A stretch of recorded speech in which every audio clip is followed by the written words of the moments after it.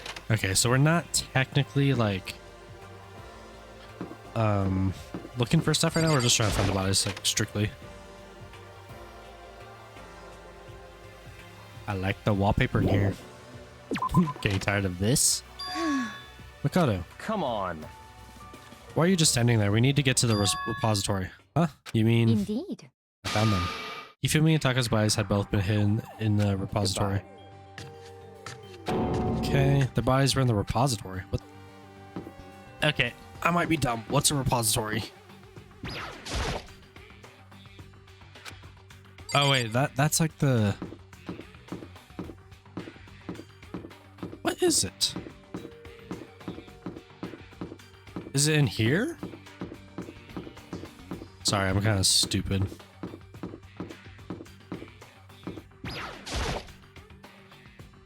Okay, that's not it. Okay, I might just be stupid.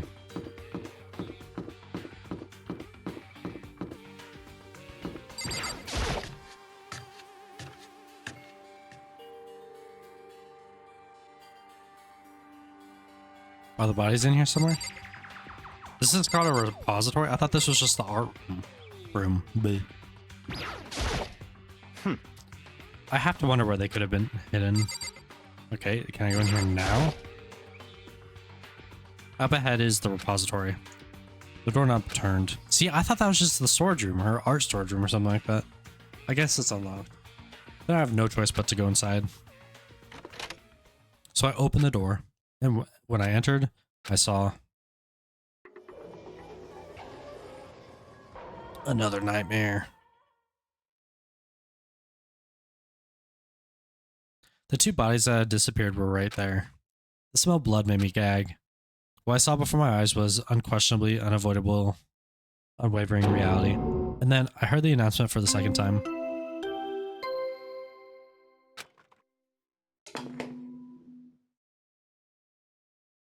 A body has been discovered! After a certain amount of time, which you may use however you like, the class trial will begin. What is that supposed to mean? And so here we are. It's the Without further ado, let me give you all the next Monokuma file. I was gonna hand them out when you found the bodies the first time, but I thought something might happen. It was really hard to resist, but turns out I was right. Stop talking. Just hand it over already. Punishment is waiting for you. Now, make sure to investigate with all your mental might and prepare for the class trial. See ya later. That was weird. Well then, now that we found the bodies, all that's left is uncover the culprit. What the heck? Hold on. How can you be so calm? I mean, they're dead, you know. That's terrible. Dead, gone forever, they're never coming back. Awful, this is just all too awful. Hina suddenly burst into tears. She clutched at Hifumi's lifeless body. Who would do this? Why? Why? Large, wet tears fell from her eyes. The tears landed on Hifumi's cheek. If this were some world of make-believe, that might have been when Hifumi opened his eyes. But this wasn't a movie.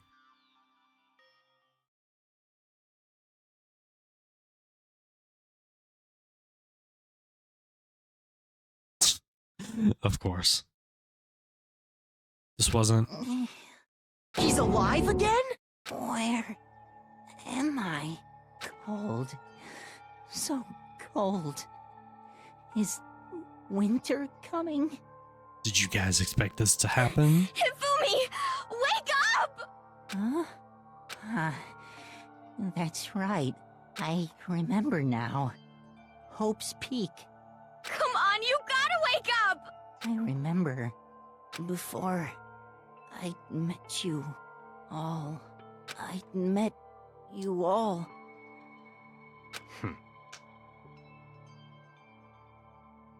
His memories are all blending together. He has nothing useful to offer to us. The light, it's reaching out to me like the tail of a comet. Hey, Hifumi! Who was it? Who attacked you? Who tried to kill you? Who killed me? That's right. I remember. Their name. Yasu. Hero. Dun dun dun. His eyes closed, and they never opened again. Death for the second time. Absolute, undeniable death. No matter how many more of Hina's tears splashed his face, there was no second miracle. Reality set in again. This isn't some stereotypical fantasy world. Tears can't restore a person's vitality. Honestly. You have no tears, do you? No blood in your veins, no calcium in your bones. At least you have your meat. Stop talking. You're just angry. Going out of his way to return just to leave us with those unnecessary dying words. Now this game has become exceedingly boring. He said, Yasuhiro, right? Then perhaps. That's the only person he could have been referring to. So in other words, And with that, the case is solved. Assaulting people and never killing Taka and Hifumi, or even, dude. And then going so far as to hide their bodies. A criminal that hides only his face behind a mask and uses a bunch of giant wooden hammers. Is that what Hero is? What is this? If it's true, I can't forgive him. No way can I ever forgive him. To kill 2 of our friends? that's fine. Anyway, it's about time we track down the culprit in our little life or death game here. Although, this time it's not all that life or death. The trial will conclude without much trouble. Indeed. Yes, it does look that way. It's going to begin again. We have to go through this one more time. I have to accept. I have no choice but to go through with this to make sure everyone survives. I just have to do it.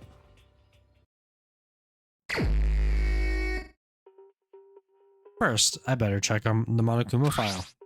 Victims were Hifumi, Yamada, and whatever. It is thought that they were both killed with a similar weapon.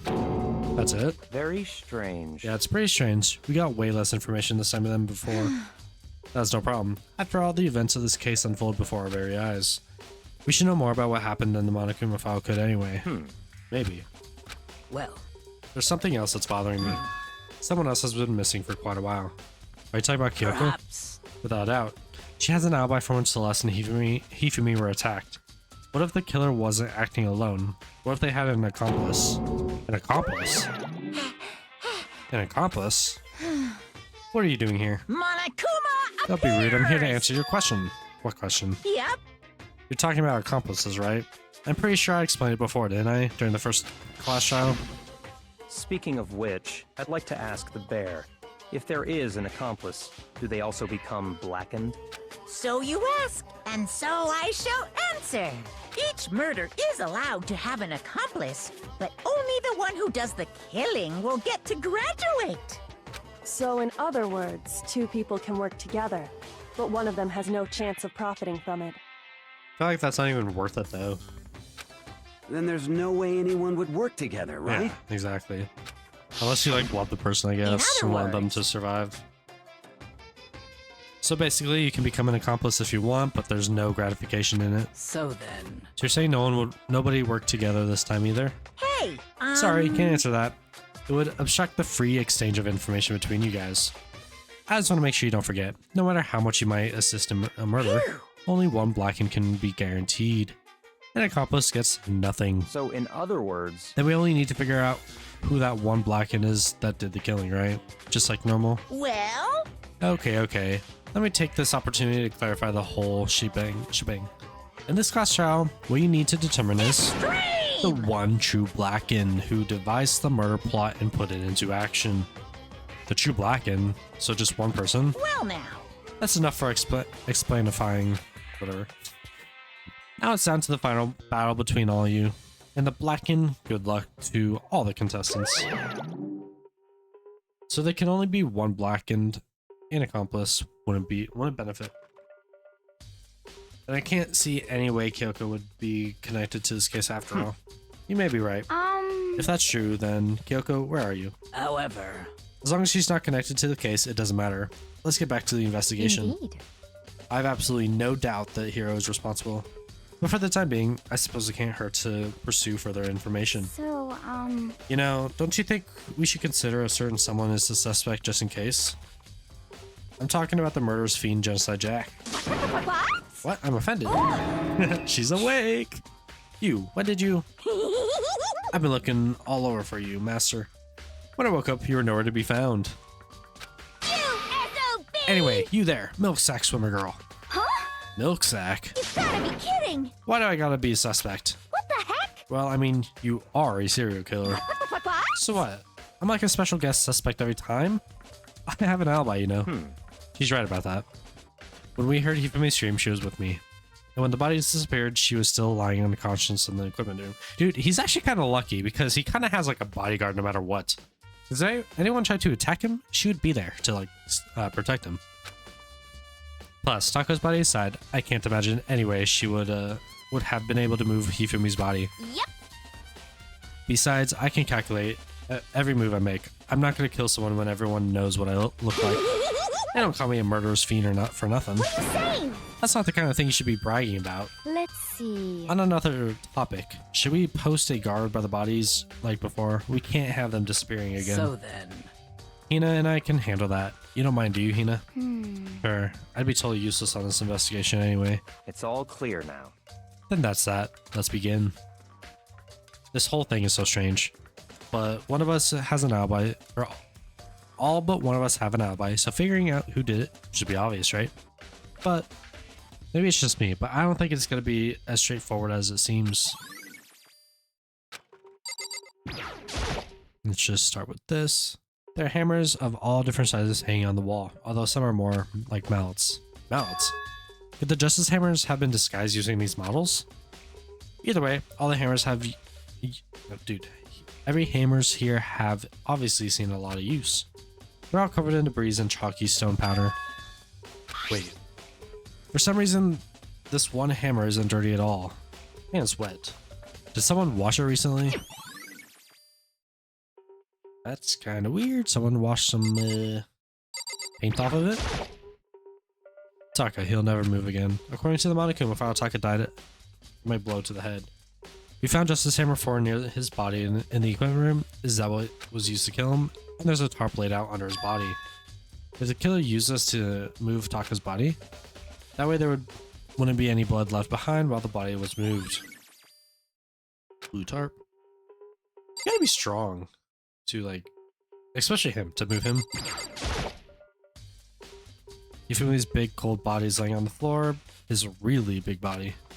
I mean, how on earth was the killer able to move someone exactly from the nurse's office? Yeah, especially up like going up the stairs, all the way from the first floor to the third floor, and all that without anyone noticing. How the hell? It's no good. I just don't get it. I can think about it later. For now, I have to finish the investigation. Hifumi himself. If I remember correctly, Hifumi's fatal injury was also a blow to the head, probably from Justice Hammer 3, which was laying on the floor in the nurse's office. Huh? Wait. Something's off about his body. Why am I getting this feeling something's different? Something about Hifumi's body in the nurse's office versus his body right now. That's it. His glasses. When his body was in the nurse's office, his glasses were covered in blood. But now they're completely clean. Does that mean someone wiped his glasses off? But who would do that? And why? Alright, so things are already getting kind of weird. So put in the comments what you think so far, like who you think the killer is, or killers, accomplice and killer, I don't know. Just give a little guess before we actually find out next episode. There's definitely a lock on the door, but it can only be locked from the inside of the repository. I don't see any way to lock it from the art room.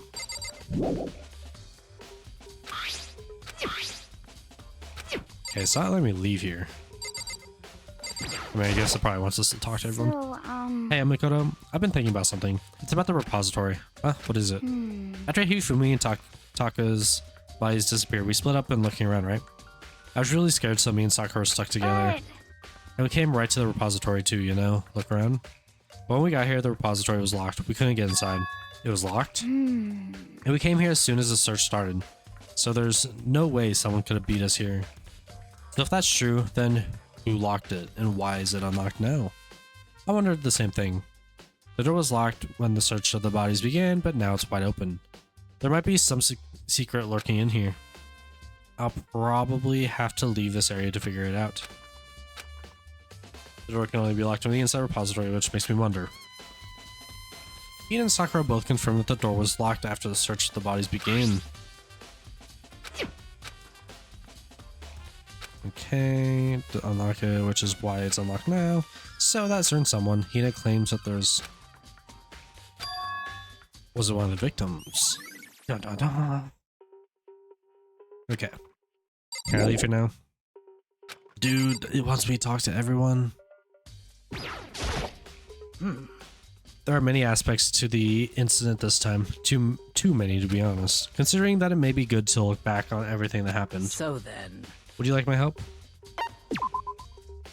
Yeah, let's look back on things. This morning only for... Okay, actually...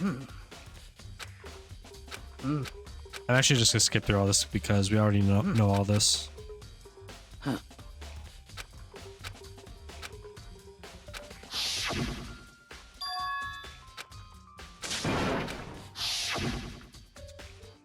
Based on Celeste's claims, we went back up to the second floor. Okay.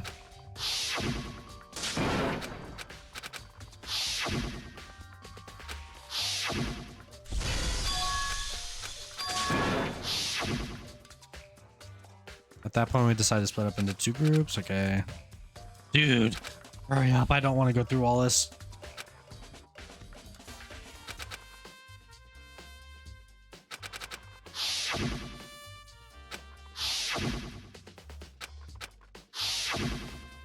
Come on. We're almost there.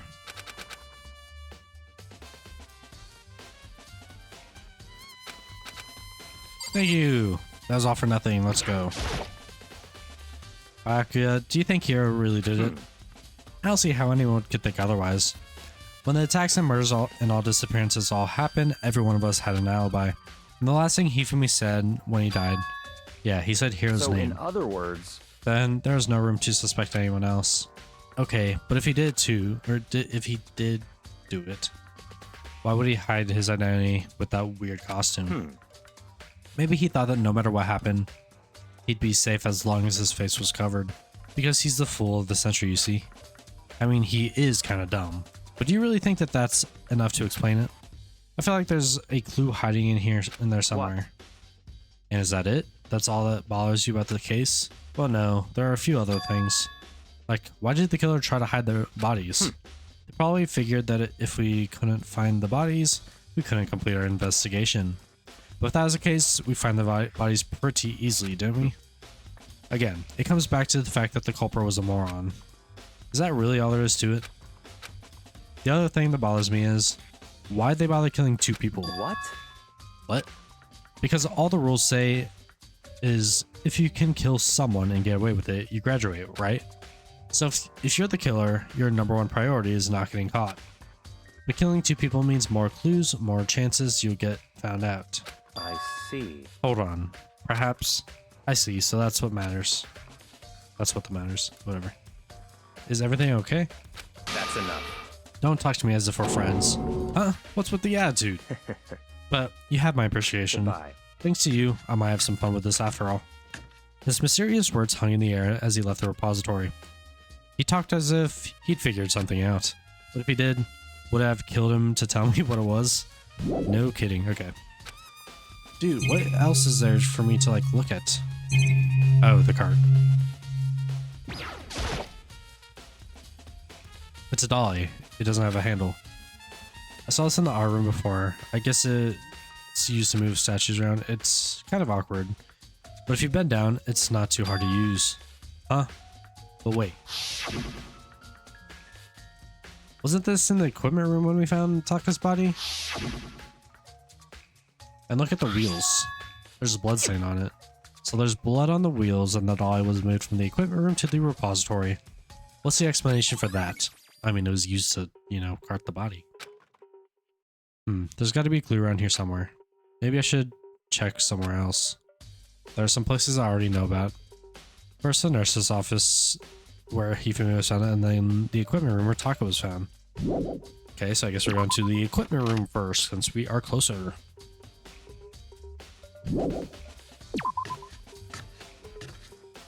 To the equipment room. I think it's weird how the walls like change in this like little hallway.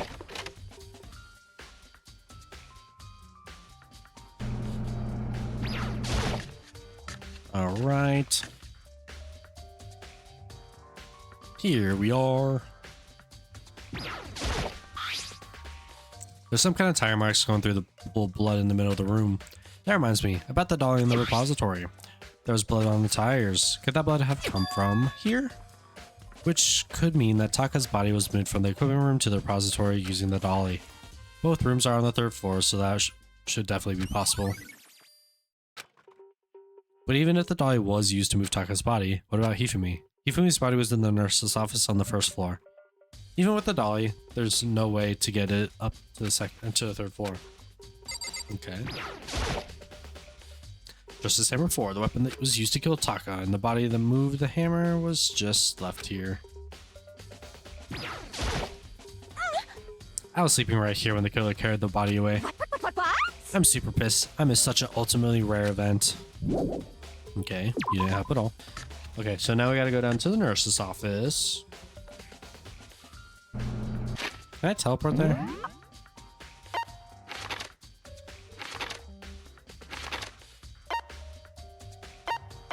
I can teleport close to it. Pretty much there. I'm just happy I could actually teleport and it didn't make me walk down all the stairs. Okay, we got a hammer, more blood. Hammer Justice 3, the one that was used to kill Hifumi. Someone moved the body but left the weapon behind.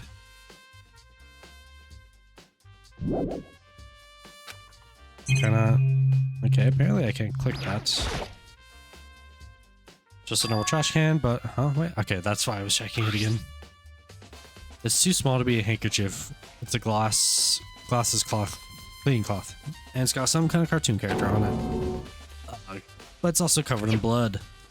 Oh. Ah, did you find something? Yeah, there's a cleaning cloth in the trash. Huh? A cleaning cloth.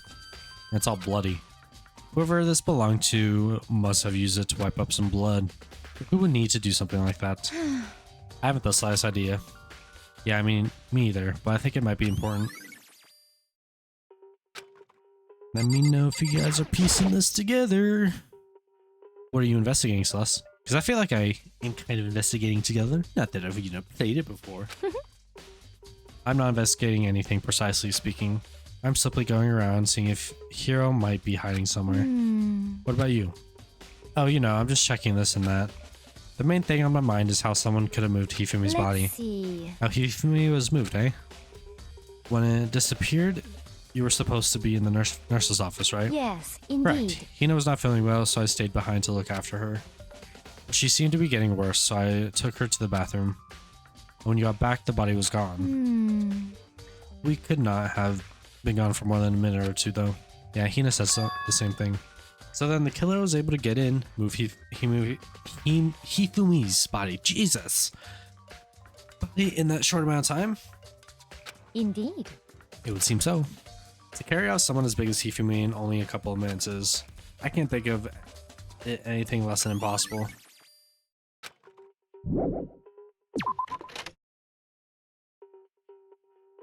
Now where to?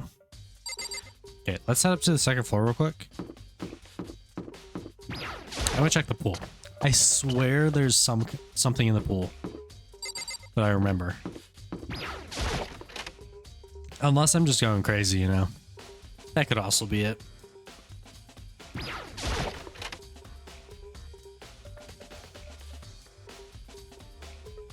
I also didn't really tell us of anywhere else to go right now, so I'm hoping this is it. Dude, I might just be going crazy. I swear there's some kind of hint here.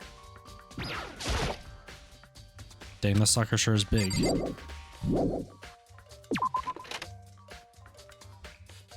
Okay, let's head back out. Actually, you know what? I might just teleport somewhere. Let's see. Where are there people to talk to? I just talked to her. Nothing there. What's that? Okay.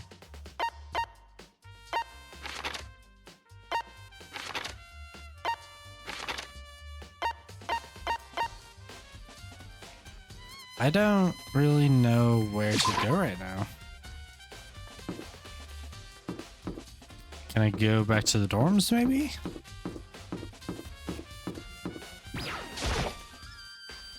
Should check out the school first. I just did. Okay, time to check every room.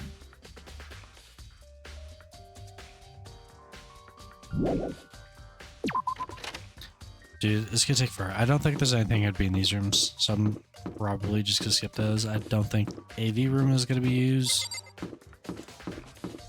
Honestly, I don't think there's gonna be anything on this floor. So I might just head up.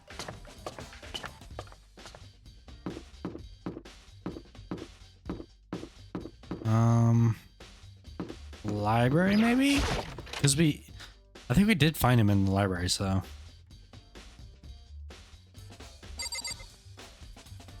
Nothing really changed in there.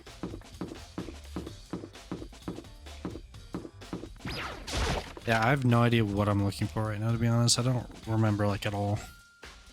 Reality isn't everything. Why does he look like a pig there? Okay, so back over here. I guess I can look in here real quick. We got the green room. The baby is sleeping. Please be quiet. Okay, back up the stairs. Actually, wait. Okay, rec room's right here. And then they said something about someone running right. There's something hidden in here? Or left, I mean, not right. They said when they ran out of the rec room, they went left. I guess that means they could have been running towards the stairs, though. There's a spare squadron in there. Sorry, I keep hitting my mic. Okay, so I was wrong there. Yeah, I am kind of lost right now.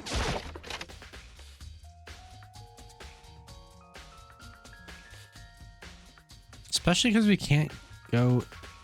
What's this? We can't go to the dorms. I was going to go to the dorms because I want to see if I can...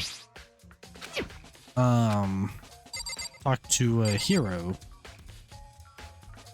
Where was he attacked second? There's here?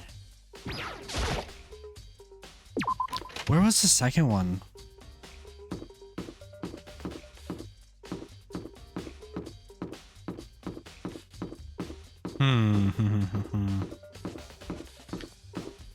So rec room was one. Wasn't it library though? I'm confused as heck right now.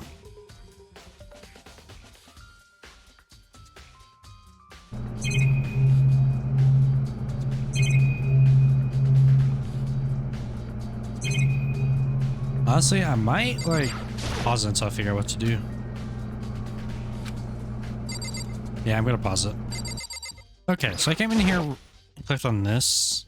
I kind of skipped through, but like I realized it was different like as it was ending. But inside the fridge, there are a bunch of blood packets, probably for transfusions. Okay, it said something about vampires and stuff, so I kind of missed it on camera. But it said something different. It was like 4 things. But now what?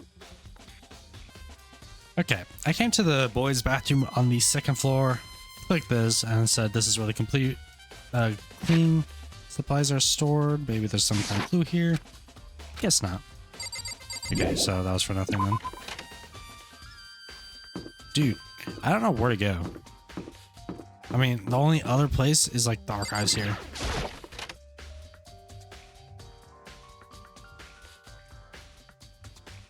I'm so confused right now, dude. I'm pretty sure I've interacted with almost everything. I'm not gonna interact with anything up here just because I don't think it'll do anything.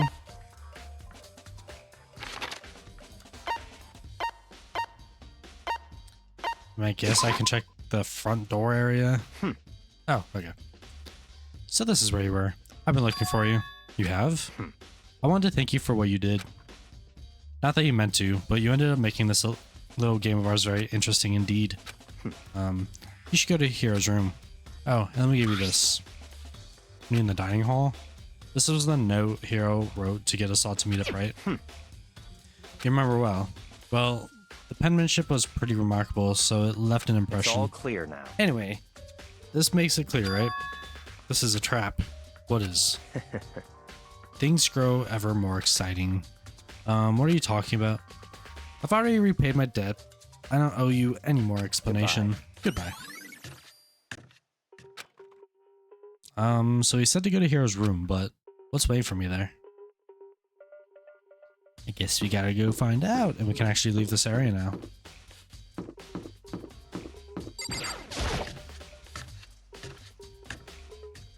Okay, which room is his? All the way down here and to the left. The door's unlocked? I guess I can go inside. Bakuya did say to go look. It might not be a great idea, but I'm gonna take a plunge. Take the plunge.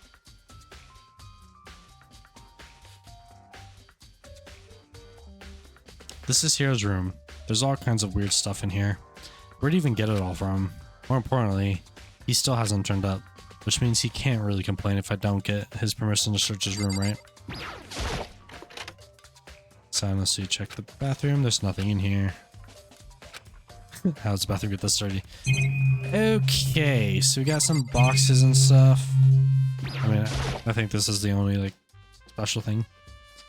If there's something in the cardboard box, it's blueprints for something, and some things made out of, it looks like cardboard and plastic and plaster. Is this Robo Justice? It's in Hiro's room? But wait, these blueprints. Something about them bothers me. He has bad handwriting, it doesn't match. Robo Justice blueprints has been added to the toothed bullets. That's a little fishy, isn't it? Makoto, big news, big news. What's wrong? We found Kyoko. What? Is she okay? Where is she? Wait, I wasn't done. There's more big news. Just a second. Robo Justice showed up too. Robo Justice?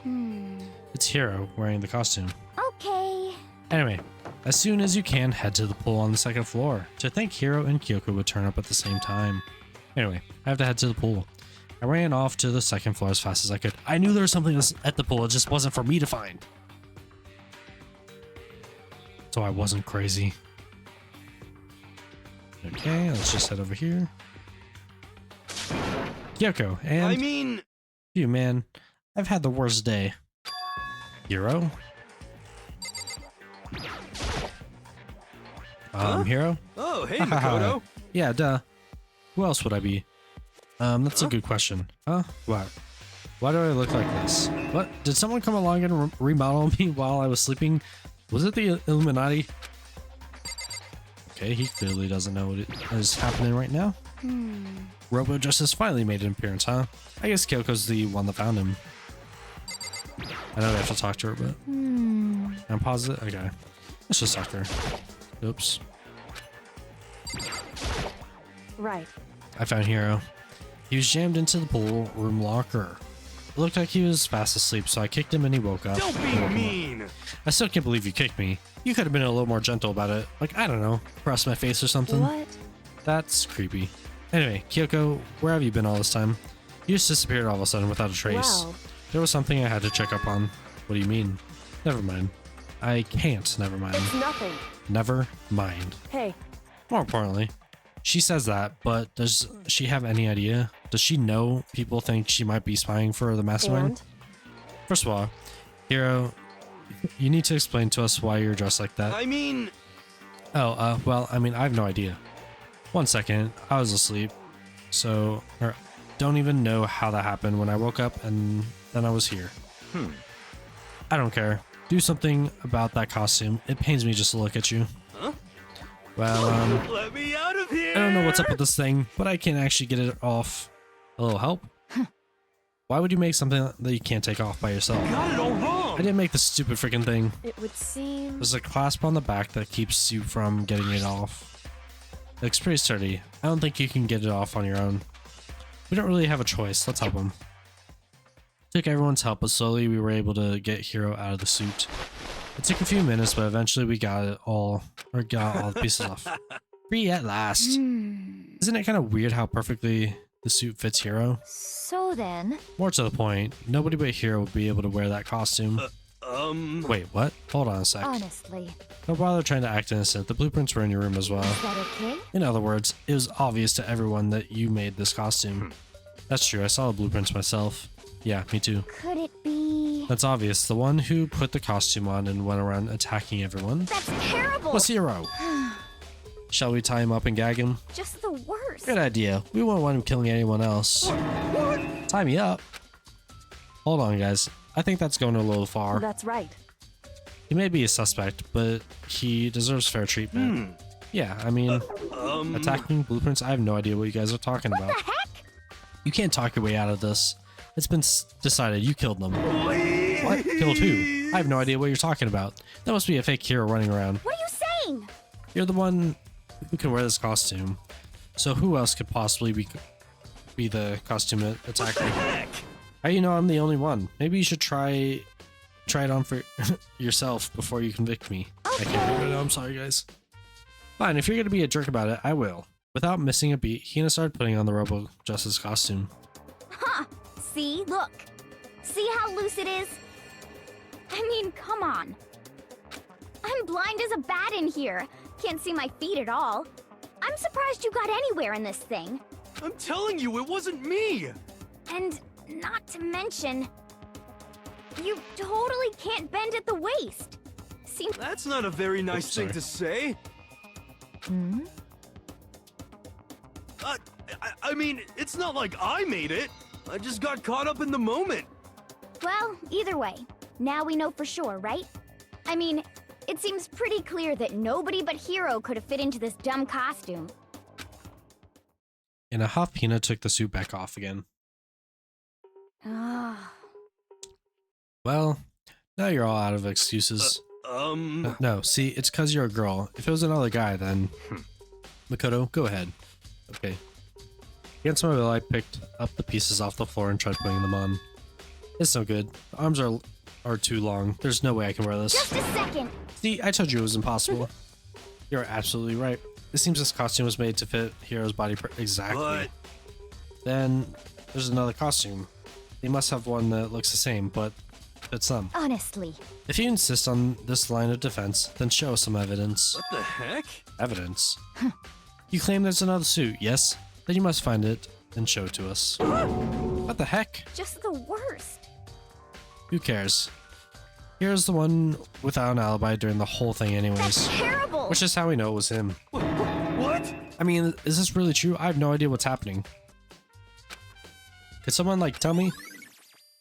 Robo Justice costume. I think he's the last one, right? It looks more like it really was a setup. She looks like she's lost in thought. I don't think she's in the mood to talk. I better leave her alone. oh, I certainly did not expect Hiro and Kyoko to turn up at the same time.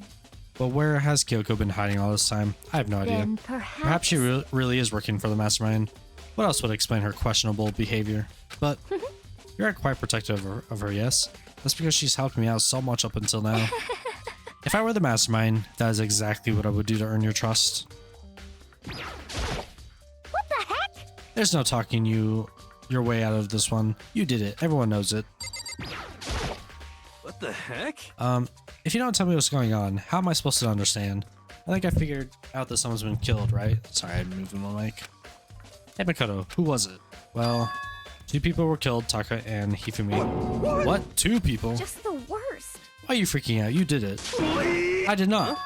Wait, hold on. If those 2 were the ones that were killed, How about that? that's it. I know who did it. So then, You may as well tell us then. Taka and Hifumi are fighting over alter ego, right? I'm at least 30% Which means right. alter ego and or Chihiro must have done it. correct. I see. That's unfortunate. Please. Huh? Unfortunate. Stop trying to trick us. Just admit that you did it, okay? I'm telling you, you got it all wrong. Oh, so then. I know. That note. Note? Last night, someone supplied a weird note under my door. And here's what it said. I found a hole. Maybe we can use to escape. Monokuma can't find out, so don't tell anyone else for now. Let's meet in rec room at 1 a.m. The last thing I remembered is going to the rec room, then for some reason I fell asleep. Hey. The real killer probably drugged me or something. Just the worst. Not a chance. So, No, hold on. He could be onto something. The nurse office did have chemicals that could do that. Really? I told you, someone's trying to set me up. A secret passage, a chance to escape. Someone wrote all that to trick me. Ah. Even if that's true, you must have been a dumb fish to bite every single bait that floats in front of you. Well, after being trapped here so long, even if you know it's a lie, you still gotta check it, right? They preyed on my desire to get out of here. They deceived me. I still don't buy it. Don't be mean. Well, you should buy it. Just a second. Okay, then show us that note. With pleasure. I have it right here in my, pocket. No way. Looks like I lost it. Ah. Yeah, sure. Okay, buddy. Please, you gotta believe me. I want her to fly. As I said before, if you want us to believe you, you must produce evidence. Can you show us the note? I have no particular issue with what you claim, but if you want us to believe you, give us a reason. What the heck? For serious? Now then, shall we resume our investigation? There's no time to waste before the class trial begins. Why do we need to keep investigating? We already know who did it. What the heck? Why? Why did you kill him? Tell us, hero. No, it's like I said. Just the worst. Was it really to get the money Monokuma offered us? Yeah, that must be it. You must be totally broke, and that's why. Wait, that's a false accusation. Someone help me. What are you saying? Just be thankful we hadn't bound and gagged you. If you have time to yell and carry on, you have time to search for your evidence, right? Oh, you're right. I need to look for a second suit and that note. Feet don't fail me now. I guess I'd better get back on guard duty. I was gonna ask Toko, or just had Jack to switch with me. But if she and Sakura got into a fight, we'd have a catastrophe on our hands. Well, bye. One by one, everyone peeled away. Makoto, do you have a second? Huh? I want you to help me with the investigation. It looks like I got a lace star on this one, so I need to make up for some ground. Sure, I don't mind helping, but can you promise me something? Later, when we have time, will you tell me why you disappeared? why is that? No. To reject me so simply. Anyway, I need your help. You don't mind, do you?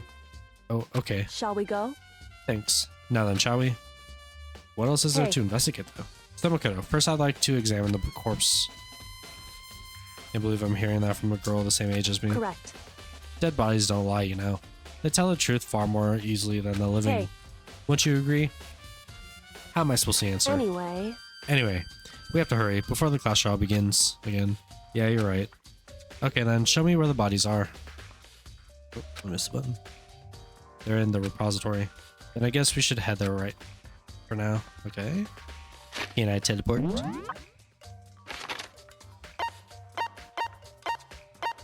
That should be close enough. Go, go, go! Before the class trial starts. You know, it would kind of suck if they gave you an actual time limit to, like, investigate. It'd be kind of cool, too, though. For, like, blind playthroughs, so, like, have to deal with that. And, like, you can actually, like, lose. Ifumi and Taka. For a moment, Kyoko seemed to go rigid. But only for a moment. So then. Well then, let's get started. She crouched down next to Taka without hesitation and began poking and prodding the bodies. I knew it. The Monokuma file was right. They were killed using similar weapons. Her movements were so smooth. She was so calm. Seeing how comfortable she was actually made me feel a little more comfortable. I see. Makoto, I found something. You Hey. did? You remember the wristwatch Taka always wore on his left hand, right? He did? Whew. Are you so oblivious to the people around you? Do you dislike the other people that much? No, that's not it.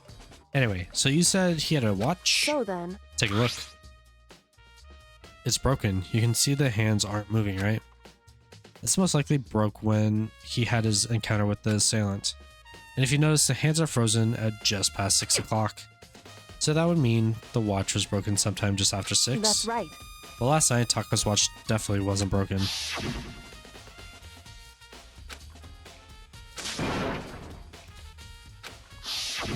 In other words. So if it worked at 10 last night, it couldn't have been broken at 6 p.m. Meaning it must have happened at 6 a.m. 6 in the morning. However, And that's not all. Look at Tucker's left hand. He appears to be gripping something. You're right, there's something white in there. Makoto. Can you try and pry on it? Because Rigor mortis has already set in. Boys are better suited at this kind of manual labor, right? Okay. As much as I didn't want to, I grasped Taka's cold hand. The ice-cold hand was nearly enough to cause my heart to stop beating. After some effort, I was finally able to free the object from his tightly clenched fist. A piece of paper? hey, Was that all he had in his hand? Yeah, that's it. Just a little scrap of paper? Doesn't seem like much of a clue, does it? is that right? I wonder about that. Kyoko then turned to Hifumi's body. So then, Let's check Hifumi's body now. Perhaps he left us with some clues of his own. So, did you find anything? I did. More than I expected, to be honest. Look at this. A wad of paper? that's right. Hifumi had it hidden on him. Hidden? Indeed. He'd stuffed it in his pants, so I can only assume he'd hidden it on purpose, you see. In his pants? Wait, so you... Why is that? It was just his pants, not like his socks or something. I don't know what that means. Hey, Anyway, let's take a look at the paper. Go ahead, Makoto. Open it up. When I think of how it was stuffed down his pants, it's like, it better be important. Hifumi, or I'll never forgive you for this. A note? I found a hole. Maybe we can use it to escape. Monokuma can't find out, so don't tell anyone else about it for now. Let's meet at the equipment room at 6 a.m. so That sounds very familiar. That's it. It's the same thing Hiro said.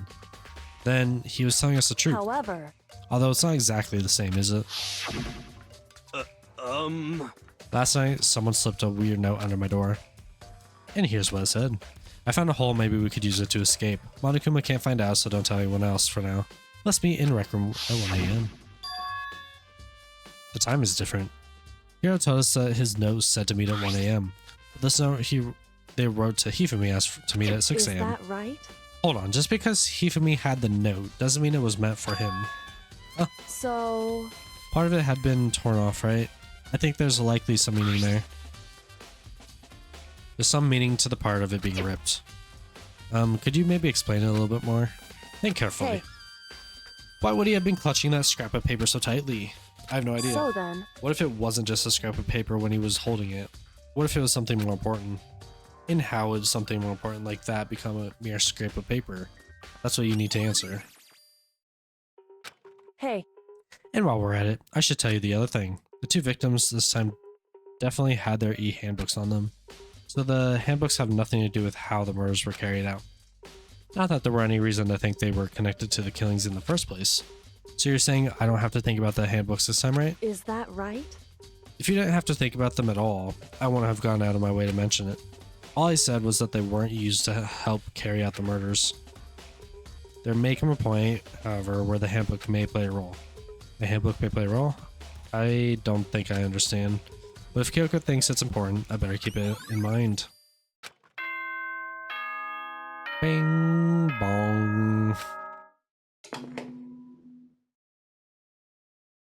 Are you excited? Are you pumped? It's time for the class trial to begin! Like the bright burst of fireworks, like the flash of a soul clashing with life and death. And so, with no further ado, everyone please meet at the usual spot. Make your way to the red door on the first floor of the school. See you soon! It would seem. It's unfortunate, but I suppose this is where our investigation comes to an end. You have to figure out the rest for yourself and come to the proper conclusion. Yeah, you're right. Shall we go? Well, we'd better get going. Okay. So replaying this game, obviously I kind of know who did each one. Like, I don't remember like the whole story, but like once we are getting to each chapter and like investigating stuff, it's kind of becoming more easy to like tell who did the stuff without investigating, just like by how people are acting. So yeah, it's just very interesting because there is a certain someone that's been acting very different this chapter. Let me know in the comments if you think you know who it is. Only if you don't know who it is, by the way. I don't want to give it away to anyone. But yeah, it's very interesting. But anyways, I'm going to end this video here. If you enjoyed, please feel free to leave a like, comment, and subscribe. Thank you for watching. What's up, everybody? Welcome back to my Danganronpa Let's Play. In the last episode, we did a investigation for a double kill. A lot of weird things were happening. People were acting a little bit different. Let's head into the door, start the trial, figure out who had done it. Everyone had heard Monokuma's proclamation, and they were gathered by the red door. As soon as we were all there... Monokuma appears! Hello, hello, hello! He's multiplied? Wrong. Nope, not multiplication. It just looks that way because of an illusion. I'm moving so fast it looks like I've been multiplied. Can you guys tell which one is the real Monokuma? Whew. Can we just get on the elevator already? Boy, tough You're not crowd. playing along. Stop talking. We're not here to play with you. Okay. Okay, fine. Hey! Then, if everyone is here and ready to go, please board the pain train or elevator. I'll see you guys down there. Let's go. Okay then, shall we? Please! Hold on, I'm not mentally prepared yet. What the heck? You'll never be mentally prepared. You can't run away anymore, hero. You're gonna pay for your sins. I told you already, I didn't do it for serious. That reminds me, did you ever find the other costume or the note? Well, no, but how unfortunate. Then it would seem we have our culprit. Hey, This isn't the place to talk about it. Save your accusations for when we get to the courtroom. That's right. She's right. Let's get down there first. Then the story can really begin. Yeah, good idea. That's right. I have to do it. I can't let whoever killed Hifumi and Taka get away with it. For everyone who's still alive. And for the two that lost their lives.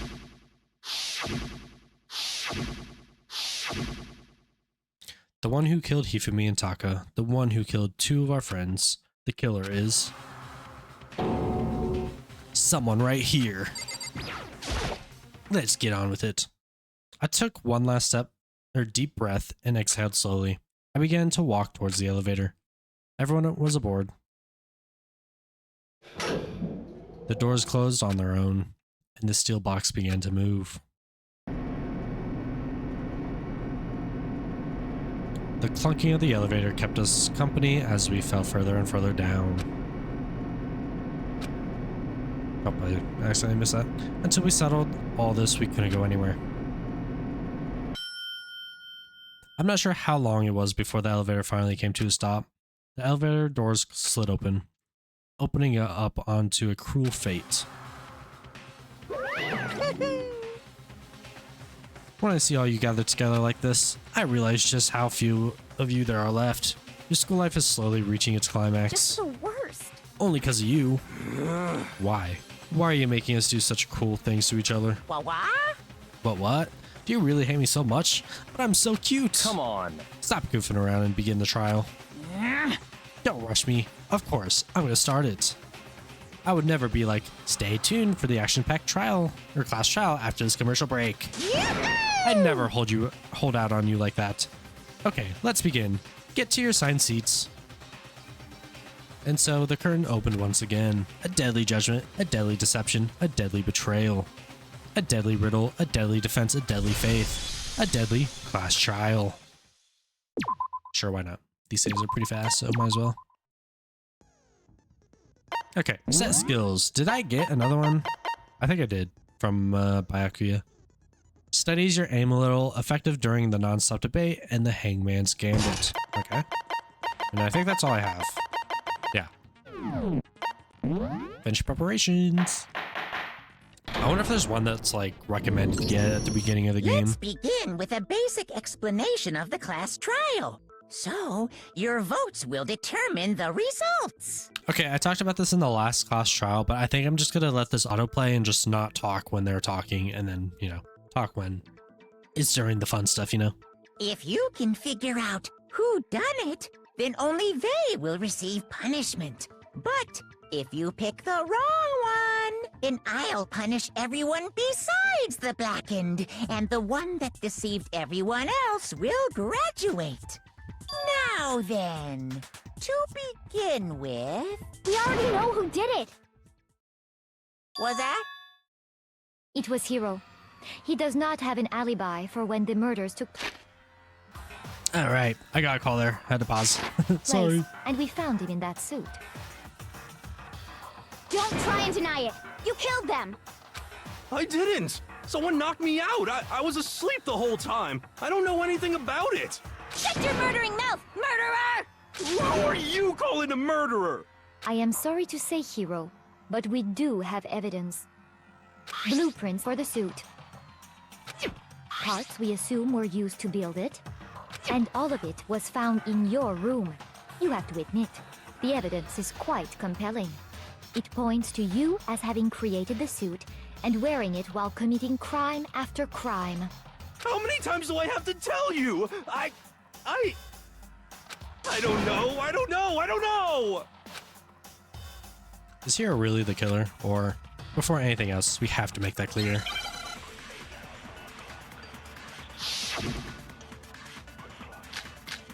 Robo Justice costume, Hero's message, Robo Justice blueprints. Everything we found in your room. The blueprints, the suit parts, they are all proof enough that you are the culprit. I don't know anything about that stuff. It's not true. It's a conspiracy. Hero, why? Why did you kill them? No, just...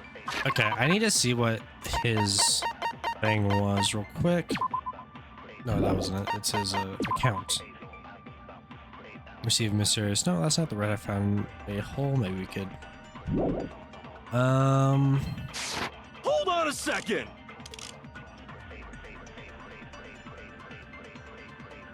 Compelling evidence that Hero is the killer. Is that really true? Everything we found in your room. The blueprints, the suit parts, they are all proof enough that you are the culprit. I think I need to shoot that. I don't know anything about that stuff. It's not true. It's a conspiracy. Hero, why? Oh well, at least we could get a couple of these other. Hold on a second. A couple more of these white noises. Everything we found in your room. The blueprints, the suit parts, they are all proof enough. Get it? No, that's wrong.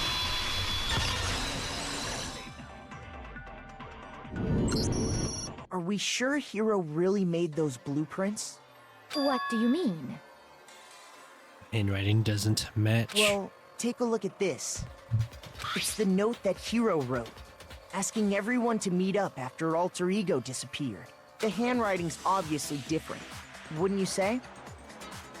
When you compare it to the blueprints. There's no way you could think the same person made both of them. Unless that person made it a point to disguise their handwriting. No, the differences are bigger than that, I think. Come on! I'm not smart enough to think of trying to change my handwriting anyway. At least he knows and admits it. So Makoto, are you saying you don't think Hero's the culprit? And he's not the only one.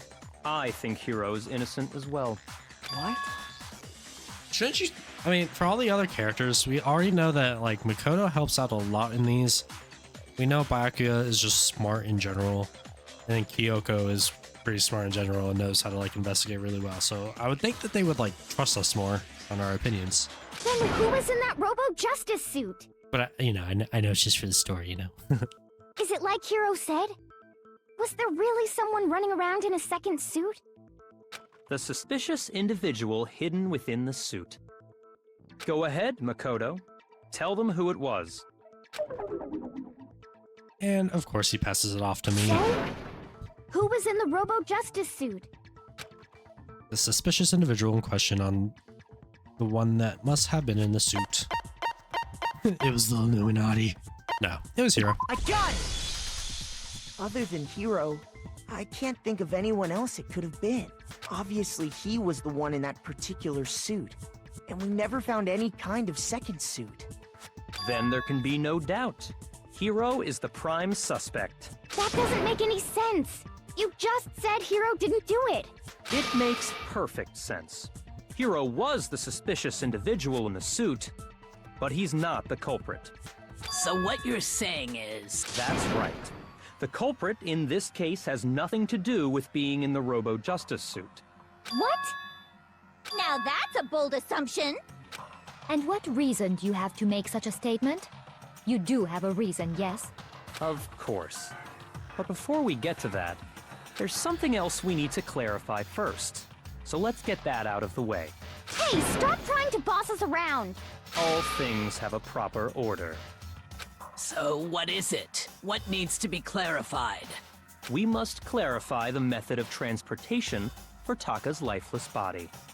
It would seem that his corpse was moved using certain particular items. Makoto, can you tell us what they were? The things that were used to move Taka's body. I mean, I don't know if they're asking for this or this. Because this actually moved it, but they had to use this to wrap up and move it.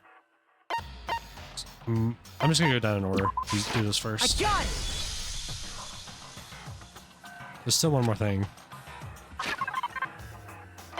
Okay, so you want both? I got it! They were a dolly and a tarp, right? Okay, that's nice. So let me choose both. What's with that attitude? So, let's see if I can explain. Taka's body disappeared from the equipment room, and then we rediscovered it in the repository. And when we found it for the second time, it was wrapped in a blue tarp, right? It was the same tarp that, up until then, was stored in the equipment room. So the killer must have seen it there and decided to use it when they moved Taka's body. That way, they wouldn't leave any bloodstains while they were moving it. Okay, that explains the tarp. And the dolly? Same thing. I'm sure the dolly was in the equipment room when we first found Taka's body there. But when the body disappeared, so did the dolly. Later, when Taka's body reappeared in the repository, so did the dolly. In other words, you think they used the dolly to move the body, am I right? But are you sure you are not mistaken? Huh? Are you absolutely positive the dolly was in the equipment room when we found Taka's body? That dolly was made specifically for moving large objects between the repository and the art room. It would be very strange indeed to discover it had made its way to the equipment room. Is it not possible that it was in the repository all along, and you simply didn't realize it? She's raised an objection. How do you respond? There is no shame in being wrong. Nobody expects much from you anyway. We have all accepted the fact that you rarely understand what is going on around you. Wow, that's like the opposite. I'm like the only one that actually helps during these. Well, I never had anyone sound so nice while being so mean, but maybe I can change her mind. I can just explain to them why the dolly must have been moved from the equipment room to the repository. New element has been added. Okay, definitely. Let's talk about reloading. Starting with this next bullet time battle, you're going to add one more ingredient to the recipe. On the bottom of the screen, underneath the tempo marker, you'll see your ammo count. Up until now, there hasn't really been a limit on how you destroy your opponent's statements. But from now on, just locking on and pressing triangle button won't be enough to handle them. Now, it'll cost you 1 bullet to destroy a single remark. Once you run out of bullets, you can't destroy any more statements no matter how locked on you are. However, you can reload by pressing square. Just like locking on, you have to press square. Okay. Okay. We understand how this is gonna work now. Just square reload when I need to. You have it wrong! I cannot agree! You are a fool. So pathetic. Lies will get you nowhere. Do your worst. You miserable wretch. I cannot agree. You are a fool. Dude, what the heck? Do your worst. You have it wrong. I cannot agree. I forgot what I'm doing, dude. You are a fool. So pathetic. Lies will get you nowhere. Do your worst. You miserable wretch. I cannot agree. You are a fool. Do your worst. You miserable wretch! Dude, this is You have it hard. wrong. I cannot agree. You are a fool. So pathetic. Lies will get you nowhere. Dude, that was hard. I cannot agree. I should have failed that. That was hard. This should prove it. Okay, I'm gonna freak out during this now. Reloading makes If it you're so much asking harder. for proof that the dolly moved, I have it right here. When I found the dolly in the repository, one of the wheels had a blood stain on it. There was a pool of blood in the equipment room with a tire mark in it that matched the dolly wheel's tread. The killer probably rolled the dolly through the blood on accident as they wheeled the body out of the room. And as the blood dried on the tire, they moved the body into the repository. So there's my proof that the dolly was used to move Taka's body. Jeez, does Celeste really hate me that much? Well, anyway, that was just something we had to get out of the way.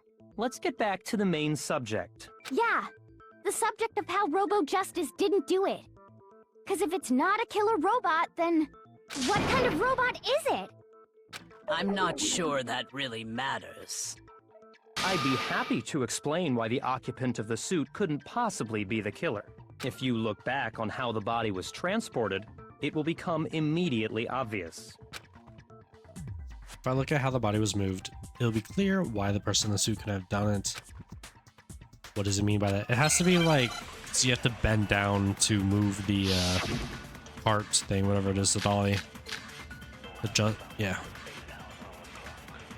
Although I just don't know which one I need to do. Probably a costume, right? As we know, Taka was killed in the equipment room. And from there, the body was... Yeah, the culprit wrapped the body in the tarp, then loaded it onto the dolly and wheeled it off, right? Now, keep in mind that the dolly doesn't have a handle. Well, yeah, but even without a handle, all you'd have to do is bend over. It's that. I'm just gonna shoot it because there hasn't been white noise, so. No, that's wrong.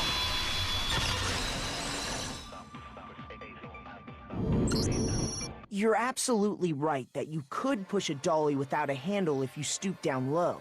But if you were wearing that suit, do you think you could actually get into a position like that? What do you mean? Think back to what you said when we were all checking out the suit together, remember? I'm blind as a bat in here. Can't see my feet at all. I'm surprised you got anywhere in this thing. I'm telling you, it wasn't me. Not to mention you can't bend over. That's When what it you're said. in that suit, not only can you not see your feet, but you can't even bend at the waist. Am I right about that? Now that you mention it, yeah.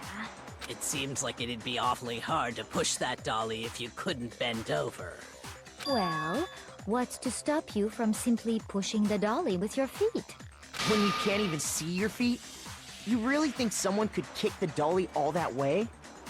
Yeah, it'd be totally impossible. Not that I can say for sure myself. On top of that, if you were wearing such a rigid, cumbersome suit, it's very unlikely you would have the dexterity to go about wrapping the body in a tarp. Well, I mean, isn't that just a matter of taking off the suit when you're ready to move the body? There's absolutely no chance that the costume is taken off just to move the body because Hero's not strong enough, you can't take it off by yourself. Once it's on, you can never take it off. You can't take it off by yourself. I don't think taking off the suit was an option. If you remember...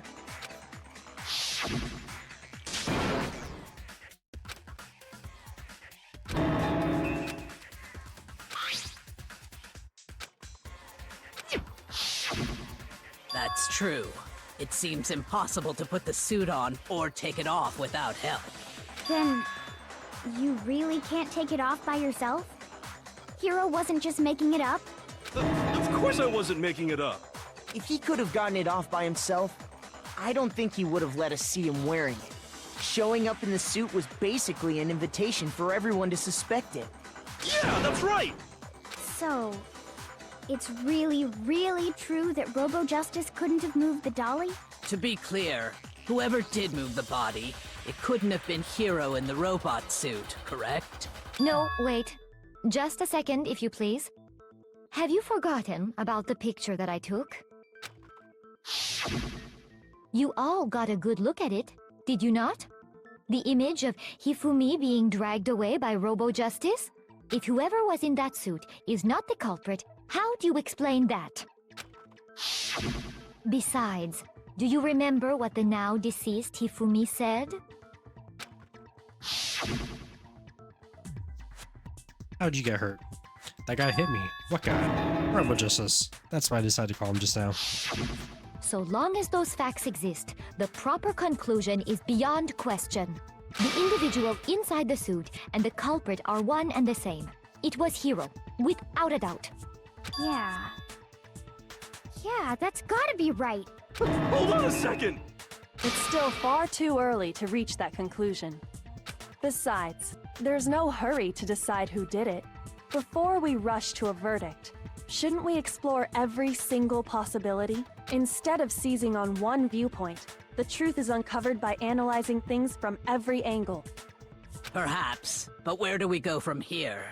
Let's review this series of unfortunate events from the beginning. Maybe we'll uncover something new. What a pain in the ass! I don't disagree, but our lives are on the line. If this is what it takes, we have to do it. Plus, maybe we'll get to find out where the heck Kyoko was when everything went down.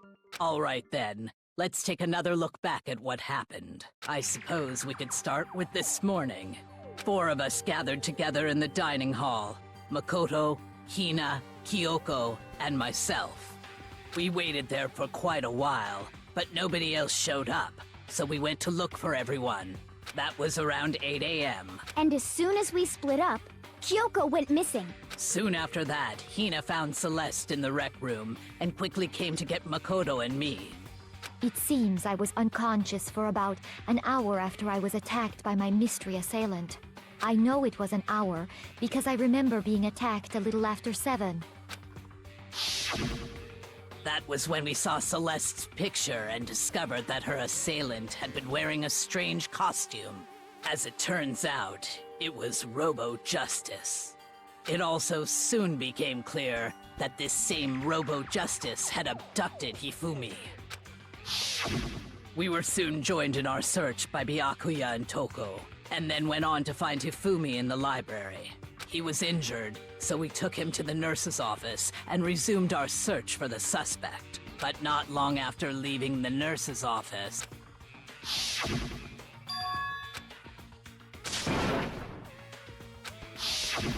When Celeste told us that, we decided to split up and search the second floor.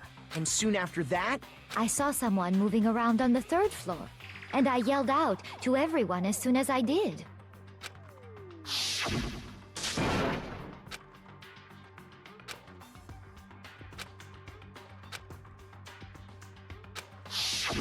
and then...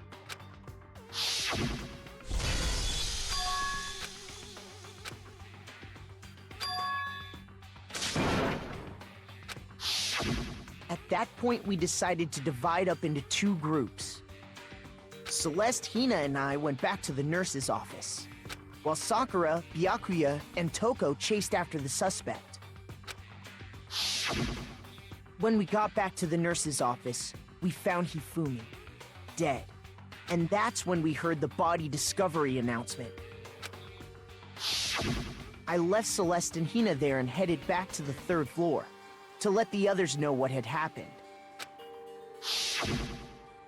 meanwhile, we had just discovered Taka's body in the equipment room. We must have found both bodies at almost exactly the same time, because we heard the same announcement not long after we discovered his body. And that's when I told you guys about Hifumi. Then the 3 of us headed for the nurse's office. But right after we left the physics lab, we ran into Celeste, who'd arrived after us. And she told us something very surprising.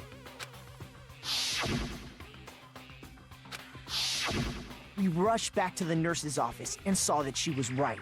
Then we remembered we'd left Toko passed out in the equipment room, so we hurried back again.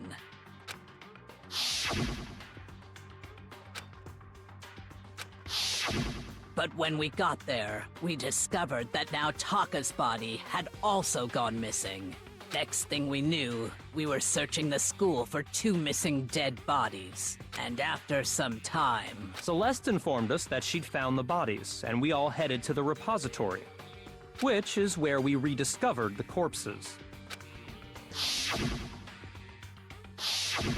I think that about covers it. I see. The whole thing sounds exceptionally complicated.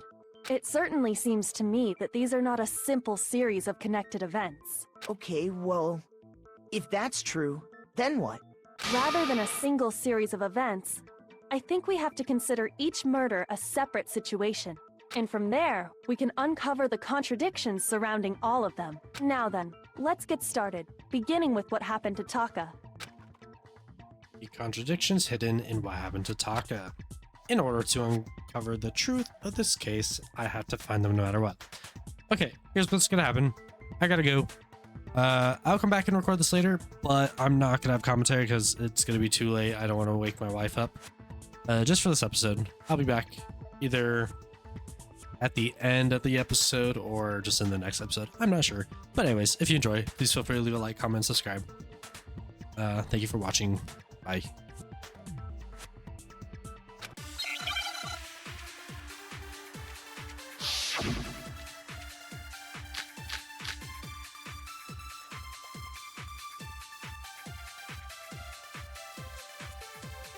So, regarding Taka's death, I wonder if he died before Hifumi, or perhaps it was after? We already know what order they were killed in. Taka came last. What makes you say that? Because of the numbering of the Justice Hammers. It's true that Hifumi was killed with Justice Hammer 3, while Taka's death came from a swing of Justice Hammer 4. See? So it's obvious Taka came after.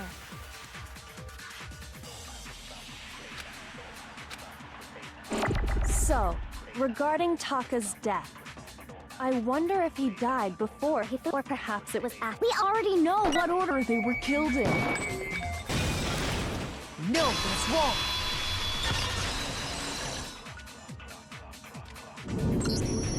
Hold on. There's no reason to assume that the hammers were used in the same order as their numbers. If anything, that's just another way the killer tried to disguise their actions. So you're saying the culprit wanted us to think the hammers were used in order, but in reality, Taka was killed before Hifumi? Okay then, let's see the proof.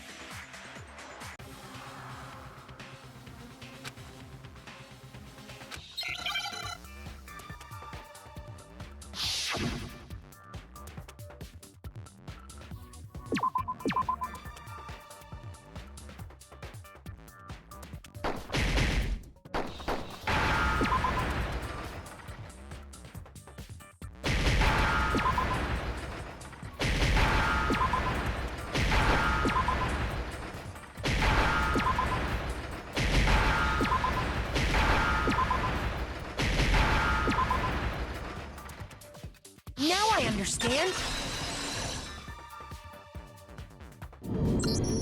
I've got it. Taka's wristwatch. See? Look. It broke with the hands pointing just past 6 o'clock. It must have gotten broken when he was attacked by the killer, because as of last night,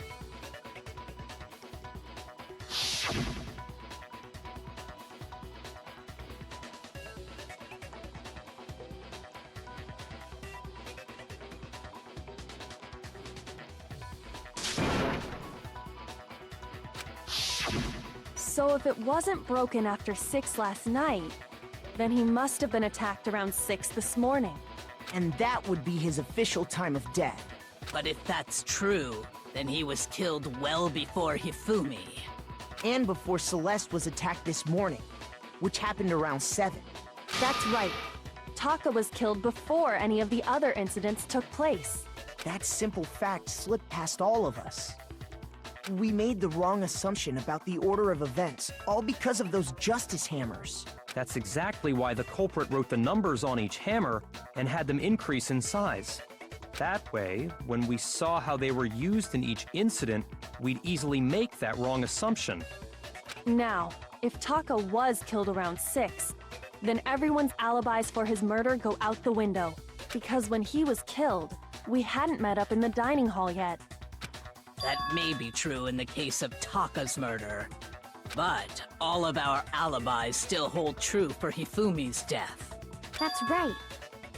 With him, at least, we're all safe.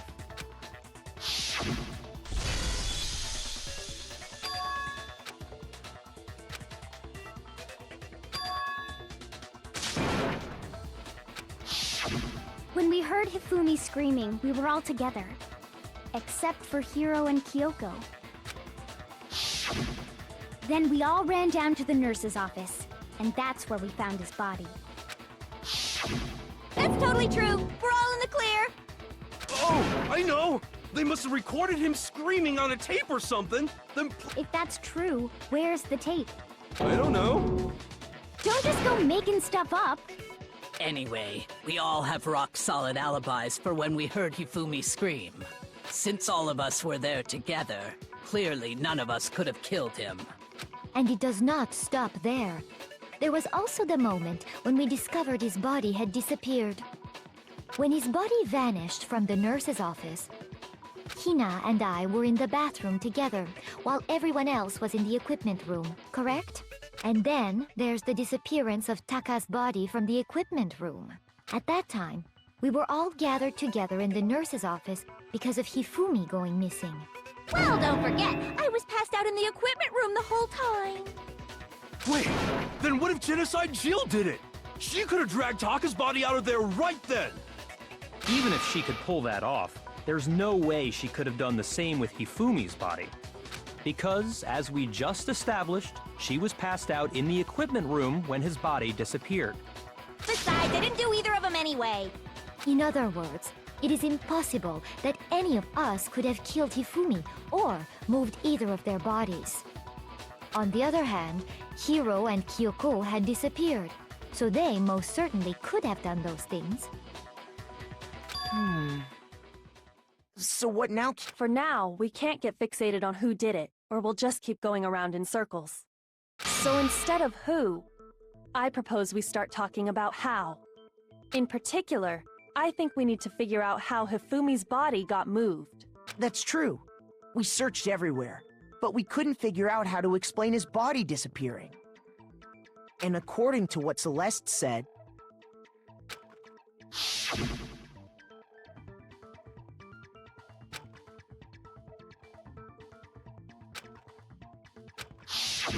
his body apparently disappeared in the 1 minute her and Hina took their eyes off of it. But to carry that much weight from the first floor up to the 3rd in that short amount of time? Oh man, yeah! There's no way! It'd be impossible! Well, what if I told you there was a way to make the impossible possible? What? How? If the dead body were to move itself. The dead body moved on its own? No! Not another ghost! I don't think it has anything to do with the occult. I think what she's implying is, we thought Hifumi was dead, but perhaps in reality he was still alive. He was alive? Are you saying Hifumi wasn't carried out of the nurse's office, but simply walked out on his own? But I mean, we found his body. He was dead. Perhaps he was simply playing dead. That it isn't possible.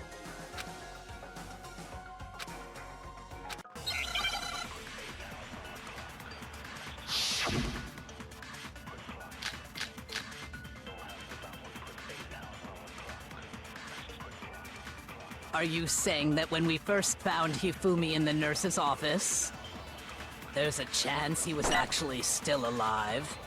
No, it is impossible. Hifumi was dead, without a doubt. And you know that how?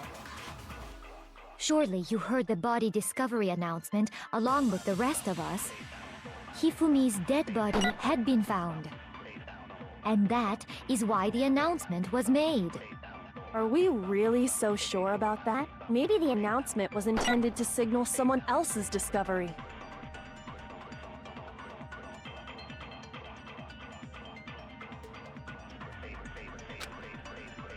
Are you saying that when we first found there's a chance he was actually... No.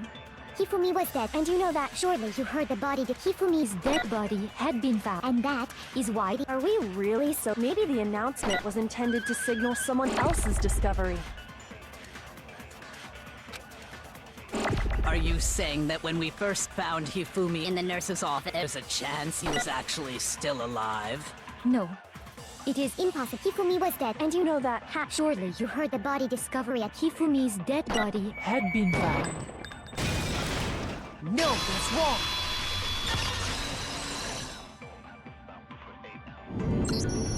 Was the body discovery announcement that was made really intended for Hifumi? Of course it was. The announcement played right after we discovered his body. Maybe. But that was also the same time that Taka's body was found. That's right. It wasn't long after finding his body that we heard the announcement. So there's a good chance we've made a mistake in there somewhere. I think we've confused whether the announcement was for Hifumi or Taka. First of all, if 2 bodies had been found, there really should have been 2 announcements. Maybe Monokuma simply got lazy and rolled them together into one. What do you say, Monokuma? Any comment? Well, it's a very sensitive issue, so I can't go into too much detail. But what I can say about the body discovery announcement is that it's only broadcast when 3 or more people find a dead body for the first time. That didn't answer our question, man. We're asking if you're a lazy bum. No, actually, that was plenty. Huh? He said it's only broadcast when a body is discovered for the first time, which means even if we find the same body again later, he won't make the announcement again. If that's true, then why was the announcement made again later on? Huh? Later on? Exactly. We heard the body discovery announcement twice.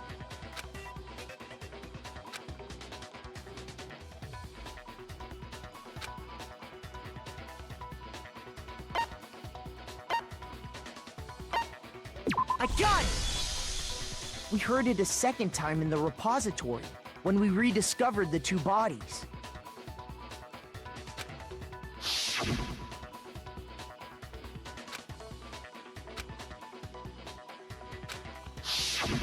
It didn't seem weird at the time, but it contradicts what Monokuma just told us, doesn't it?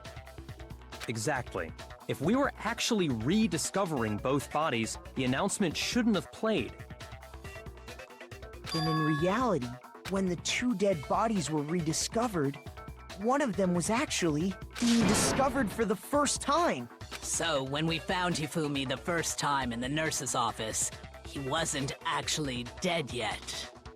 Meaning, he wasn't actually found dead until we came upon him in the repository.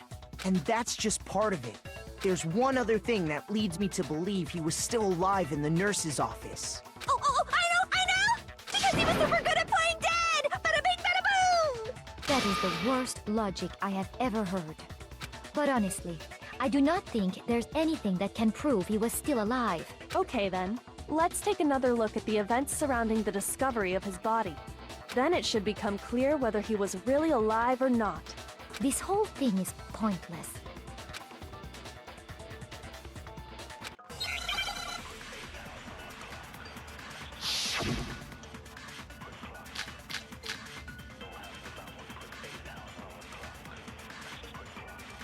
Well, here's one thing we do know. The first time we found Hifumi's body was in the nurse's office. And then, while me and Celeste were in the bathroom, his body disappeared. And the next time we saw his body, it was in the repository. But when you compare his body before being moved and his body after being moved, other than the change in how it was positioned, there was no notable difference. No, that's wrong!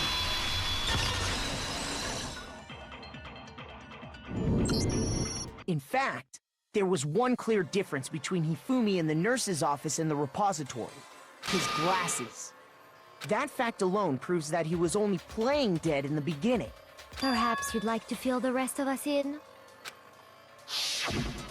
When we found Hifumi in the nurse's office, his glasses were covered with blood. But when we found him again later in the repository, they were spotless. And I found the item he used to wipe them clean in the nurse's office trash can.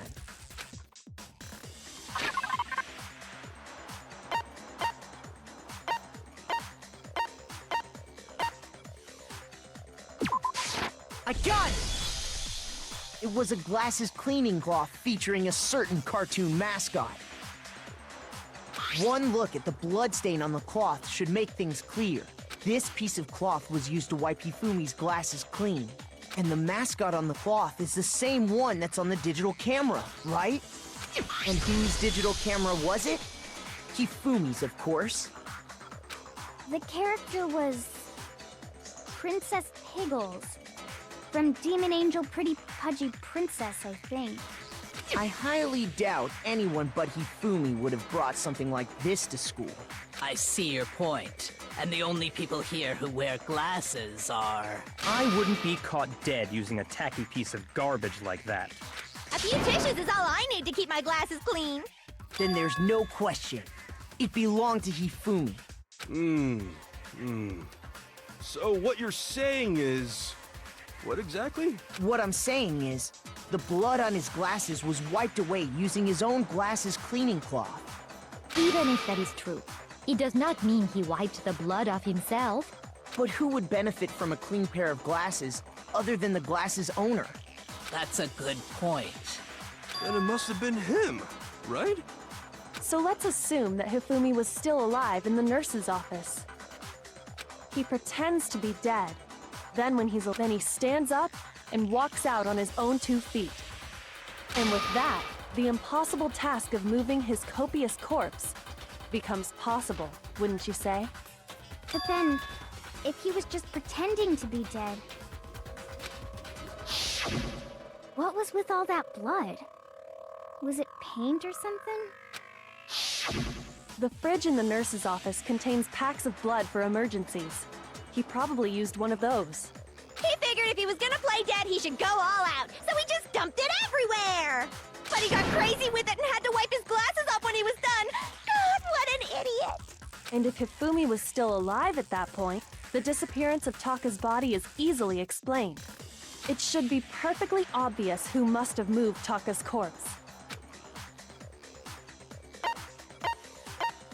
I got it! It could only have been Hifumi. While we were all gathered in the nurse's office, he went to the equipment room and took Taka's body. That also explains how the door to the repository got locked. The door was locked? Well, after the bodies disappeared, we all went looking for them, right? So me and Sakura headed for the repository. But when we got there, the door was locked. And the repository door can only be locked from the inside. Which means, when Hina and Sakura got to the repository, someone was already inside. And it could only have been Hifumi, who just finished stashing Taka's body there. He convinced us all he was dead, and when he saw his chance, he dragged Taka's body to the repository. So, Hifumi wasn't just another victim in this case. He was one of the assailants. But that means he took part in the murders. I just can't believe it.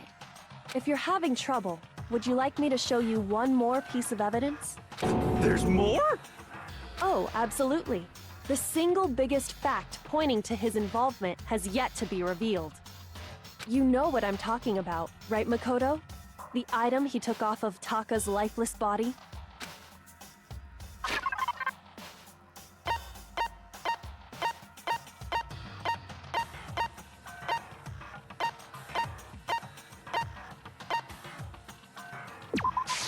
I got it! You're talking about the note Hifumi had hidden away, aren't you? Hidden note? That's right. We found it stuffed in his pants. What? In his pants? Yes, his pants. Okay, well, forget about the pants for now. Take a look at what the note says.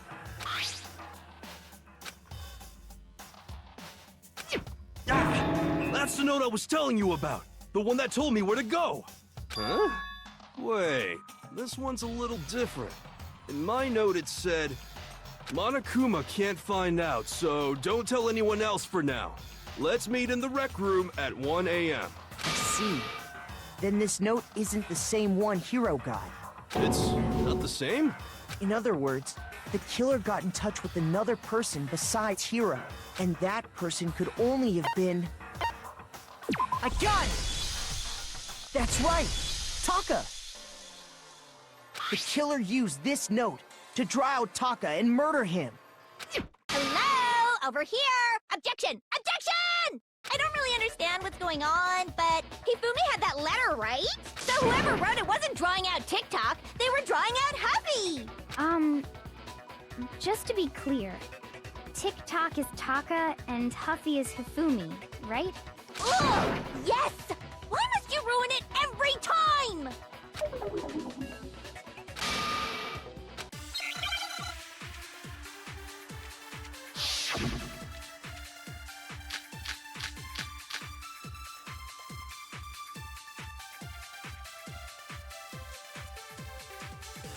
Huffy had the note, right? Then the person it was intended for must have been Huffy! But remember what the note said. What time did it say to meet? 6 a.m., I believe. The time doesn't matter! The note has nothing to do with TikTok!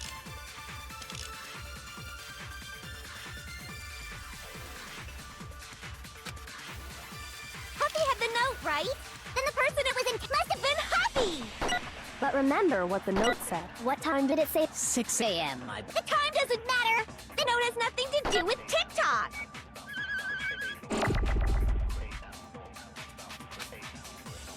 Huffy had the note, right? Then the person it was intended for must have been Huffy! But remember what the note said. What time did it? 6 a.m. The time doesn't matter! The note has nothing to do with TikTok! No, that's wrong!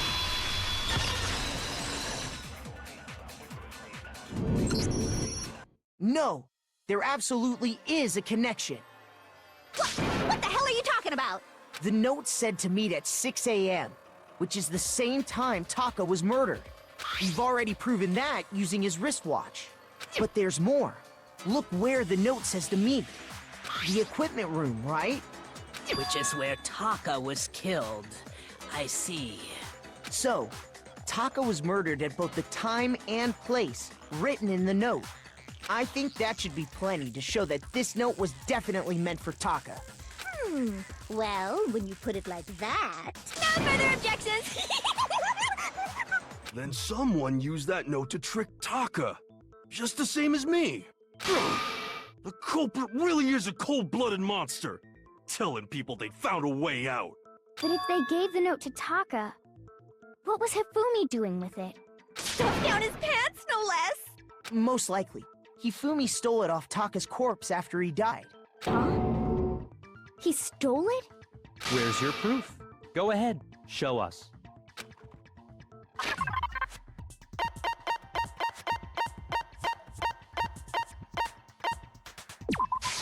I got it!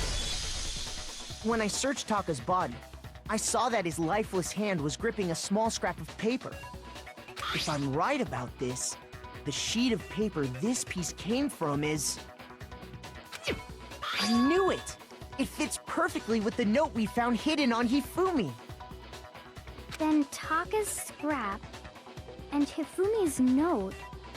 Yup, they're from the same piece of paper. Hifumi had the note meant for Taka, while Taka's corpse still grasped a small piece of that note. There's only one way to explain it. Taka died clutching the note. Hifumi tried to free the note from his death grip, leaving behind only one small scrap. Did I get all that right? That means Hifumi knew the note was important. Exactly. which proves that he was an accomplice in the murder. Whoa. Yeah. After seeing all this, Hifumi was super involved in this whole thing for sure. In fact, he was behind the whole thing.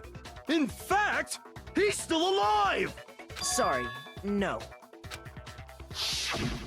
When we found him in the repository, Hifumi was truly and completely dead. The second body discovery announcement proves that. So then, who killed Hifumi? Whoever did is the mastermind, the true killer. He was killed in the repository, so he must have been killed not long after transporting Taka's body. So, he must have been killed after Taka's body vanished, but before we found both bodies in the repository. During that time, we'd all split up and were searching for Taka's missing body. In other words, during that time, none of us have alibis. Wait, but me and Sakura were together. Stop trying to steal the spotlight, you stupid walrus! Who are you calling a walrus? Anyway, when they were killed bothers me too. But there's something that's been bothering me even more. And what might that be? The weapon they used to kill Hifumi. The weapon? Yeah, because I mean, according to the Monokuma file, the way Taka and Hifumi were killed was almost the same, with them having similar fractures and all. But Justice Hammer 3 and 4 were still laying around in the nurse's office and equipment room, right? So if Hifumi was killed in the repository, the culprit would have had to grab one of the hammers, kill Hifumi, then put the hammer back where they found it. But wouldn't that be seriously risky for him? I'm surprised. It seems there's some semblance of a brain knocking around that skull of yours after all. Hell yeah, it's packed in there good and tight. He's right, though. I don't understand it either. The Monokuma file makes it clear that they were killed using similar instruments. But if the hammers were already laying around those other rooms... So the question is, how could the culprit have gotten their hands on either of the hammers? Personally, I haven't a clue. So which hammer was used to attack Celeste? Number 1 or number 2? Those were accounted for in other rooms too. And I don't think either one is big enough to kill someone. Is it not possible they used a different weapon? I don't think it is possible. They were both killed with the same kind of thing, right? So then, what was used to kill Hifumi?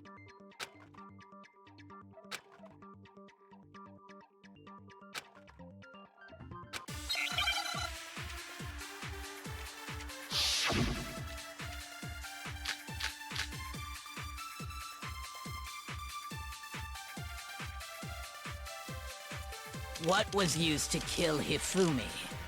Was it Justice Hammer 3? Maybe Justice Hammer 4? Well, whatever it was, there's one thing we have to figure out. How was the culprit able to move around so freely with the weapon?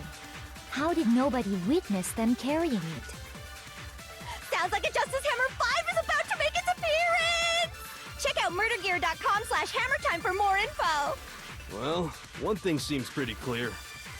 The murder weapon had to be one of the Justice Hammers! No, that's wrong!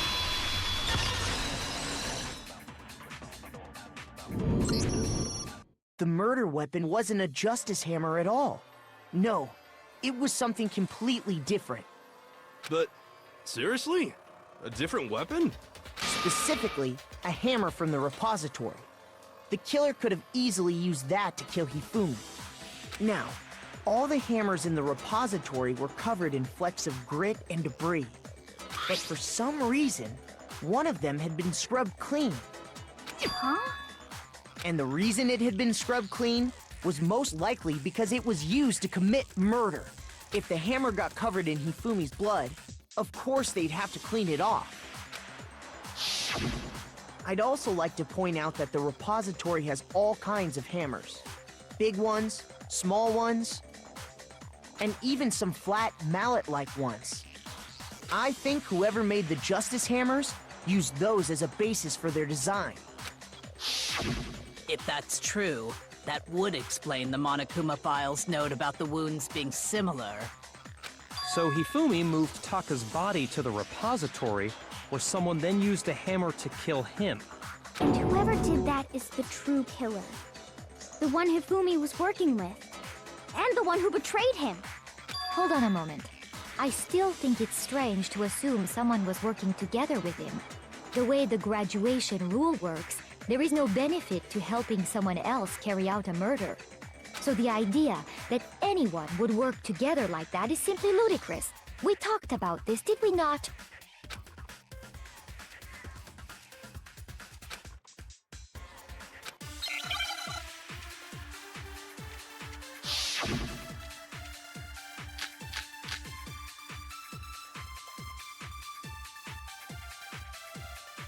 Based on the rules that have been laid out for us, even if more than one person is complicit in the murder, only the one who actually carried out the act can graduate and survive. Assuming the rule holds true, it is simply impossible that two people work together on this. That is how the rule was explained to us.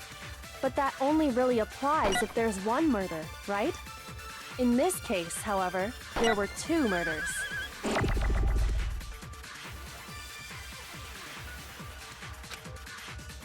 Based on the rules that have been, even if more than one, only the one who actually carried out the act, assuming the rule holds true, it is simply impossible. No, that's wrong!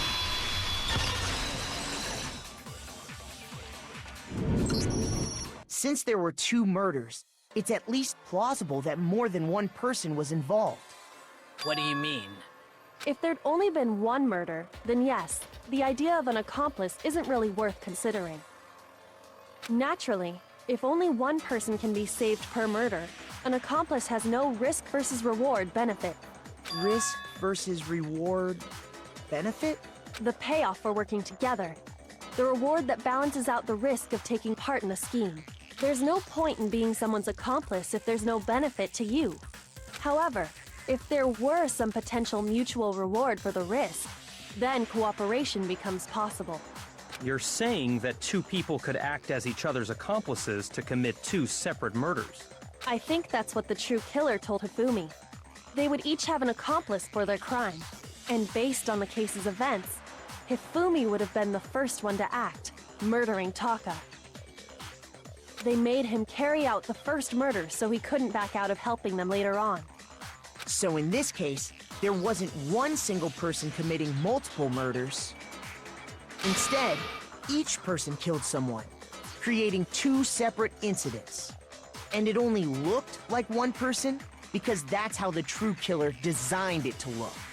A single suspicious individual, a similar weapon used in each crime, disappearing bodies.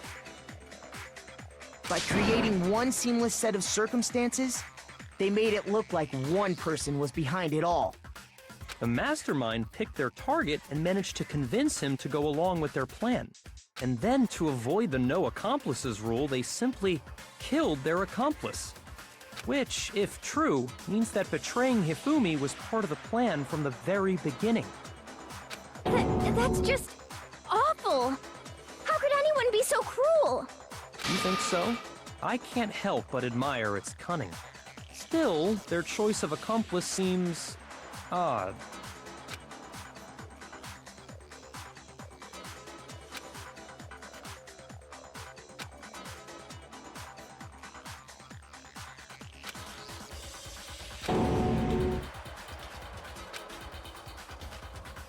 I understand how an accomplice could be involved, but then who was the one pulling Hifumi's strings? That's problem numero uno right now!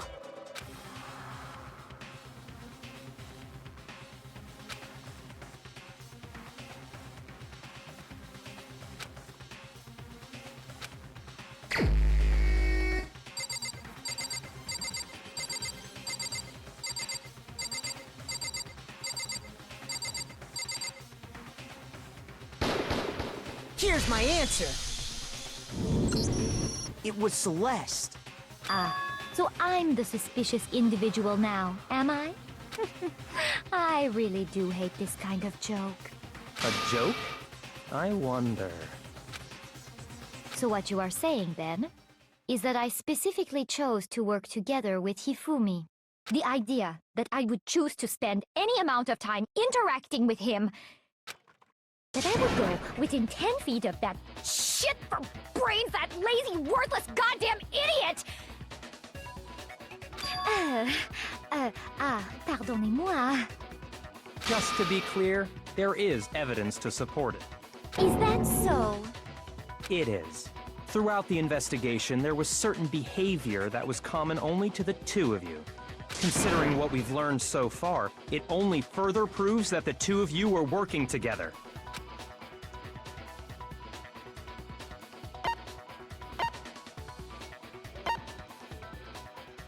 I got it! The behavior they had in common has to do with the suspicious individual in the suit, doesn't it?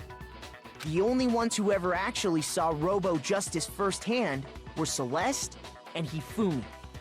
Shush, the adults are talking now. Sorry. As he said, only Celeste and Hifumi ever laid eyes on the costumed individual. If we accept that Hifumi was one of the culprits, we can't help but suspect what Celeste has said as well. Are you saying everything they told us was a lie? After taking Hifumi to the nurse's office, we all began our search for this individual, correct? And not too long after that, do you remember what Celeste said?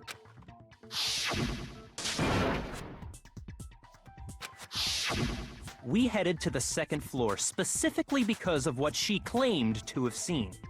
Next, to draw us all to the physics lab up on the third floor, She let out a blood-curdling scream. and when we'd all come to see what was wrong, what was it she said?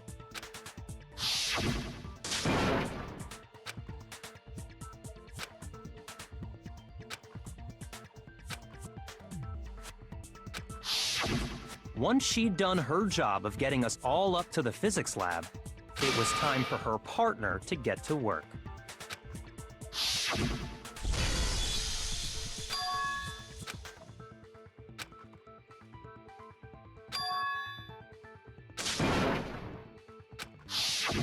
It was to get us to divide into two groups.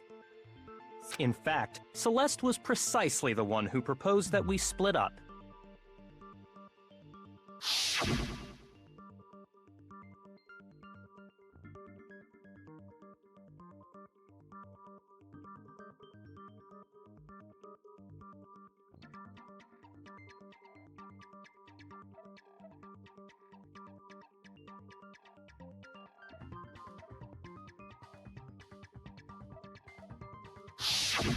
Well, if Celeste and Hifumi were working together, all those chance events suddenly become connected.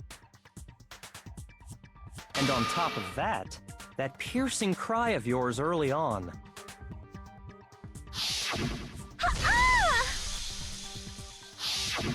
That was to signal Hifumi, wasn't it? It was your way of telling him, we're on the third floor, everything's going according to plan. Why else would you let out a scream that could have carried across the sea? I just realized another strange thing. When we found Hifumi in the nurse's office, who we now know was only pretending to be dead,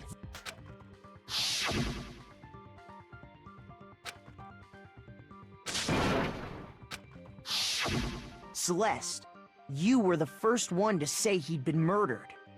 You wanted to make sure we wouldn't have any doubt in our minds. I don't believe it. Everything. The whole thing was one big act. Hina, you were with Celeste when Hifumi's body disappeared, right? Yeah. I was feeling kinda sick, so Celeste took me to the bathroom. Wait! Then that was... She wasn't worried about you. She just saw a chance to help Hifumi sneak out of the nurse's office. Each piece isn't much by itself, but start putting them together and the picture gets very ugly indeed. Wouldn't you agree, Celeste? I have no idea what you mean. Don't bother trying to deny it. You made one fatal mistake. Oh, did I? I didn't even catch it myself when you first said it, but Looking back, I can say that that one little slip-up was your undoing. What are you talking about? I'm talking about what you said after Hifumi's body disappeared and we returned to the nurse's office.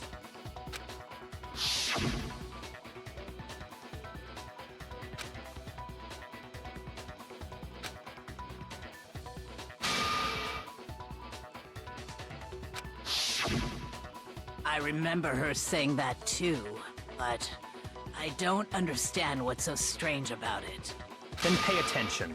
Sakura, Toko, and I were first to discover Taka's body in the equipment room. Then Makoto showed up and told us Hifumi had been killed.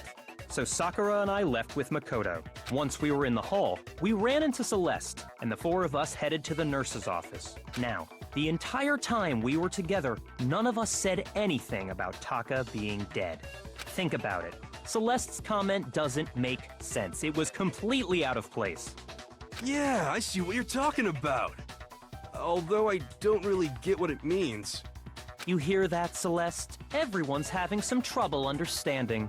Could you repeat what you said? If you're really not the culprit, you shouldn't have any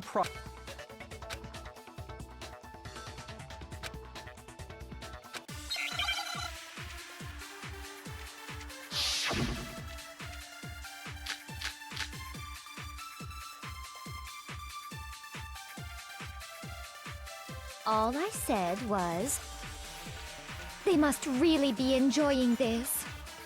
Enjoying the sight of us standing around, frightened and confused. They must be positively elated. We are all going to die here. We are going to die, just like those guys died. And that is all I said. And that's all it takes to finish this. It's obvious, isn't it? What was so strange about Celeste's comment?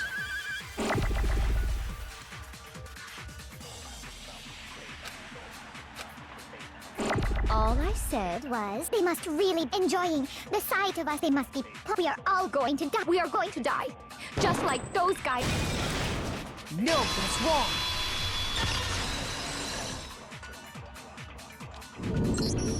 That's right. There's no reason Celeste should have said, just like those guys died.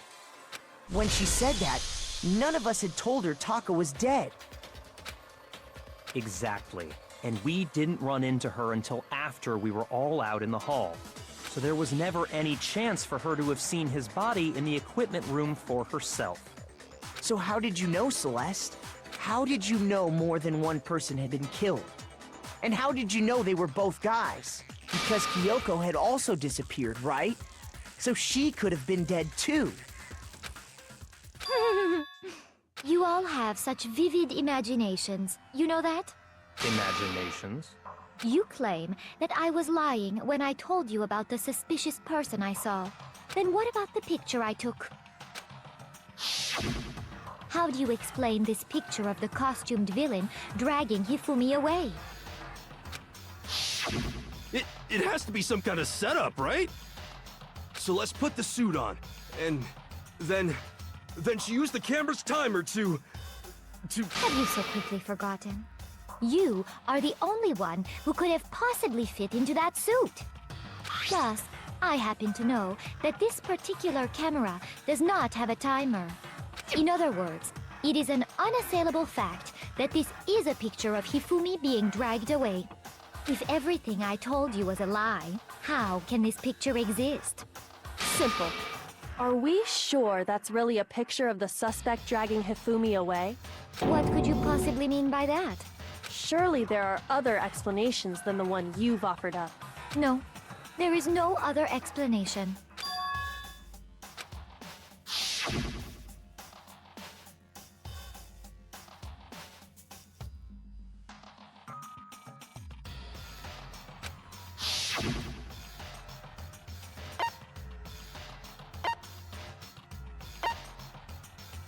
I got it!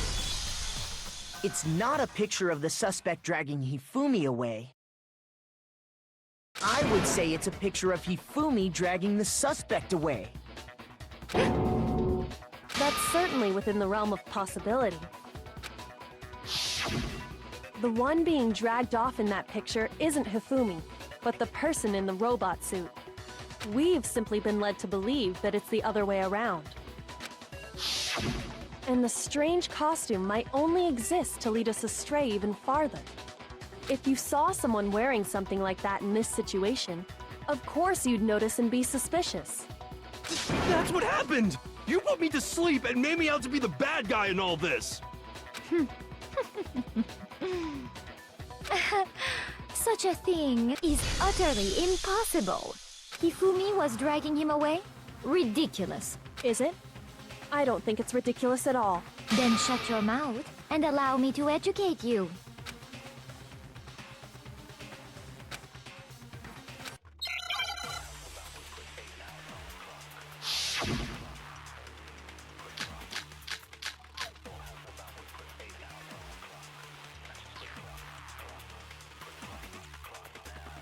You dressed me up in that suit after I passed out!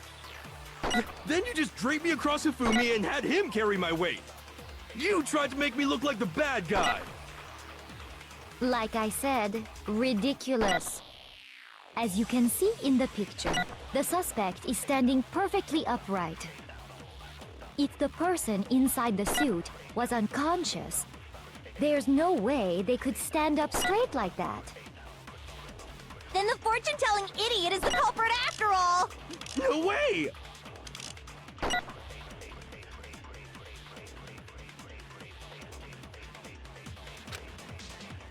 You dressed me up in that suit after I passed out. Then you just draped me across Hifumi and had him. You tried to make me look like the bad guy. Like I said, ridiculous. As you can see in the picture, the suspect, if the person inside the suit was unconscious, there's no way they could stand up straight like that. Then the fortune-telling idiot is the culprit after all!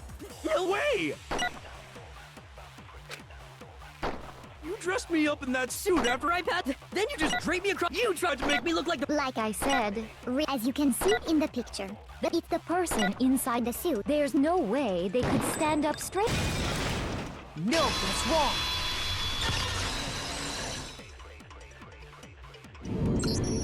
No. Even if the person inside the suit were unconscious, they could still stand up like that, because that Robo-Justice suit had a certain characteristic.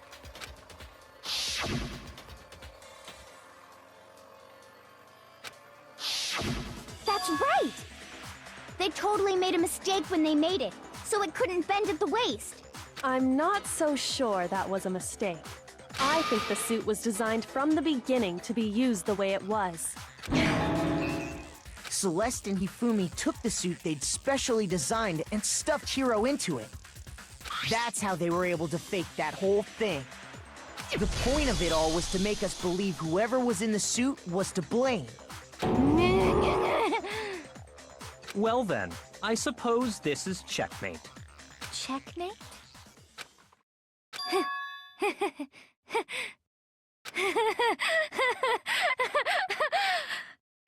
Don't make me laugh, you idiot! What do you mean, checkmate? Celeste? Clearly, you want to cram me into your little guilty box. Well, there's one little problem. Have you already forgotten what Hifumi told us as he lay dying?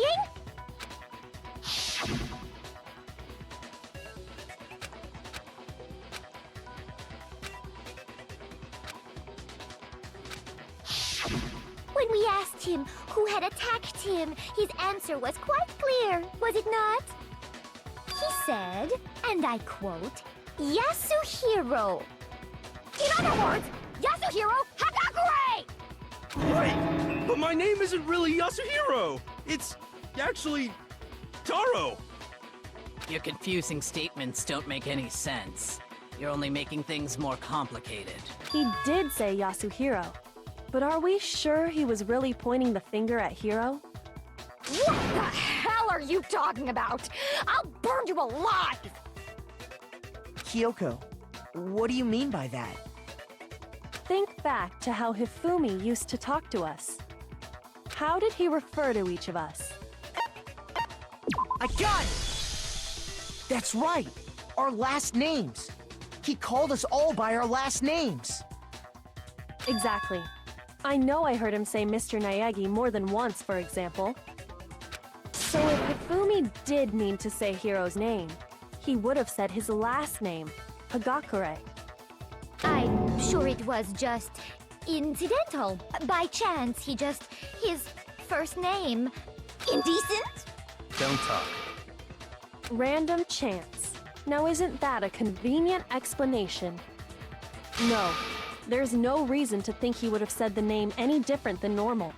But he must have run out of energy before he could say any more. So Hifumi was trying to tell us the last name of whoever killed him?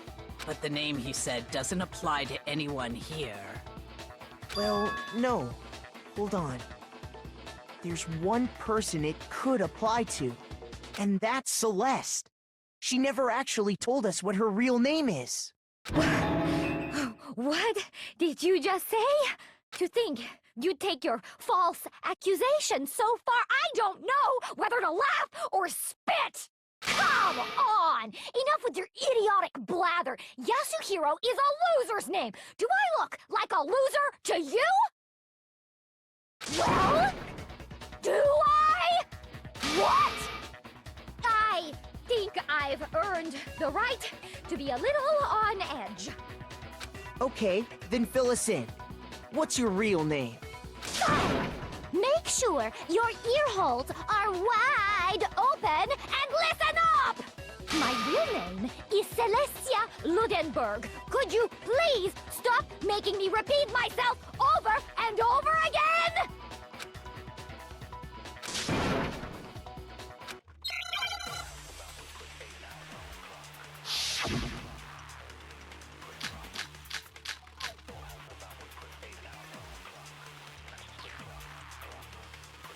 Hifumi was trying to tell us something. He wanted us to know the killer's last name, Yasuhiro. If there's one person here who might have that last name, It would have to be you, Celeste. You haven't told anyone what your real name is. How many times do I have to tell you? My name is... Celestia Ludenberg, god damn it!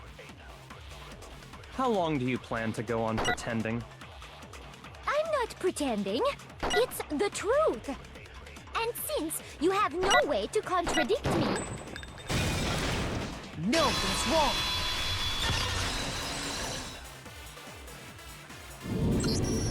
That's it! The handbook! What? Anytime you turn your handbook on, it shows the owner's name when it boots up, right? Monokuma told us all about it before.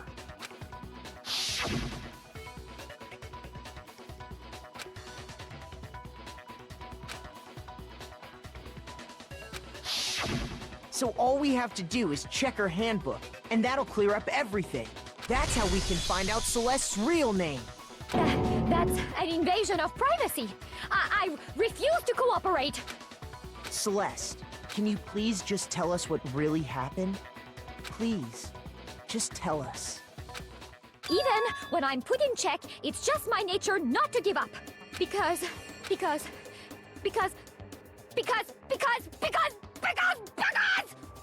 Until the game's over, you never know what might happen! Fine then. Let me settle it.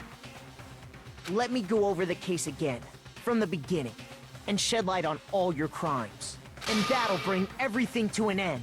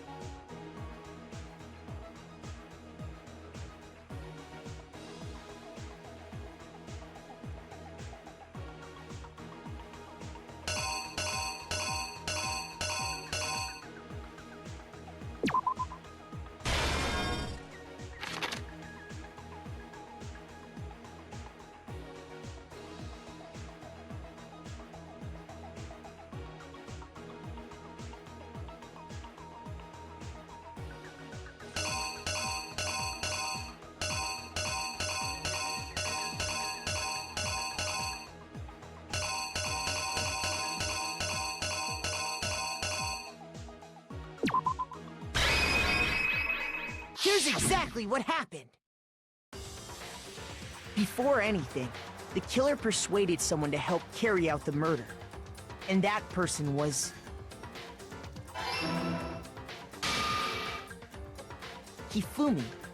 With an accomplice, the killer was able to execute a number of otherwise impossible schemes.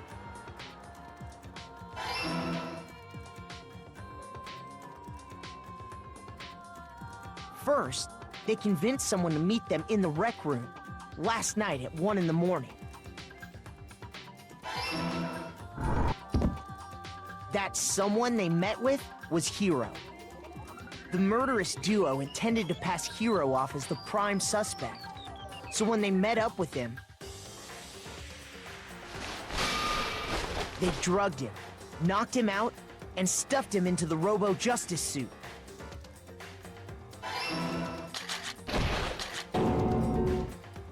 Next, Hifumi positioned himself to make it look like Robo-Justice was attacking him, while the killer used a digital camera to take pictures of the assault.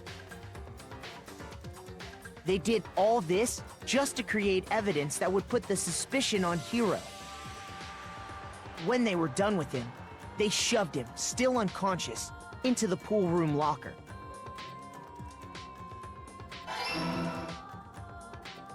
And then finally, at 6 a.m., they moved into the murder phase of their plan. They called Taka to the equipment room.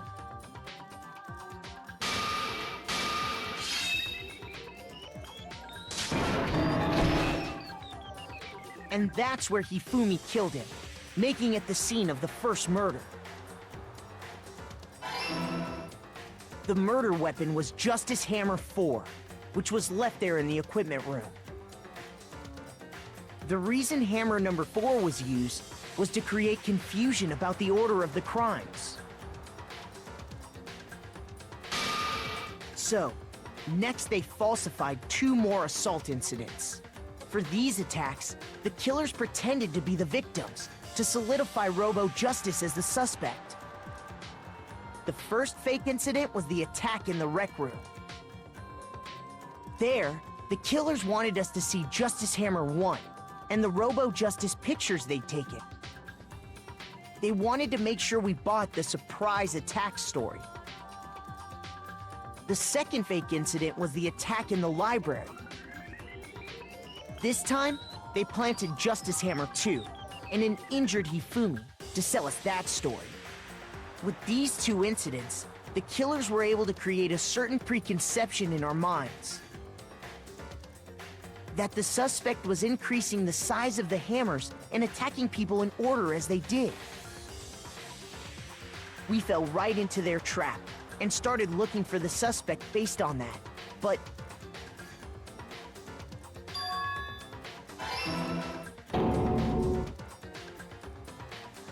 while we did that, we left Hifumi alone in the nurse's office. This was exactly what Hifumi was hoping for. He took a blood packet from the refrigerator and Justice Hammer 3 and turned the room into a crime scene in which he himself had apparently been brutally murdered.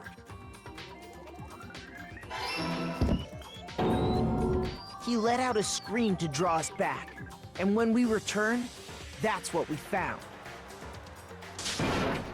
Meanwhile, the other group that had been out searching found Taka's body at the same time. So when we heard the body discovery announcement, we naturally assumed it was for Hifumi. We left the nurse's office, and Hifumi once again took advantage of the situation. He simply got up and made his escape. When we learned his body had disappeared, we all rushed back to the nurse's office. And once again, Hifumi had the chance he was waiting for. This time, he snuck into the equipment room.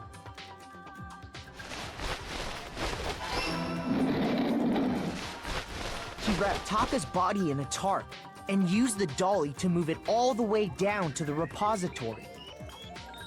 That explains how each of the bodies disappeared.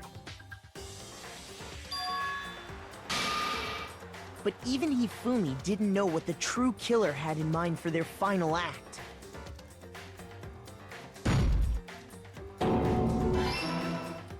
Their plan all along was to kill Hifumi and get rid of the one person who could betray them. And they did it using an ordinary, everyday hammer from the repository. That should cover everything that happened in this case. And the villain behind it all is...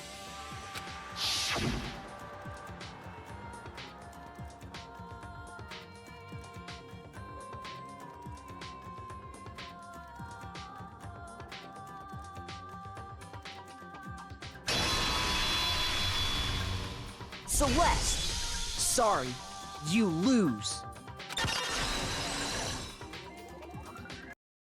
I lost? When was the last time I was forced to utter such words? They hang heavy around my neck. Then you admit it? You're the killer? Listen to you, trying to take charge, as if you're my private instructor. I, Celestia Ludenberg. Taeko Yasuhiro is fine. Taeko?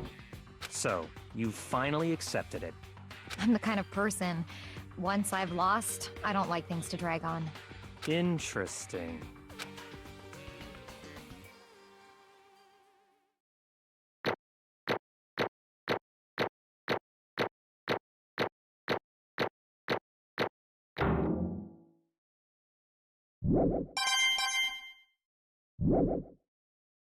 Okay, Monokuma.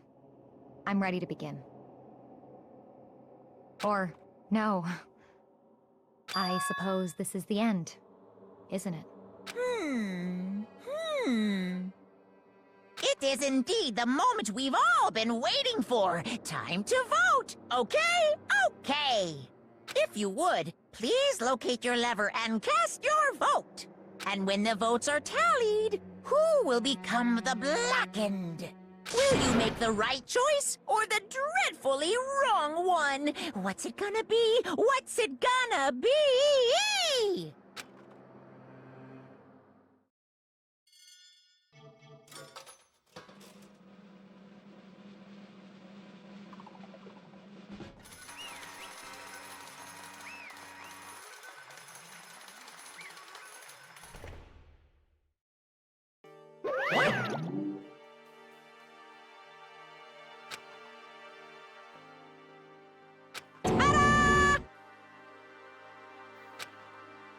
Honestly.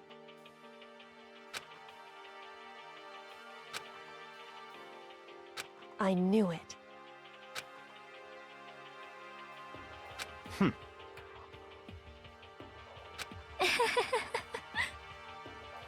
So then...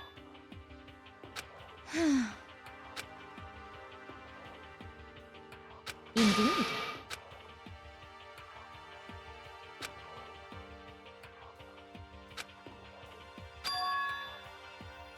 Say what?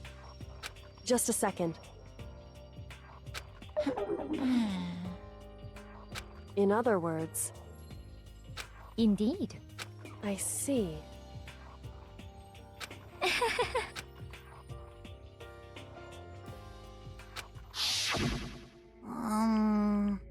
Actually... What? Are you okay with this? So then...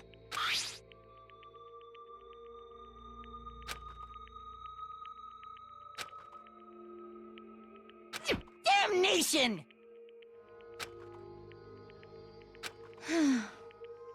Say what? As for me... As for me... What?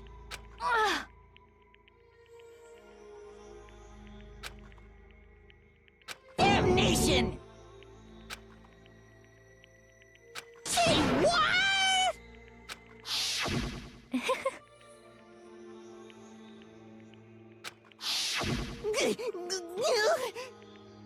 Completely unforgivable. Most unfortunate. Actually, What?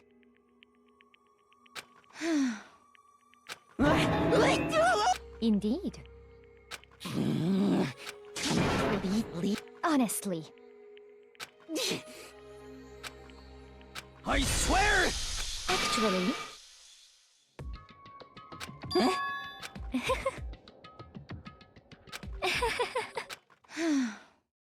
Hmm?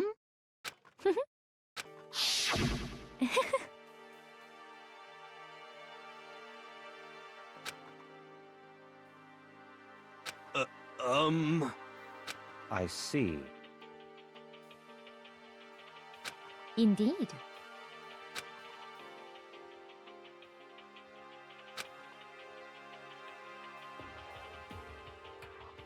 But... Let's see.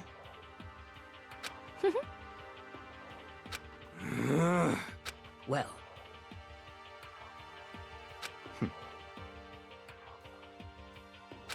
Are you okay with?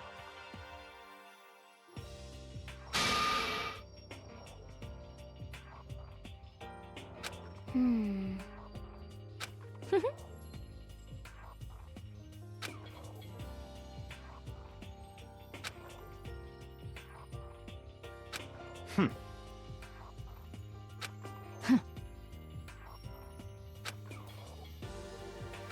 so in the end,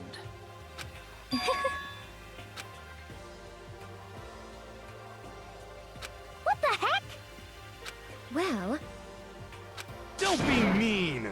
I wonder about that. Why? What the heck? Hmm.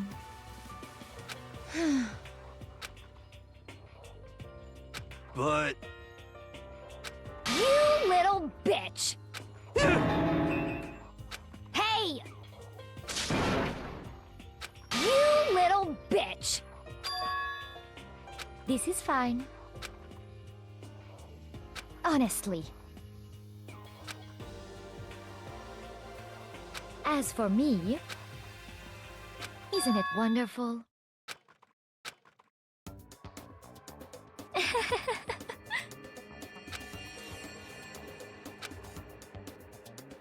This is fine.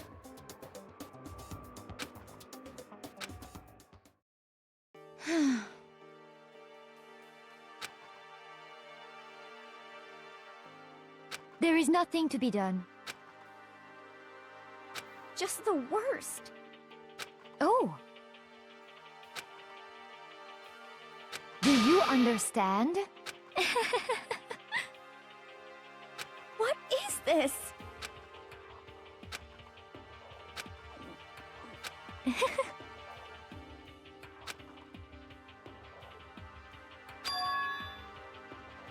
Yes, indeed.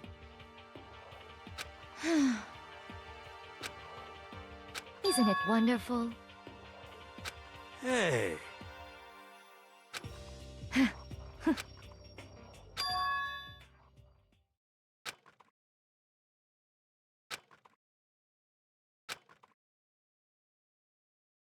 Thrills, chills, kills! Now then, I've prepared a very special punishment. Let's give it everything we've got. It's punishment time! I guess I'll let Kyoko hold on to this. What? Will it really give you the hope you're looking for? I can't say I ever saw it that way. Which is why, actually, it's not important. Well then, perhaps we'll meet again. In another life.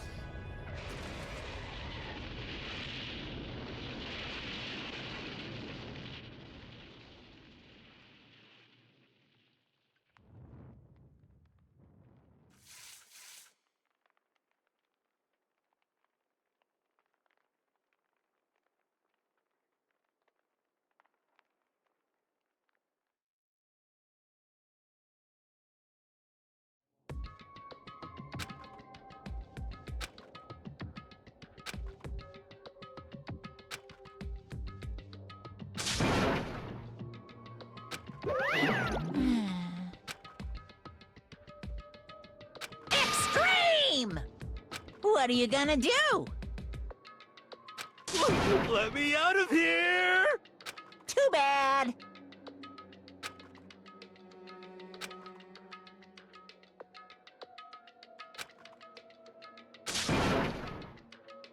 How strange.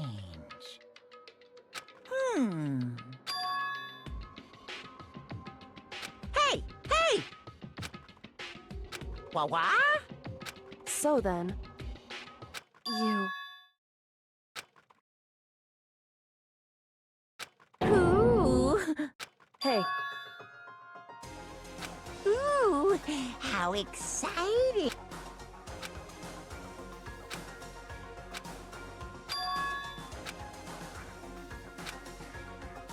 Hello. Well?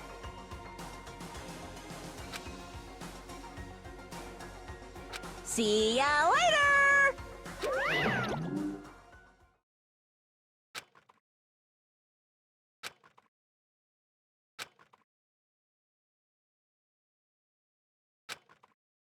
so...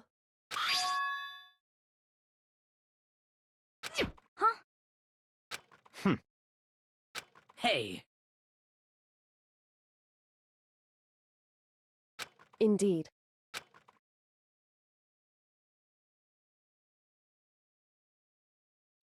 Alright, I'm back for the commentary. Let's see what the rest of this chapter is. Alright. We left the courtroom and rushed to the dressing room. As we approached the dressing room, Kyoko looked back at us and said, Hey, I'm going to go on alone from here. Everyone else, head to the dining hall. I'll check in with you later. What? Why? Exactly are you going alone? so... Do you even have to ask? As she spoke, she glanced quickly at the surveillance camera. Come on. That's not what I mean. Why you? There's still a risk of a spy, you know? Then I'll go too. What? You? Please, let me go.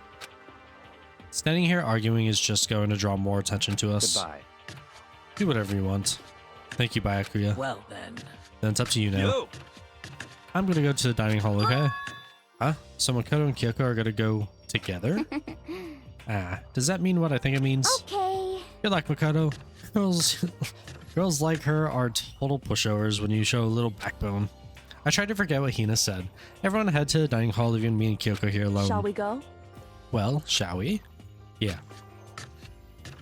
So They then... got some dirty minds. We need to get into that locker. Kyoko took the key Celeste had given her and unlocked the locker. And as the locker swung open, we saw... You really came. Good morning. It's been a while, hasn't it? It's safe, thank goodness. I never heard Kyoko sound so relieved. It was like she was speaking from the bottom of her heart. I did just what Celeste asked. I didn't say a word. I stayed quiet the entire time. So, Oh, and I think I might be able to open that last set of files soon. Maybe as early as tomorrow. I'm doing my best, so please wait just a while longer. So, now we can officially say the case is closed. As far as this incident is concerned... Oh. Can we take a second? Since we have this opportunity, I want to be honest. I want you to be honest with me. Kyoko, please tell me. What are you trying to do all on your own here at the school? You... Is that why you wanted to come here with me? However... Regardless, that's not something you need to know right now. I don't need to know? That just makes me even more worried. What? Worried? Like what happened during the investigation this time. You disappeared and we didn't see you again. Without warning, without explanation. When you do that, Indeed. it's only natural that they think I'm the mastermind and spy, right? And you too. No. I believe in you. What? You believe me? Or you believe in me? Isn't it obvious? People believe in their friends, right? That's why I wanted to tell you. And I want you to believe in me too. Because we're friends. I understand. It's true.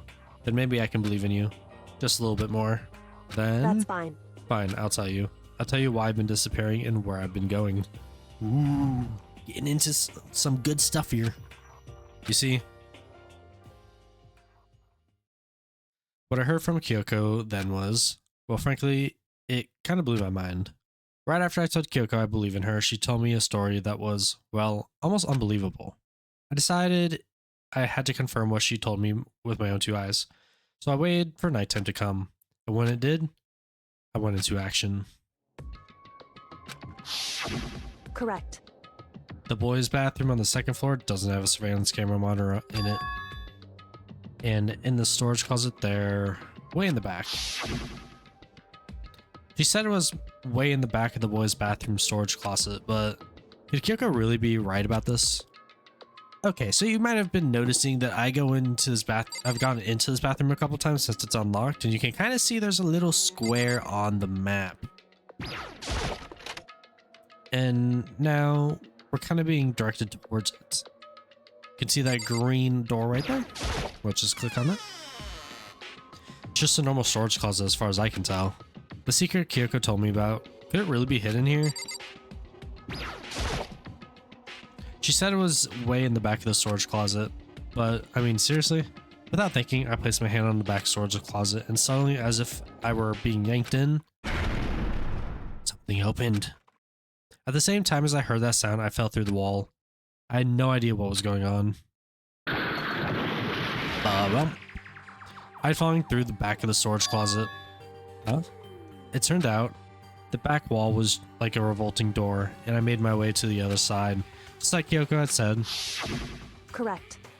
In the boys' bathroom on the second floor, there's a storage closet. And way in the back of that closet, there's a secret room. So this is a secret room. But what's in here? Alright. Okay, looks like there's only two things. There's a bunch of files and what it looks like volume after volume of yearbooks. They're all covered in dust. Looking at everything, one file at the edge of the bookshelf caught my eye. Hope's Peak Academy Student Registry. This is the only thing in here not covered in dust. Has someone been looking at it recently?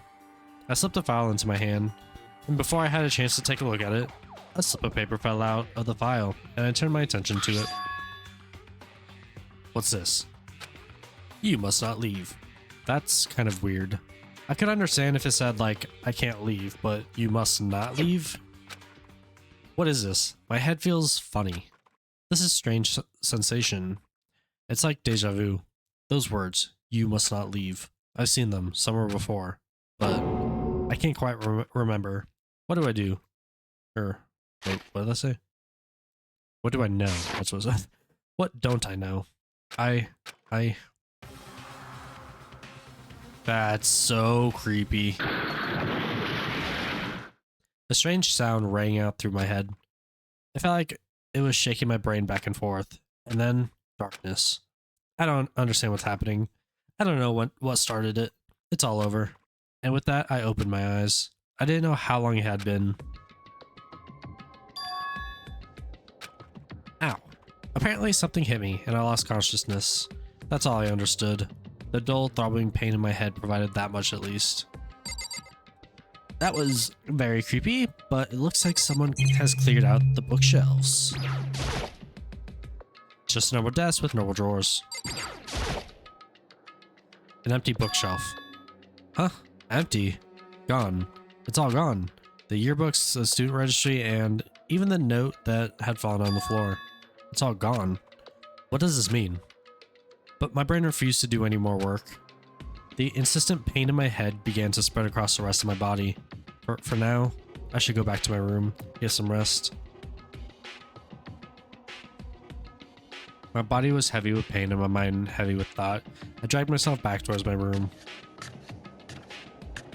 Somehow, I made it back to the first floor of the school. Dude, Kyoko's not gonna be happy. The further I walked, the more I felt things are getting blurry. I can't see in front of me. I couldn't stop myself from collapsing right there. And after that... As if from a vast distance I heard a sound. It was faint, but undeniable. That sound, it's coming from the gym? As I desperately hauled my shaky frame towards the gym, the sound got stronger and stronger. What's going on? It can't be nothing. Here, in the gym? Well, let's take a look. What do you guys think it is?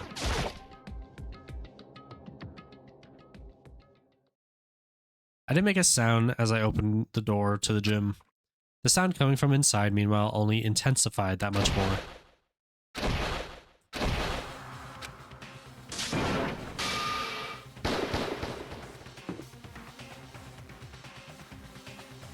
Before me, there raged a battle beyond anything humanly possible. No, one side's not human, that's for sure, but regardless, I couldn't stop staring. I forgot to move or even breathe. Why, you? What do you think you're doing? I asked you a question. What's the meaning of this? How dare you defy me? This wasn't part of the deal!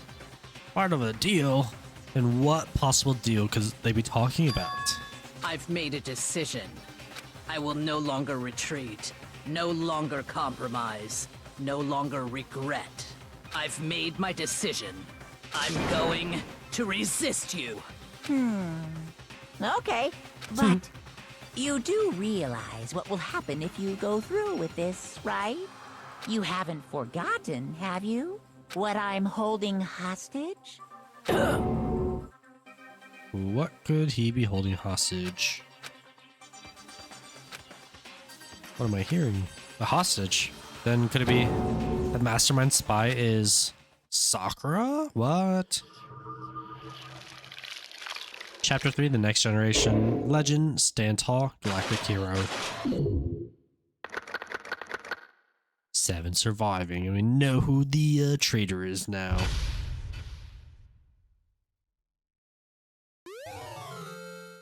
You received the Super Robo Justice present. And we got our trophy. 3's a crowd. Yeah, anyways.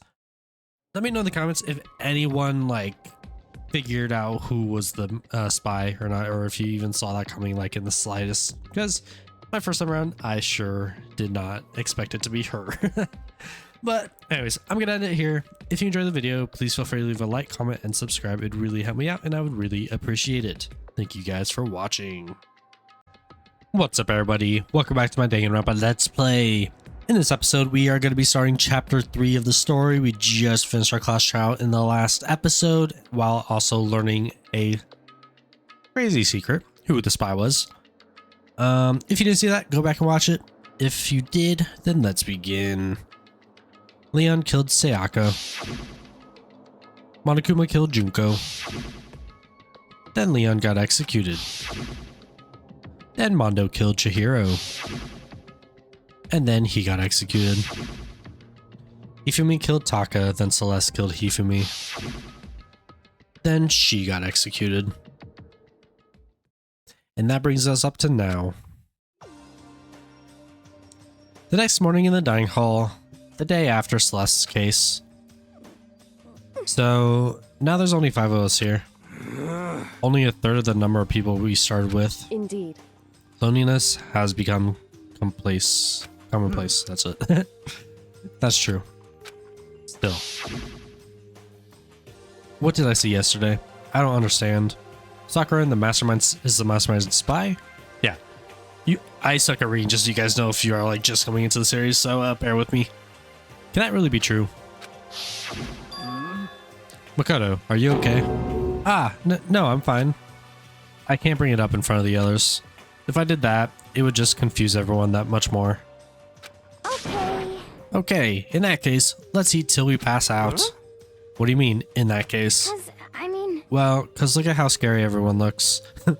It's gotta be because you're all fighting on empty stomachs, right? If you feel your belly, I'm sure you'll all cheer up. So let's eat.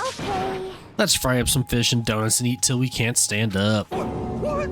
That's like a Deep Impact style meteor impact, extinction level event combination of foods. What? Those are both breakfast time top sellers. Still, the till we can't stand up part is a problem. After we're done, we need to go explore. I see. That's right. Since the class trial is over, new areas should have opened up. It's true. Plus, we still have alter ego. We don't have to give in to despair just yet. She's right. We have to plan ahead and think about the future. You got it.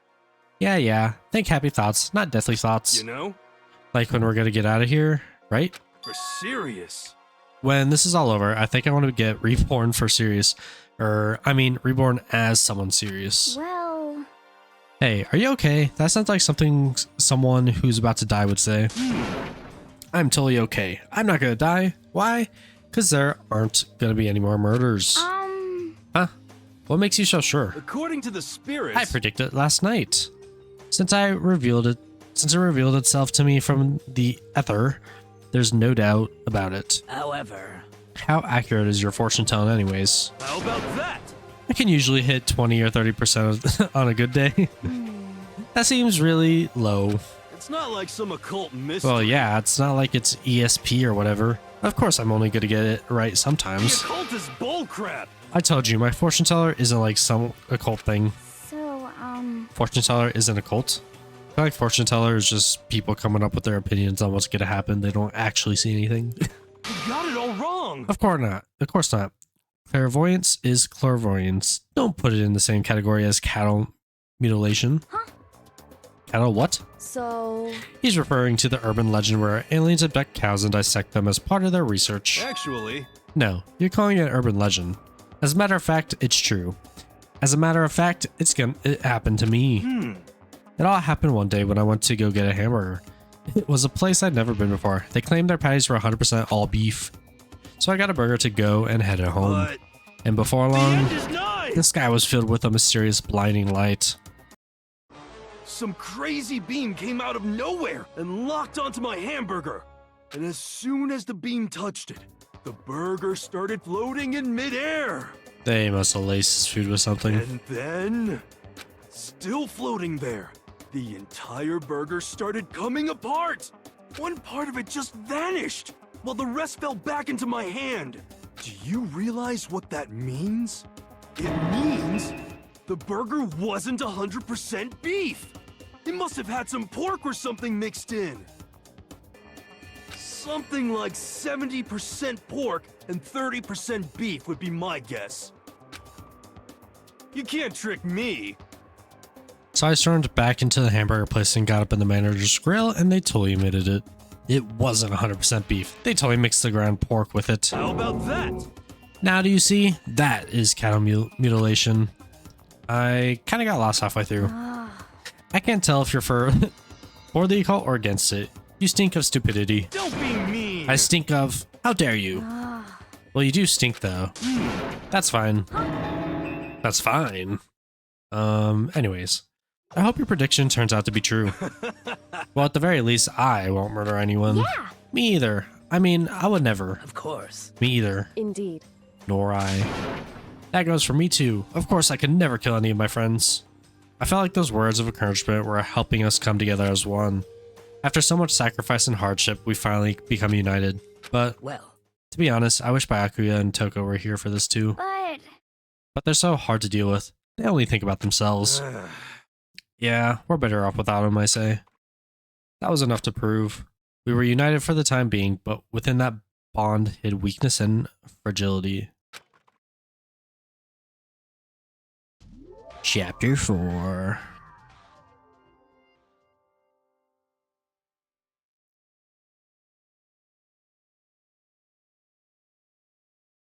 We began our search as soon as we finished our breakfast in the dining hall.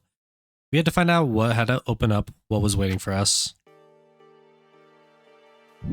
Alright, I guess it wants us to do it on our own. I'm just going to keep checking this first before we do anything. And it's still closed. Okay. So from here, I'm just going to go ahead and teleport to the 3rd floor. Where are the stairs? Right there. And boom, 4th floor is open. I actually don't remember if there were any rooms that were closed that would be open up now. I think they should all be open though. So now that we have access to the 4th floor of Hope's Peak Academy, maybe this time we'll find some kind of clue. No, this time I have to find something. Okay, let's just go ahead and look at our map. These bathrooms don't seem to have anything in them. I have no idea what this is supposed to be. Data lab. Rattle. No good, the door's locked. I guess I won't be getting in here. According to the nameplate, this is called the data center. But what's behind the door is a total mystery. Oh, there's a Monokuma face there. I wonder what that's for. Okay, let's start with the classrooms. Nice and simple. One day I saw Monokuma in class. La la la la la la la. I'm glad this floor got opened up and all, but there's like a ton of locked rooms up here. Yes, sir. Let's leave. Next up, 4B.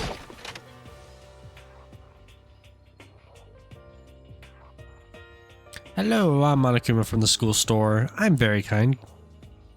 Gather up your coins and come play with me. Okay.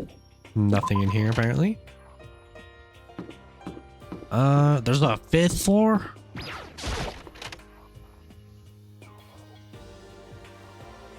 Okay, some kind of like boiler room or something? Inside the room, the smell of medicine was oppressive. So this is the chem lab, that's what it is.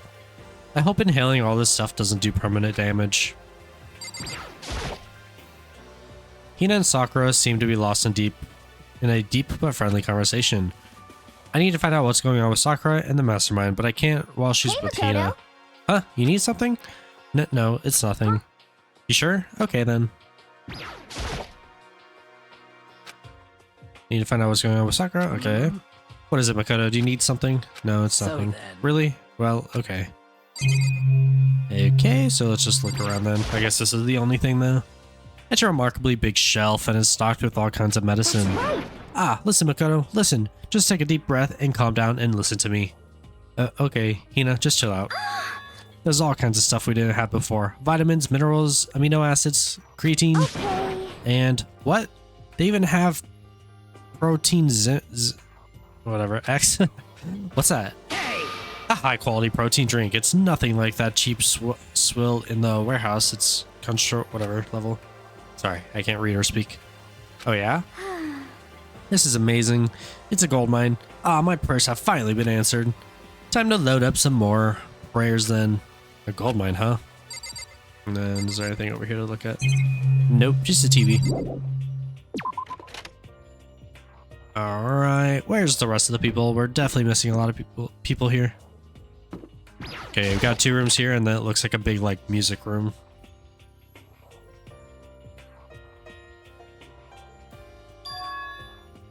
This is the office. But of course there was no hint of any teachers that we'd normally be able to rely on. We got a picture there. I might do that last. Just flower on the desk somehow to make things feel much weirder. Get a coin, let's go. Exactly 350.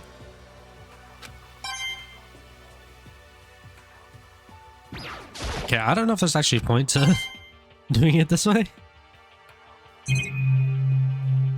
Because we get a lot of coins from the class trials itself, and then I think we get more coins later on. I'm not too sure actually. Okay, we're done anyways. I guess we're gonna do this. Huh? There's a picture on the floor. This picture. What? Celeste, Hifumi, and Sayaka? The smiling faces of 3 people who are dead now. The classroom without metal plates over the windows. It's exactly the same. It's just like that picture I saw before. There's no way this is important somehow. They're smiling the way you would expect any normal teenager to smile. Just a normal group of high schoolers, just living a normal school life. Dude, he needs to hide this so we can show the others. I can't possibly believe they were able to smile like that in a world full of despair like this. So does that mean this picture was taken before they ever came to Hope's Peak? Which would mean everyone in the picture knew each other before they got here, including Sayaka? No, there's no way. Monokuma did it. It must be fake. You're fake. Monokuma popped up out of nowhere and snatched the picture from my hand. A forgery plot? What are you, a middle schooler? You think the moon landing was fake too? Come on. Then, you're saying this picture is real? Hey, If there was such a thing as a Noble Truth Prize, I'd take 1st, 2nd, and 4th place. Actually, that's probably not true. I asked you a question. Is this picture real or is it a fake? Oh, Makoto, you're so eager to split things in half, aren't you? Hey, But it's no use. It's just no use. If you try to split something, you can't be split. Or that can't be split. you'll end up feeling like you're the one being split. It's true. The picture is real. No more, no less. Without another word, Monokuma disappeared. So the picture is real? It's really real? If that's true, if that's the case. Alright, so another weird thing. Let me know in the comments what you think about it, what you think it is. And it looks like we have the headmaster's room right here, or office. Nameplate on the door says headmaster's room. The headmaster's room, there must be something worthwhile in here. And the door's locked. Unfortunate. Okay, we got one more room to explore here. On this floor. I mean, I guess the bathroom too, but I doubt there's going to be anything of interest in there. Okay, no one just waiting here.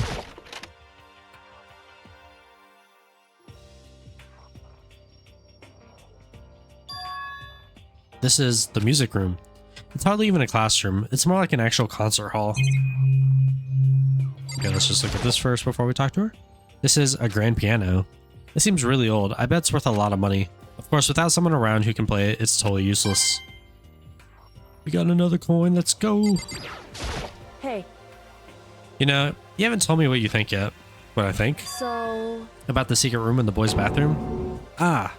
Well, I did find the secret room, but as soon as I started looking around, I was attacked. What? Attacked? By who? Well, they came from behind and I didn't have any time to react, so I didn't see who it was. When I came to, the mounds of files and documents were all gone.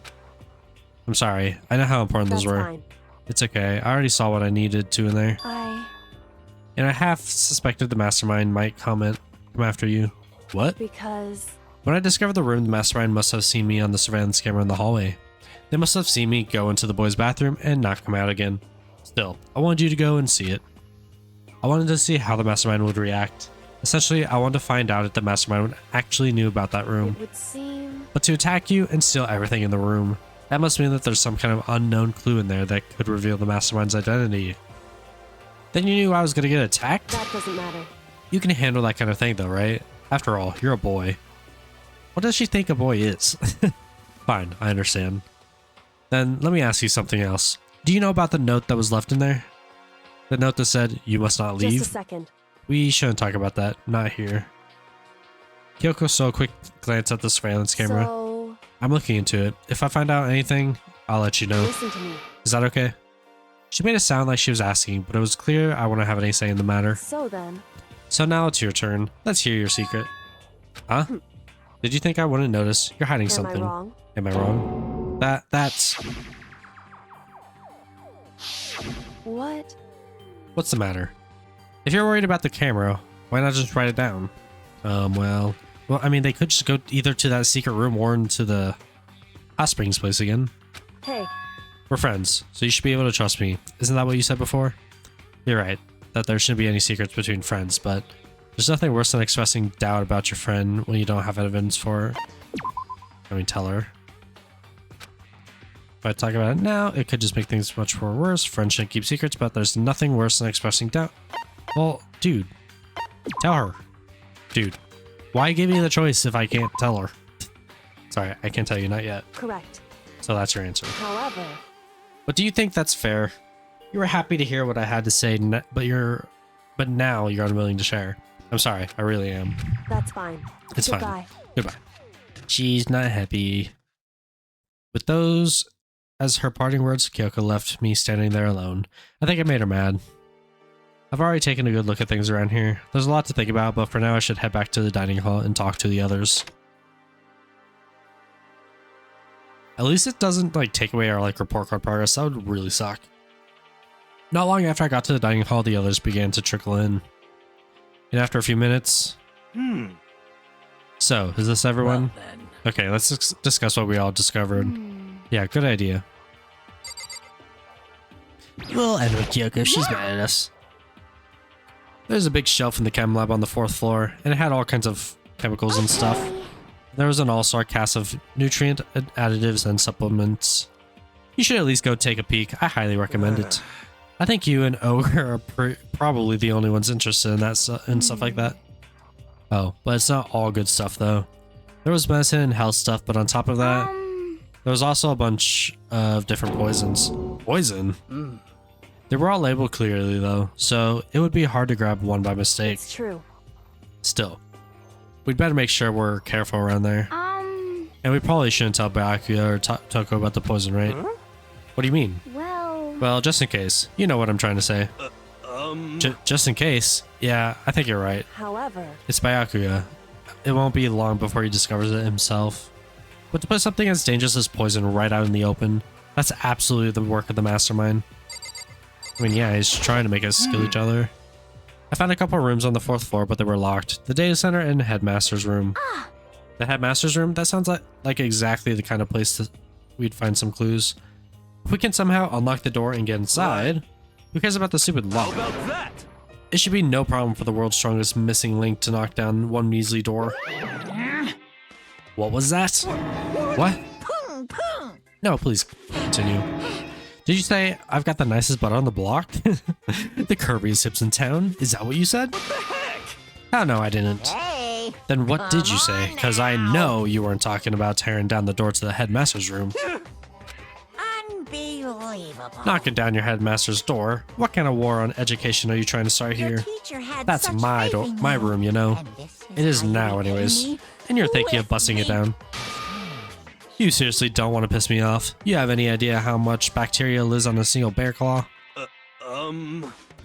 No, I was just kidding. Please don't get mad. Damn it. I'm not mad.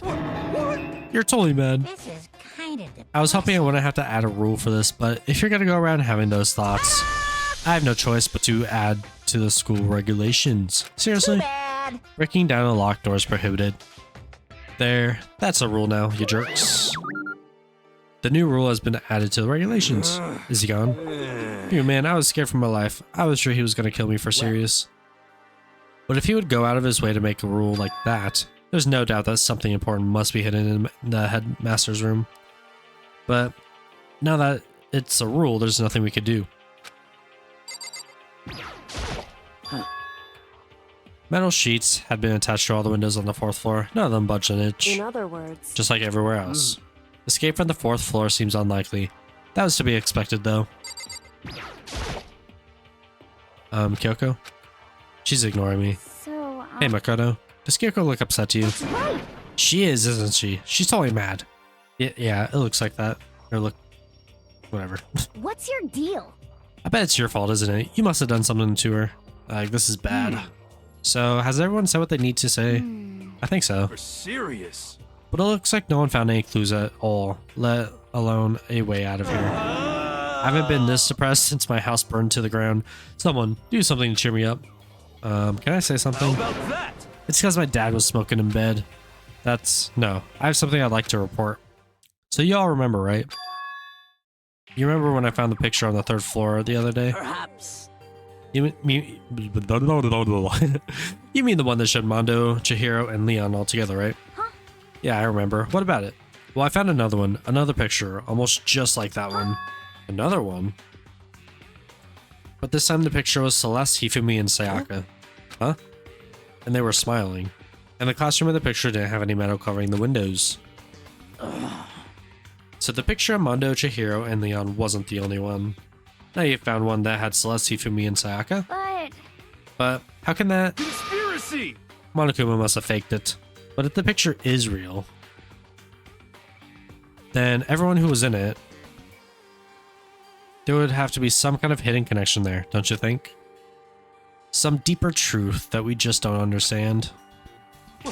What? Can't be. It's fake. But Monokuma said it was real. I know we could just write it off as a lie, but so then you trust Monokuma's words over the people who have died? because That's what you're saying, isn't it? No, that's not it. I'm shocked. You told everyone how we should believe in our friendship, but you refuse to do the same. That's not... What's going on? Kyoko, why are you getting so emotional? I don't understand why she's so angry. Hey, come on. Come on, guys, stop fighting. Or all your good luck is gonna float away. Anyways, Makoto, you're thinking about it too much. There's no way Monokuma didn't fake that picture. Of course. He's just trying to confuse us. You shouldn't listen to anything Monokuma has to say. You might be right, but still. Are you still so conflicted? It looks like you guys have stopped playing nice. Byakuya! You all have the same sunken look on your faces. You're all so ugly before, you shouldn't have let them sink any lower. When I look at you, it makes me think of a frog sinking into a pile of manure. You know? Sorry. Just a second. Why are you apologizing? Leave us alone. You're not part of this. That's right. That's true enough. Your problems aren't mine. We are and always will be completely separate. So whatever's causing your faces to turn so ugly has absolutely nothing to do with me. And if I happen to discover a vital clue, it wouldn't concern you in the slightest. Huh? Did he finally just say something useful? Hey, Byakuya, what have you been up to? That's fine. I don't mind telling you. Perhaps forcing your lazy brains to get to work might do some good. Such ignorance. I was in the bath. What else would you like to know? Today's lottery numbers. He was taking a bath? Is he saying he's been talking to Alter Ego? Did he tell him something? it would seem... Maybe we should all go take a bath. Ah, good idea. A mixed bath? Okay. A mixed bath! If Alter Ego really did tell him something, I wonder what it could have been. Alright, let's head to the bath. I'm upset that Kyoko's mad at us. She was our friend. When I got to the dressing room, Toko was sitting alone on the bench, the laptop in front of her. Toko, did you decide to come hear what Alter Ego has to say too? What's your problem? I already heard it with Master. With Master? You don't have to keep saying it. Anyway, so what are you doing here now? Shut up. Stop bothering me. How about that? Get out of the way. We have to talk to Alter Ego. Well, No, I made Master a promise. A promise? Master told me to wait here, so that's what I'm doing. huh? What are you, his dog? If it's what Master wants, I do anything he asks. You just love being mistreated. Well, fine. If you really want me to gone, by all means. What? Hey guys, what's going on? We'd like you to move. Sure things, just kneel before me and beg. First a mega masochist and now a super sadist? Just how Jack is sitting in front of the laptop, I can't get to it. Toko, seriously, I'm asking you nicely to let us use the laptop. What? You SOB! Did you hear what I said? I told you to kneel and beg. How about that? Come on, Makoto, give her the old 1-2 combo. 1, drop to your knees, 2... What? Why are you acting like you're not part of this? I was as desperate as I felt. Finally, I did kneel in front of her and I said, please, I'm begging you, will you please let us use the laptop?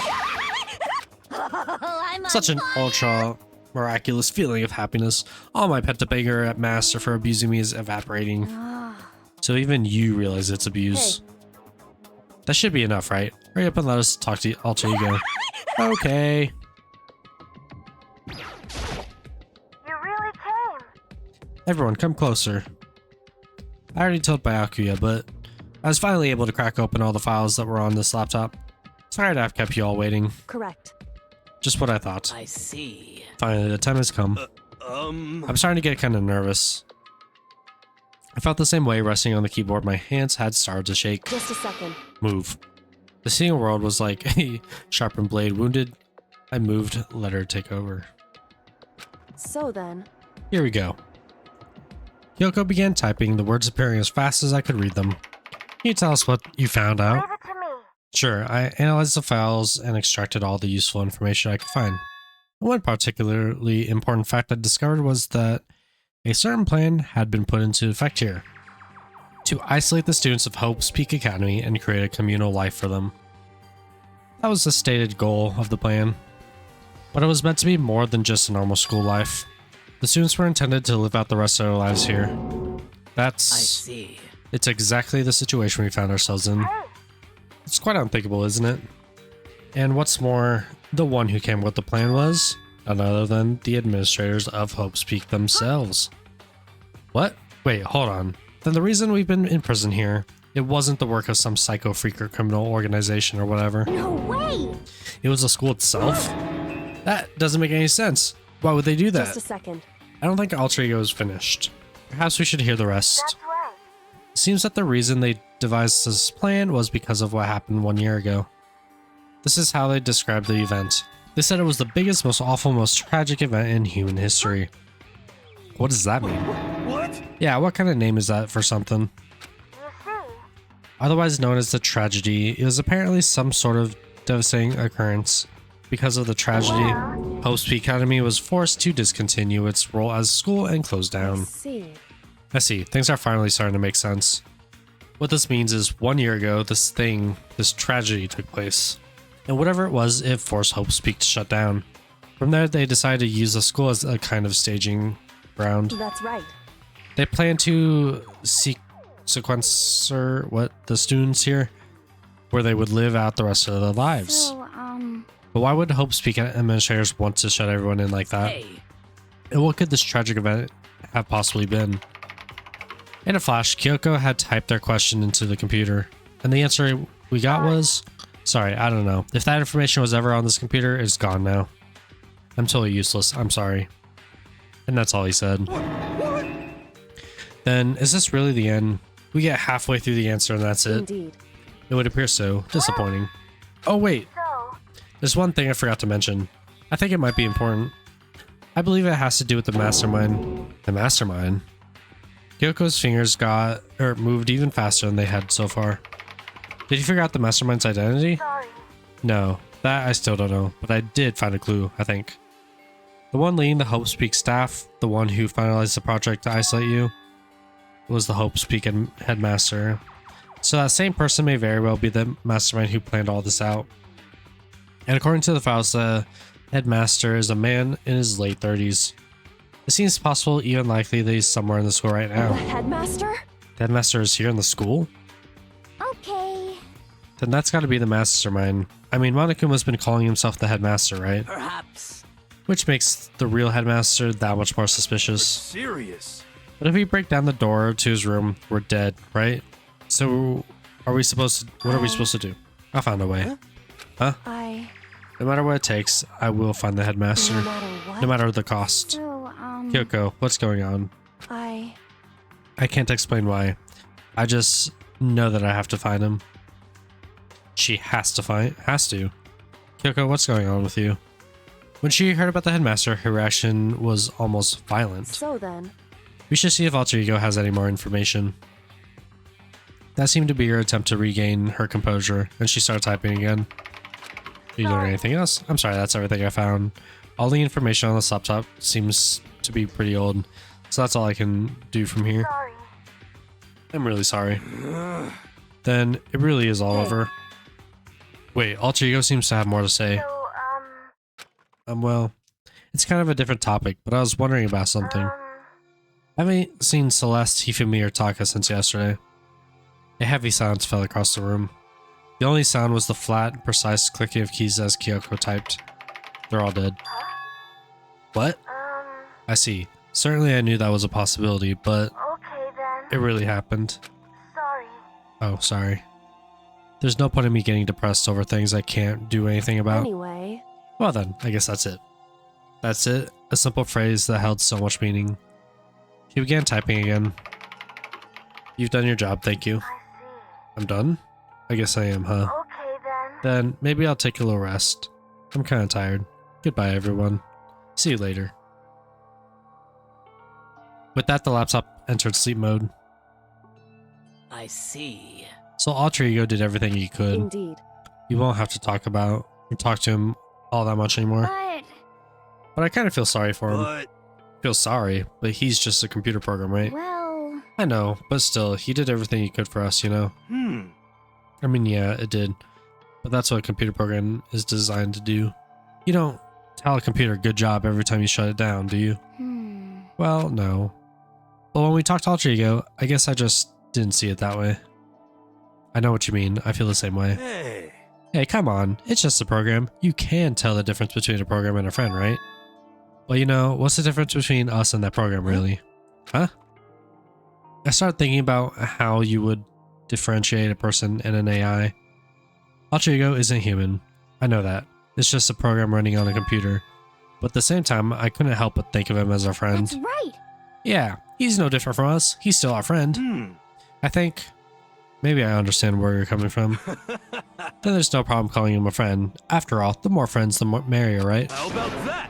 Check this out. Friendship has no survival value. Instead, it gives value to survival. So, So anyway. Don't so anyway that. It's totally a smart clue thing I quoted from I don't remember where. Hey, Anyway, there's nothing more Alter Ego can do to help. As such, his role in this is over. Am I wrong about that? No, but... just a second. And frankly, I question the ease with which you decide who is and isn't your friend. Do you really mean that? Wait. The story's gotten off track. We should go over what Alter Ego said one more time. Yeah, good idea. What was Hope's Peak staff thinking? What? Why are they making us kill each other?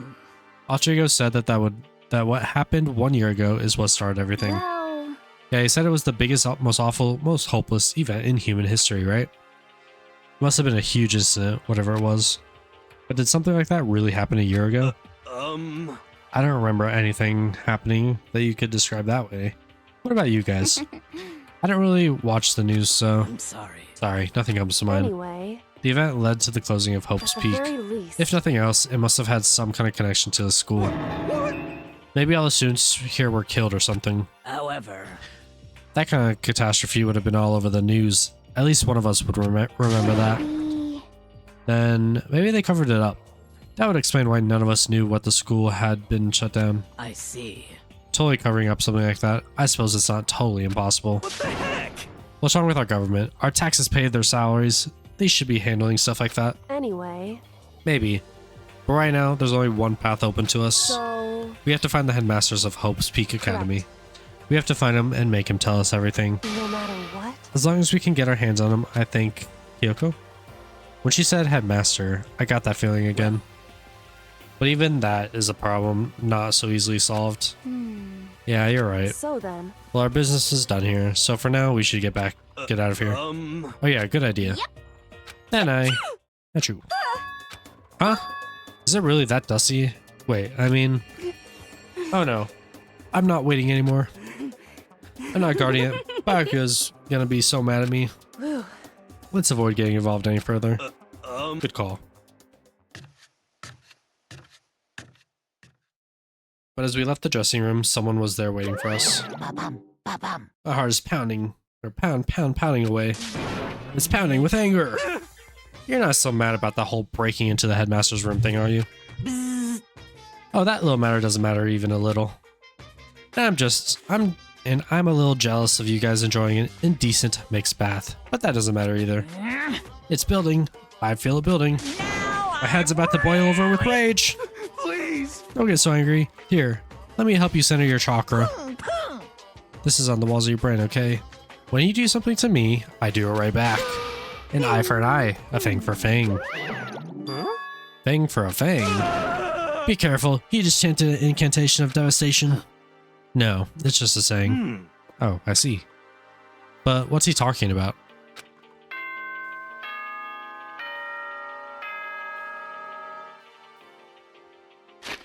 Oops, wrong button.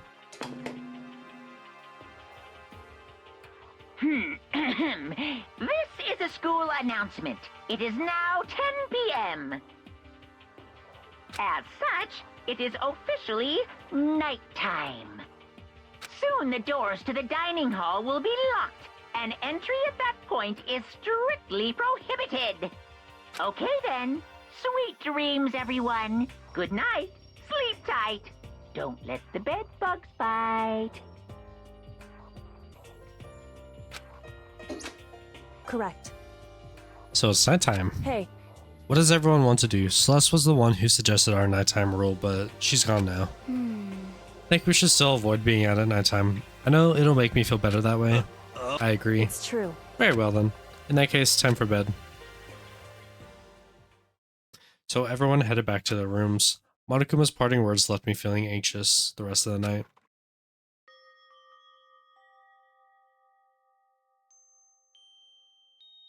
Once I was back in my room, I got lost in thought. What we learned from Alter Ego kept on spinning around and around in my head. The administrators of Hope's Peak had planned all this.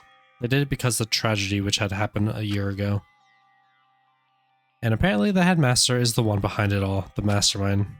All these mysteries make me worried. But I still have to try and unravel them, bit by bit. I'm sure the road will be long and tough, but I don't have any other choice.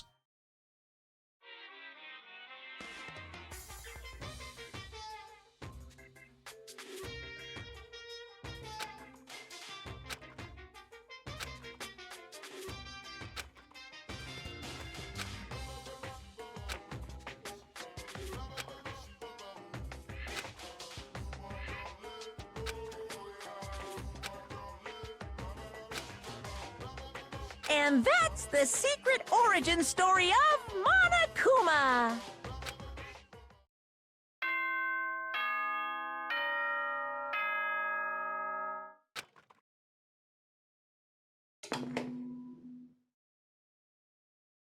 Good morning, everyone!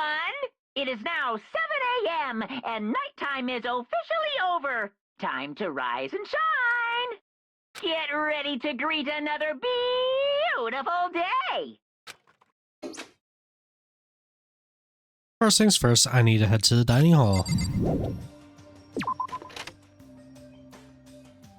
Alright, it's officially our, like, what, second day here? Maybe not, maybe it's still first day, I don't know. But let me know in the comments any kind of things that you think is going to happen in this chapter. If you think anyone in specific is going to die or kill another person or not, I don't know. Let me know. What do you want? What do you want? Well, the breakfast meeting. That's enough. You honestly expect me to go? Right. Oh, as long as I'm here. I should ask back what do you mean by what he made of this stuff Alter Ego told us to. I don't know why I have such a problem reading. Actually, no, I better not. The surveillance cameras would catch us for sure. What? So, well, Goodbye. he's gone. Bye, buddy. Good morning, Hey, Hina. Makoto. Morning. Hey, so yesterday you were kind of cool. Huh? What do you mean? Yeah. You know, when you said Alter Ego was your friend, So, I was thinking the same thing. But when stuff like that happens, I never know how to say what I'm thinking. You got it. So I'm really glad you said it for me. So thanks. Yeah. You're welcome. Yeah. You're usually like totally normal, but when the time comes, bam, you bless your own special power. Because, I mean, even before yesterday, when stuff comes up, it's like you always do something about it. Even before yesterday. Are you talking about the class trials and stuff? I mean, that stuff is it just kind of took care of itself, you know? It totally didn't. With your power and Sakura's and everyone else's, I'm sure we'll get out of here. Yeah, I think you're right. okay. I am right, alright? Now that we've got that fighting spirit, let's get to some grub. She's right. Even if the road is long, if we don't keep on moving forward, we'll never reach our goal.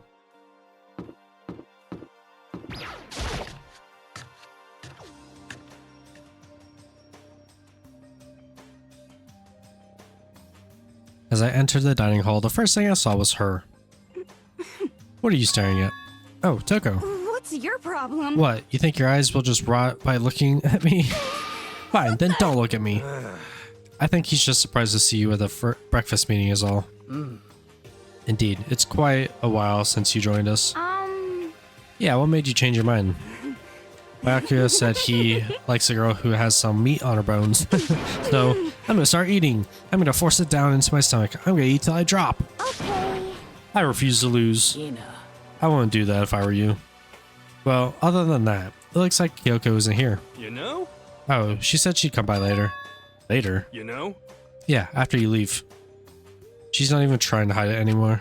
I know I said she wanted you to show some backbone, but you didn't need to show her that much. Just a second. You're dirty, Makoto. Dirty. President Dirty of Dirty Land. You don't understand. Just the worst. You're the type who takes the stairs of love 3 steps at a time, aren't you? I'm telling you, it's not like that. Just shut up already, Hina. You've been running your filthy mouth like that all morning. Filthy? Me? Don't make me repeat myself. I'm not filthy. It's no use denying it. We can see it, how disgusting you are. Shut up. You and that lusty body of yours. Night after night, you go out of your illicit club meetings. Hey, knock it off. I can't deal with those dirty things like that. Your midnight sex whatever activities only put us in even more danger. Please. Stop it. You'd like me to stop, wouldn't you? Your sweaty hands gripping the big fat chalk tight. Go for all the extra credit. Okay. I'm not gonna read this. Bastard! So would you rather have your black eye on the left or right? Sorry. Hey, come Let's on. leave Toko alone. She's gone a little funny from all her pent-up frustration. You know? Anyway, you and Kyoko need to make up already, you know? Yeah, I know. Of course. I want things to get better as soon as possible. But with everything that's been going on, I haven't had a chance to talk to her about what I saw. Before anything, I need to talk to Sakura about it. Sakura, what is it? Can you make some time later? I was hoping I could talk to you. Now that Kyoko's dumped him, Makoto's trying to win Sakura's heart. Are you in heat, Makoto? Don't care who they are, as long as they've got the right equipment. Just the worst. Watch out, Sakura. Makoto's transformed into a wild beast, Prime Minister of Wild Beast, of Beastopia, whatever. Why is this happening to me? Well. Can our talk wait till tomorrow? I'd like to get some rest today. For some reason, I've been feeling worn down these last few days. Huh? Are you sick? Did you get hurt? No, nothing serious. I just had some minor aches and pains. Huh? Is that? It must be because of the battle. But it must be pretty bad if you have to go rest. Are you sure you're okay? I'm sure a protein shake will... Some sleep will get me back on my feet. You got it. That's true. Protein is good for all kinds of stuff. Hey. You guys like worship protein. It's like your god or something. It's like your god or something. Okay. Makoto, I don't know what it is you want to talk to Sakura about, but save it till tomorrow. She's in pain. Yeah, I got it. I'm sorry. Sorry. You know? Well, for now, let's eat. Eat? I'm kind of nervous. Huh? How come? What's your problem? Because I don't usually eat in front of other people. Ever since I was a kid, I'd eat by myself. What the heck? What about your family? Oh, well, yeah. I used to live with my dad and my mom and my mom. What? Huh? You had two moms? What? That's just how things were. That's like a serious issue. Just let it go. You're asking for trouble getting involved with her more than you have to. How dare you speak to me with that disgusting mouth of yours? Stop saying stuff like that. Anyway, I'm gonna go ahead and eat. If I don't, Kyoko will never show up. Pretty miserable situation, man. I scarfed out my breakfast as fast as I could and immediately headed back to my room.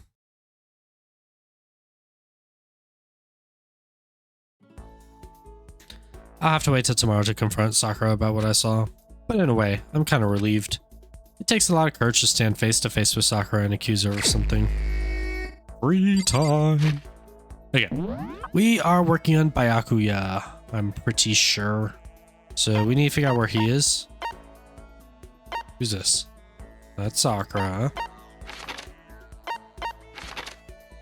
I mean, is he just gonna be on the 4th floor now? It looks like it. There he is. Let's head right over there. Anyway. Okay, well, she's done anyways, but he's not happy with me. Oh, this is the flower room. Oh, that's not what I meant to hit. What? What's the matter? Think about who you might want to kill? Well, choose wisely. In this game, loss means more than what? I skipped up before I finish. Let's just gotta skip through this stuff. So, in other words... Just to be clear, being the ultimate affluent progeny is only one of my many talents. Some people think I rely on the care and protection of the Togami name. Huh? Is this a monologue or something? I don't rely on my family. Rather, I am my family's savior. The Togami Corporation reaches across the world. True, but I will take us to even greater heights. It is expected of me, naturally. After all, even my own family has recognized my ultimate superior. In other words, even among the Togami family, I am the chosen among the chosen. So much confidence. Naturally. And that confidence is justified. I assure you, it comes from the battles I fought and won. Battles? I am personally worth over $4 billion, separate from my Togami family assets. How the heck did you make that much money? In other words... The stock market. I buy and sell shares and assets based on market trends, all within a single day. Yes. Sure, surely, even someone as simple-minded as you has heard of that technique. So he buys and sells stuff on the stock market, doing everything in a single day. I think that's called day trading, trademarks, or trading cards. It's day trading. You're talking about day trading, right? And you were able to make $4 billion doing that? That's right. Well, I first started doing it because to keep myself occupied, and before I knew it, there it was. It's really not a big deal. I say it's a super big deal. Wait, but are high schoolers even allowed to buy stocks and stuff? Don't make me repeat myself. I'm Byakuya Togami. Is that meant to be an explanation? $4 billion is nothing to the Togami Corporation, but for personal use, it's not bad. So now you understand, right? I'm not merely the child of modern-day nobility. You know, Byakuya, maybe we should start calling you the ultimate day trader. Oh, I don't know. I don't do that anymore. It was too simple, so I got bored of it pretty quick. Geez, do you realize how insulting that sounds to the rest of us? Of course, that's how I feel about anything I do. Frankly, life is too easy. It's only natural for me to do whatever I want in this world. Man, he really is confident. We're like worlds apart, galaxies apart. Bro, I wish day trading was that easy. Also, he probably uses family money to like start with, so like, I don't know. He's too proud, I guess. I don't know.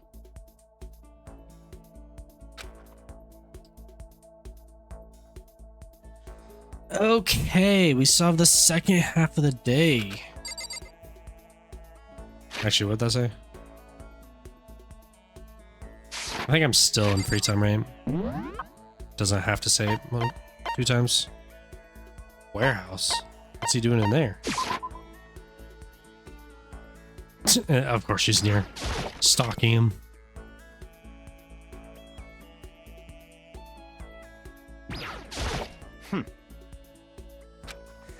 Okay, we've all seen this a couple times already, so I'm just gonna skip through some of this.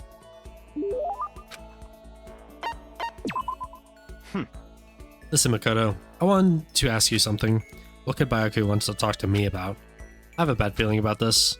Oh, I'm sure. What's up?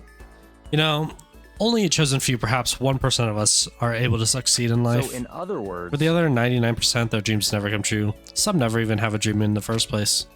Spending every waking hour toiling to scrape together meager living, just barely getting by. I just don't understand. Is there any meaning to life like that? Why are you asking me? Because you're part of the 99%, of course. Why did you even feel the need to ask? I knew he was going to insult me somehow. Up until now, I've never been around anyone like that, so I'm interested. So tell me, how does it feel to live a life without hope, without potential or ambition or dreams? Come on. I don't have ambition or dreams. I never felt that way about myself. I mean, sure, maybe I'll never be as rich as you or anything, but do you have to go around saying that to everyone? Can you only be happy by being better than others? Your complaints are as old and tired as third-rate pop song from any generation. And yet, those are the words of 99%. That's how you find comfort in your tiny, cold little world. Stop saying stuff like that. Sorry, I cannot speak the truth. No matter how much you push and struggle, people like you will never be in a position to change the world. You could all disappear tomorrow, and nothing would change. Your existence is of no consequence. Whether that's true or not, it doesn't matter. Even if you live a totally normal, unimportant life, you can still find happiness in that. If I can live a life like that I'm satisfied with, that's all that matters. If I spent all my time comparing my life to other people, I'd never be happy. Sure, maybe you can do that. You were guaranteed success from the day you were born, so hold it. From the day I was born? You have no idea. You don't have a clue what you're talking about. What? What? Those who are chosen from birth have no concept of what that truly means. I've gone to battle and emerged victorious. That is why I was chosen. What are you talking about? You're spoiled, all of you, running away from the world of self-indulgence. Battle, competition, rivalry. You run away from it all. That is why the 99% of people walk the path they do. Such ignorance. Good God, your absolute lack of understanding makes me want to weep. After showing a surprising amount of emotion, Bakugo quickly made his exit. What the heck got into him? He was acting totally normal up until I said something about being guaranteed success from the day he was born. I wonder why that set him off. Envious influence. I wonder what that is. We'll have to check it out in the next case. And I think that's it for this day, right? Yeah.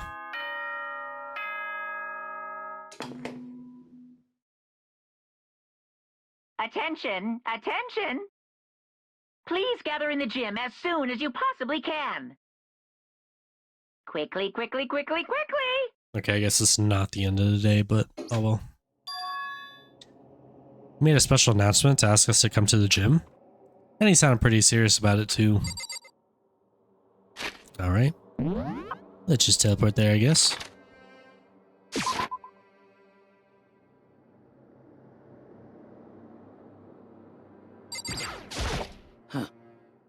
You're the last one.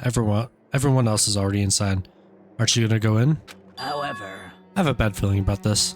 More than just a feeling. Probably Monokuma did call us all together after all. Sakura. Well then. Makoto. If something happens to me, Hina. Huh? I'm sorry. No, never mind. So then. I'm... Who would ever believe in someone who doesn't believe in themselves? Sakura? I wonder what's gonna happen in here. It's gonna be another, like, reason to kill someone kind of thing. Probably. Everyone must have heard the announcement, and once we were all gathered in the gym, it began.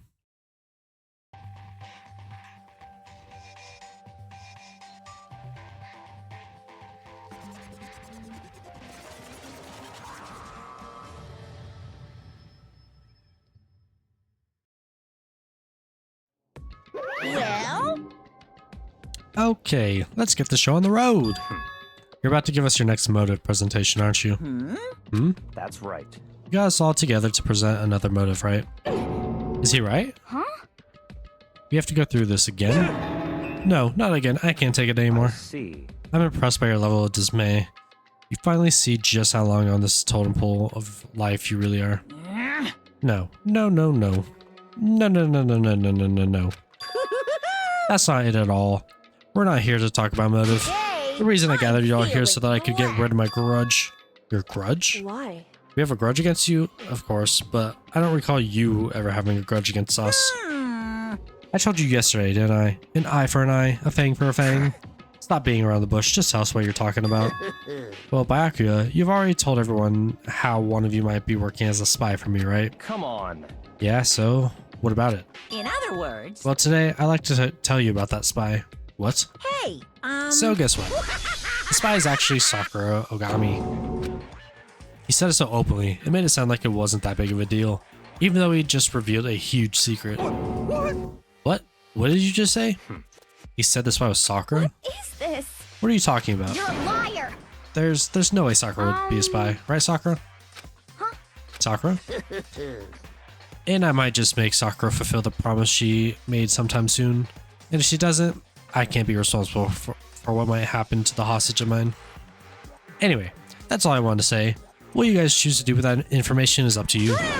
Roast her, boil her, kill her, don't kill her, whatever. I can't wait! I can't Either way, wait. I can't wait. And just like that, she was gone. Or he was gone. Finally, I understood what he had been talking about. An eye for an eye, a fang for a fang. In other words, betrayal would be met with betrayal. The heck? So what does this mean? Is it true? Has Org... Is that how you say that? Is that what that word is? Really been spying on us for the mastermind? What are you saying? What are you saying? There's no way. That is what the stuffed animal said, right? Wrong. You're wrong. Well, he's wrong. There's just no way. Hey, Well, Sakura, if he's wrong, all you have to do is tell us. I'm sorry. I'm sorry I didn't tell you earlier. What? And he was being serious for serious? Ogre's been working for the mastermind? I'm sorry. I'm sorry. So you've been lying to us all this time? Huh? It's not true. Sakura was probably being controlled. There's got to be some reason. She didn't have a choice. She was just forced to do it. Yeah, I'm sure Hina's right. The mastermind probably threatened her somehow. And Sakura had no choice but to do what she was told. What? You're talking like you know that for sure, for a fact. Because I do know for a fact. Because I saw it. I saw Sakura and Monokuma fighting. And that's where I heard it. Monokuma mentioned a hostage a second ago, right? And during the fight, I heard Sakura say she decided to fight against the mastermind. I see. You saw all that? The mastermind took a hostage, so you're forced to swear loyalty to them, right? But in the end, you made your mind to betray the mastermind. What? Which means Sakura isn't our enemy. She's a friend who can trust without question. Is that it? Ridiculous. Do you live in some sort of alternate reality fairy tale? Not possible. She was the mastermind's tool. You absolutely cannot trust someone like that. Impossible. He's right. We can't just believe whatever she says now.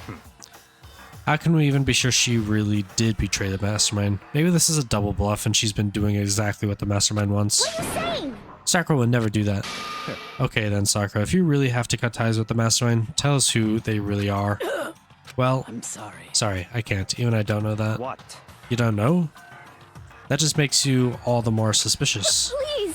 She's telling the truth. You have to believe her. Don't make me repeat myself. Shut up. I'm not finished questioning her. on. Next question. What's this about a promise? What did the mastermind order you to do? I was told to kill one of my friends. It suddenly felt like the temperature in the room had dropped 20 degrees. The weight of those I words. see. I see. So even now, you've taken aim on our lives. Wrong. You're wrong. I'm telling you, Sakura would never do that. You don't have to yell. We can hear you just fine. You don't have an inside voice. Or don't you have an inside voice? Terrible. It's because you're not listening to me. Wait. Please stop. You don't need to defend me anymore. I have to take full responsibility for this. However, How do you intend to do that? By destroying the mastermind. What? I'm going to challenge them. Even if it means we both go down, I will defeat them. Sorry. That is how I intend to take responsibility. Hold on. What do you mean? If you both go down... Hina, I'm sorry I didn't tell you about this. What? I'm sorry. I didn't know what to do. I went back and forth about confiding in you again and again. Well, But I was scared. I thought if I told you, you might think less of me. But Sakura. I'm sorry. Sakura turned away from us and left the gym, and then...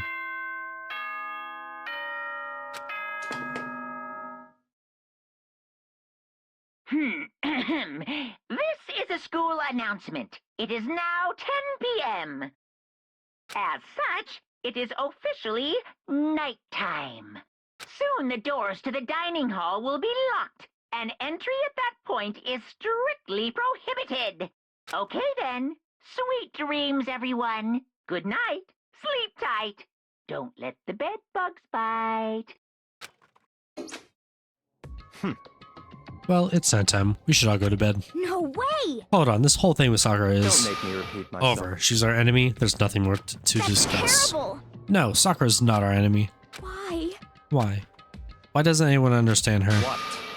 What is it you think you understand? You didn't even know who she really was. Is that That's... calm down. Let it go for now, Hina. Talking about it isn't going to help anything. what? But Anyway, go to your room, cool down, and we can continue this discussion tomorrow. It was the worst. The mood at the end of the night was just the worst. Being in such an awful mood. We were honestly glad the day was over.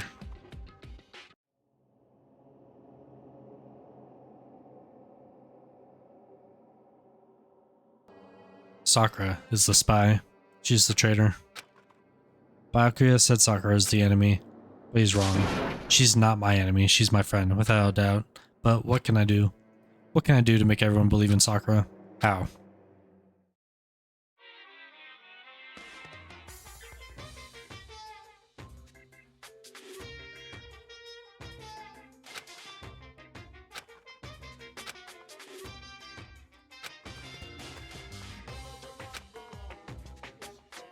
But I don't, 'cause I'm a bear!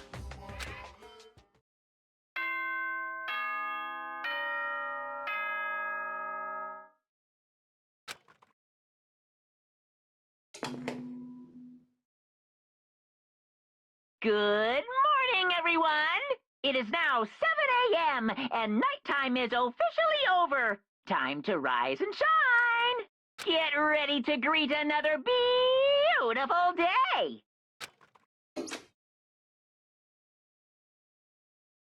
I'm worried about Sakura. I need to hurry up and get to the dining hall. Well, let's get on there then. If she's even there. Are you still mad at me or do you understand now? Kyoko, good morning. Nope, she's still upset. Still ignore me. Is she really that mad at me? But actually, it's not just Kyoko. Ever since Monokuma summoned us last night, the atmosphere around here has gotten really heavy. I can almost feel it looming over us, weighing us down. Well, if nothing else, I need to patch things up with Kyoko as soon as possible.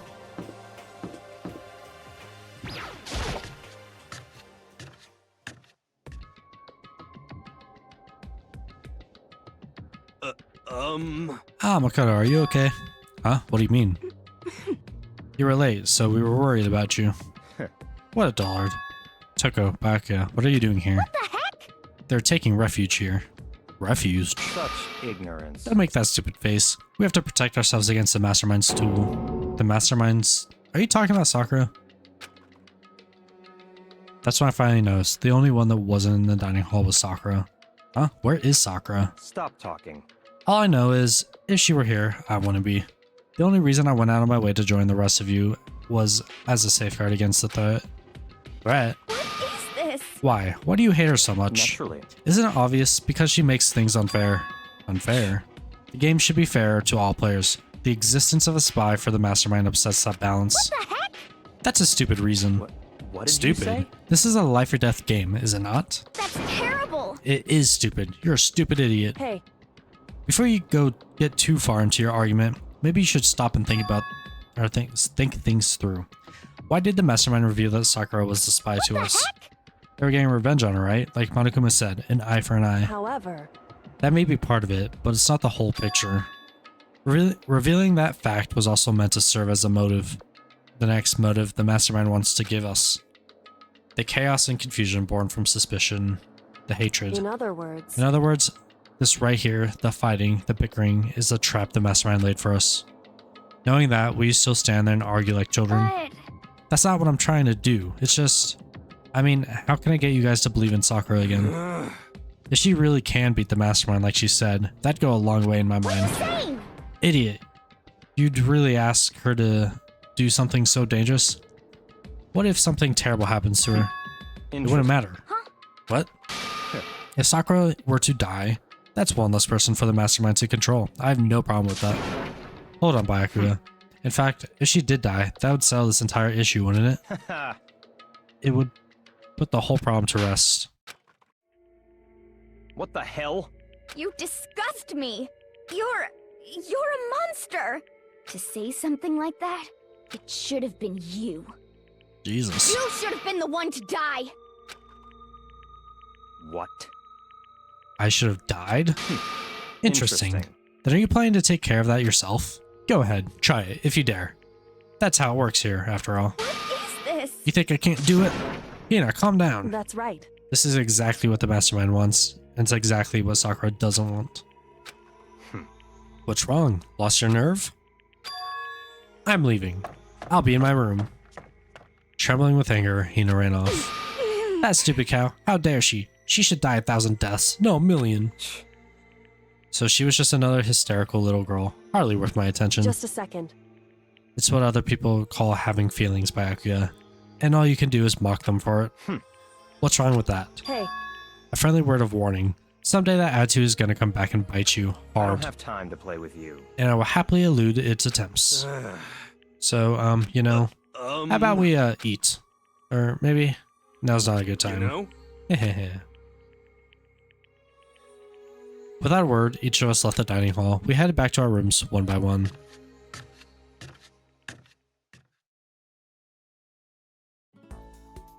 Phew. So what should I do today?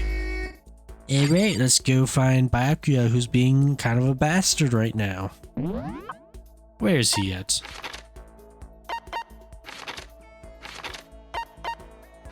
Is there anyone? Okay, there's... He's here, right? Yeah. Same place as before.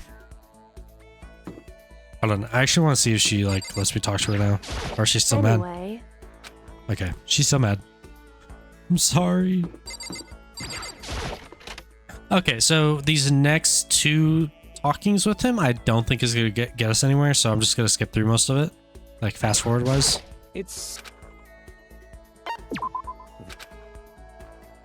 Let's just get through this. Faster. No. Yeah, okay. And the next one should be the same thing. It could be really quick, although I don't know where he is now. Oh no, he's in the food storage, right? Yeah, warehouse. Hi, Toko. I'm just gonna go talk to your boyfriend. Don't worry, I won't try to steal him from you. Okay, once again, we are gonna skip through all this. What the heck was that? I missed him, that's why.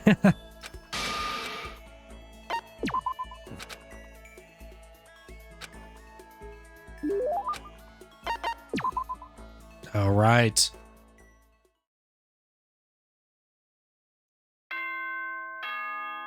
Bing bong.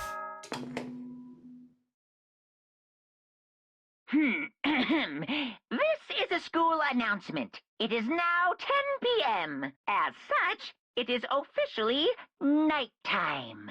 Soon the doors to the dining hall will be locked, and entry at that point is strictly prohibited.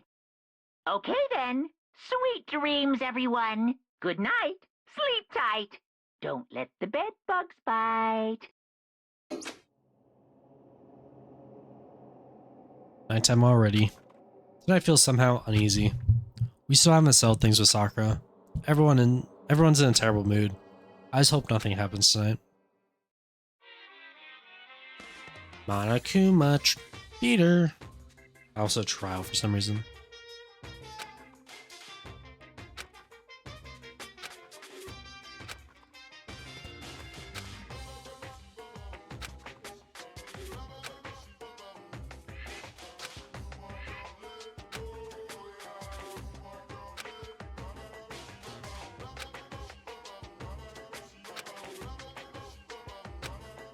This is the long one. And that's there we the go. secret origin story of Monokuma.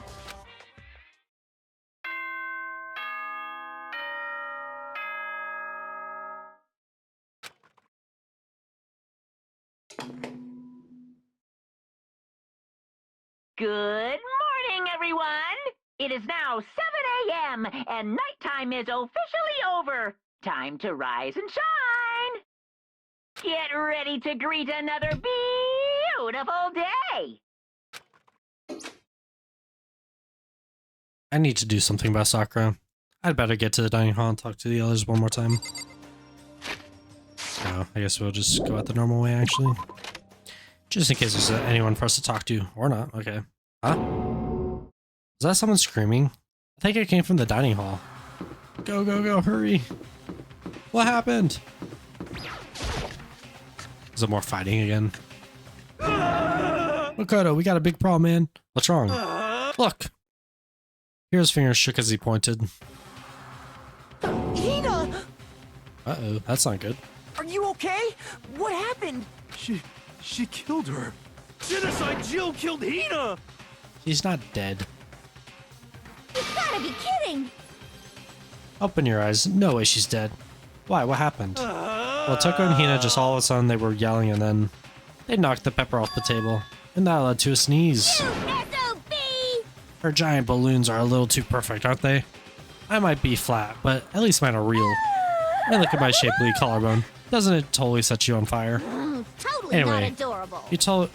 okay. Totally not adorable. Boys, just get her out of my sight, okay? Or else I'll start cutting and cutting and cutting and indulging myself in who knows how long. Okay then, let's get Hina to the nurse's office. Come on, Hero, help me. Sure thing. Genocide Jack's abrasive laugh chased us out of the room as we carried Hina away.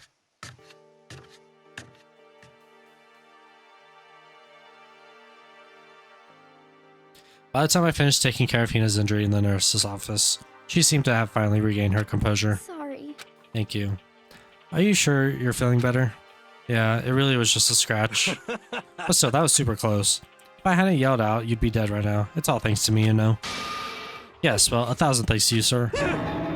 So sarcastic. That just makes you sound even more hostile. Hey, Hina, what the heck happened? Oh, we just got into a fight and I lost my temper and flew off the handle. Let me guess, the fight was because of Sakura. At first I tried to just ignore it. If you let jerk buttholes get to you and all the time, you'll never have time left to live your life. But she wouldn't let it go, so I just, without thinking about it, I felt like I wanted to punch her like a dozen times. Serious? A dozen punches isn't really without thinking. And when things got out of hand, Genocide Jack got let loose, right? Sorry. It's my own fault, but I just couldn't take it anymore. Because she was saying all these terrible things about my friend, you know? Before I knew it, Hina's eyes started welling up with tears. Just after the tears were on the brink of spilling over, the door of the nurse's office burst open. I thought the door was gonna fly off its hinges, and there she stood before us. Sakura! You're hurt. What happened? Huh? Oh, nothing. It's not a big deal. Makoto, Hero, what's the meaning of this? It wasn't me, it was Genocide Jill. It's all that demented murderous fiend's fault. Damn. To hurt Hina. Damn you. to leave me alone, but hurt her. What is this? What is this? I'm okay, really. It's just a scratch. No forgiveness! Unforgivable. I can't forgive this! Hero, if you want to hate someone, hate me. If you want to hurt someone, hurt me. I don't hate you exactly. Someone save me! Hero nearly tripped over himself as he ran screaming out of the nurse's office, but just a second later. What's going on? Hey. What's all this noise about?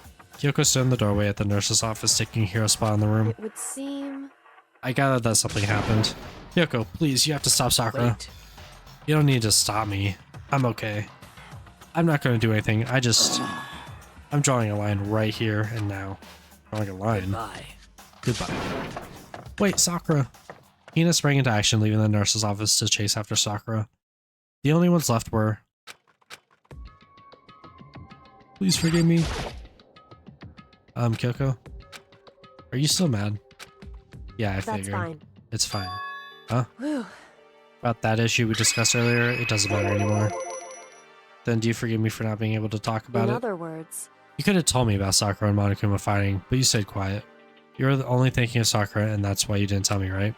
You didn't want to confuse everyone until you could talk to her and be sure of what you saw. That's what you were thinking, and that's why you didn't tell me, right? Yeah. Just think like that. I wouldn't have expected such arrogance from you. What? Because... Ultimately, that means you don't trust me. No, that's not it. But if that's how you feel, I can't really change your mind. I'm sorry. That's fine. It's fine. I already forgot about it. Besides, And I may have overreacted. Huh? Anyway, it's over and done with. Like I said, let's just forget about it. Okay, thank you.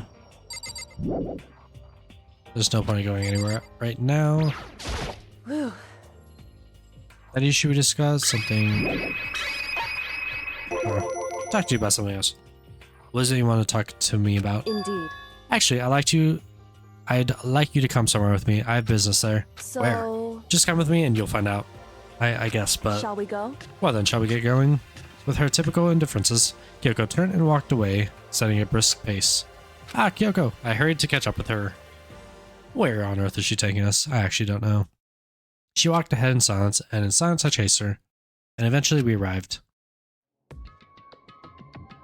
Okay. Bath locker room. The dressing room. So, there's something else you mentioned. Indeed. That's right. It has to do with alter ego. But you said we didn't need alter ego anymore. Wrong.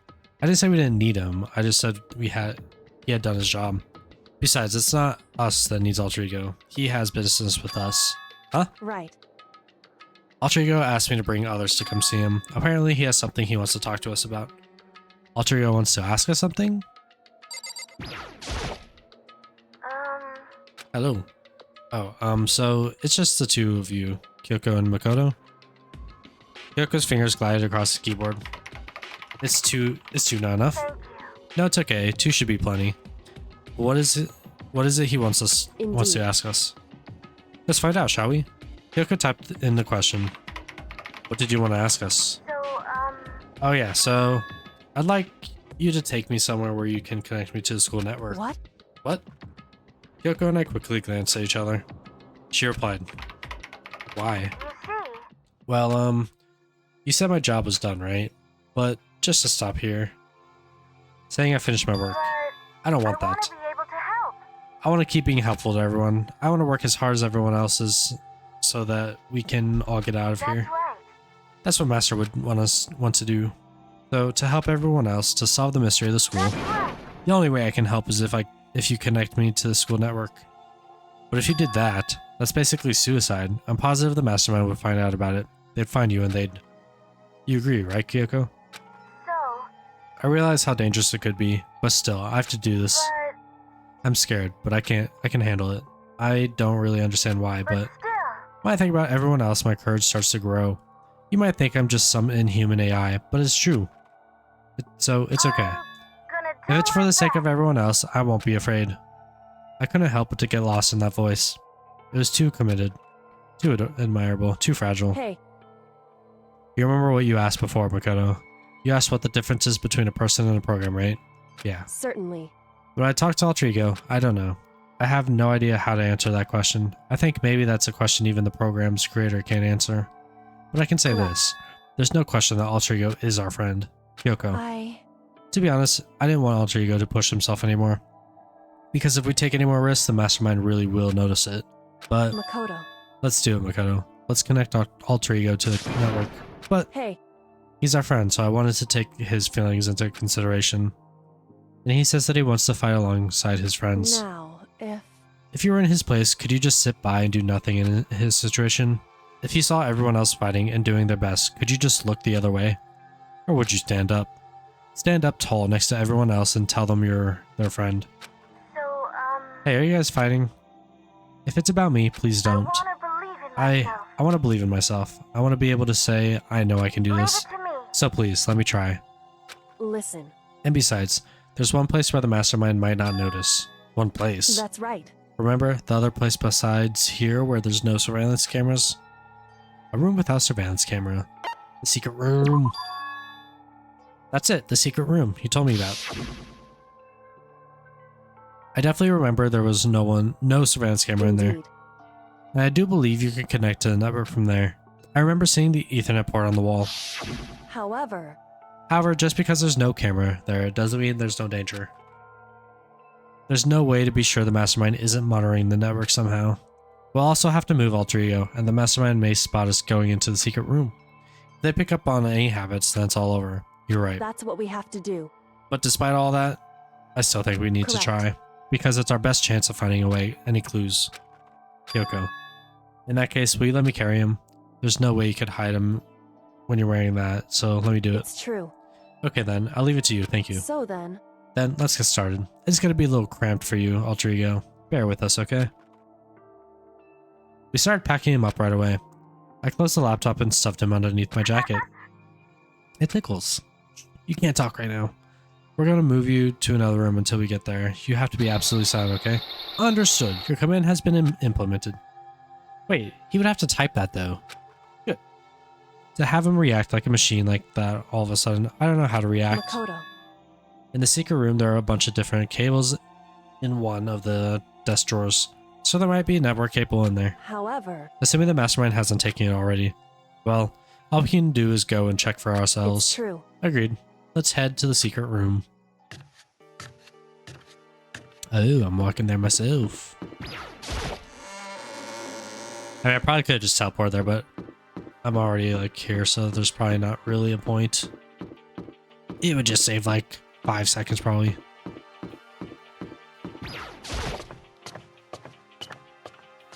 Alright, and then right in here. Hey. Hey, Makoto. Why? Are you sure all the documents are gone? I refuse to believe you. Go and check it again. Listen to me. Just hurry up and go. And to make sure you don't run off, I'm gonna wait right here. Oh, I get it. She's acting. She was so forceful. I thought I made her mad again somehow. Just a second. Why are you just standing there? Hurry up and go. Oh, okay, I'm going. So then. And be thorough. I'm counting on you. Just in case someone's listening, probably doesn't want them to know what we're up to or see us going there together. I mean, there are a few documents here. Okay, first we have to find a network cable. According to Kyoko, there should be a bunch of cables in this drawer. Found it. This is a network cable, right? Now we just have to connect Alter Ego. Immediately I got to work. I pulled out the laptop and connected it to the Ethernet port on the cable. Or with the cable. And that should do it. One thing I don't understand is how is this computer still alive? Because it hasn't been plugged into anything for power. It just doesn't make sense. Doesn't add up. That's right.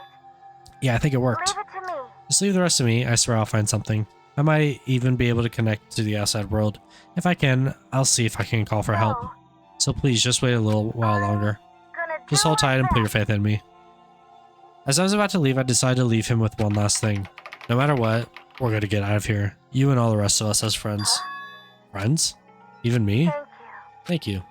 Thank you, Makoto. Makoto. How'd it go? Well, it went okay, but all the documents were gone, just like I told you. My reply was an unintentional mix of acting and real feelings. Correct. I see. Then there's nothing left for us here. Goodbye. Goodbye. Before I knew it, Kyoko was walking away. She wasn't acting anymore. That much was for sure. Ah, Kyoko. What? Yes. So we're gonna split up. Why is that? Of course, I have no reason to stay with you at this point. Well, maybe, but isn't that a little too direct? Should I hesitate and fumble for something to say? You're a high school maintenance. Or you're so high maintenance with that. That's not what I meant. I just had more I wanted to talk to you about. Like, what are you going to do about Sakura? It's true. Well, something has to be done, it's true. However, But the way things are right now, there's no way to persuade anyone. They don't have to have the mind to listen. Then what should we... so If we can find some new clues, that would likely change the situation. That's all we can hope for now. Which is why alter ego. correct. All we could do is wait and believe in our friends. You're right. That's our only option. We parted ways and I headed back to my room. I'm kind of tired, so I lay down in bed. Maybe it's because of the stress of moving alter ego, but I was way more tired than I realized. So before long at all, nighty night, I'd completely dozed off.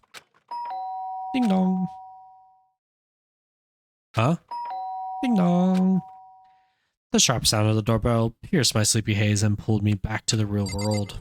Who could that be? Makoto. Makoto, get out of here. Alright, so this is where we're going to end this episode right now.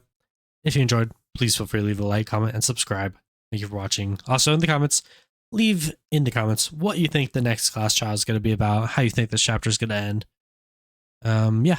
Anyways, thank you for watching. What's up, everybody? Welcome back to my Danganronpa Let's Play. In the last episode, we found out who Monokuma's spy was. In this episode, we are going to go and explore and check out what Kyoko wants. Anyways, let's get right into it. Makoto, get out here. Kyoko, what's going on? Indeed. Hina just came to see me, and she was as white as a ghost. Sounds like something's happened. What? As soon as I heard those words, my heart started to beat a little faster. I suddenly found myself wide awake. She said for us to come to the rec room. The rec room? Okay, let's hurry. Should I just go inside or should I talk? Let's just talk. Huh? Makoto, Kyoko. What's wrong? Something's not right. In the rec room. What's inside? There was a window on the rec room door and I hurried to look inside. And when I did... Sakura? Is she unconscious? She's sitting up in the chair, like she's bowing her head. Hey, What's going on? Did something happen to her? Huh? I was just walking past and I happened to notice her through the window. But I couldn't get the door open.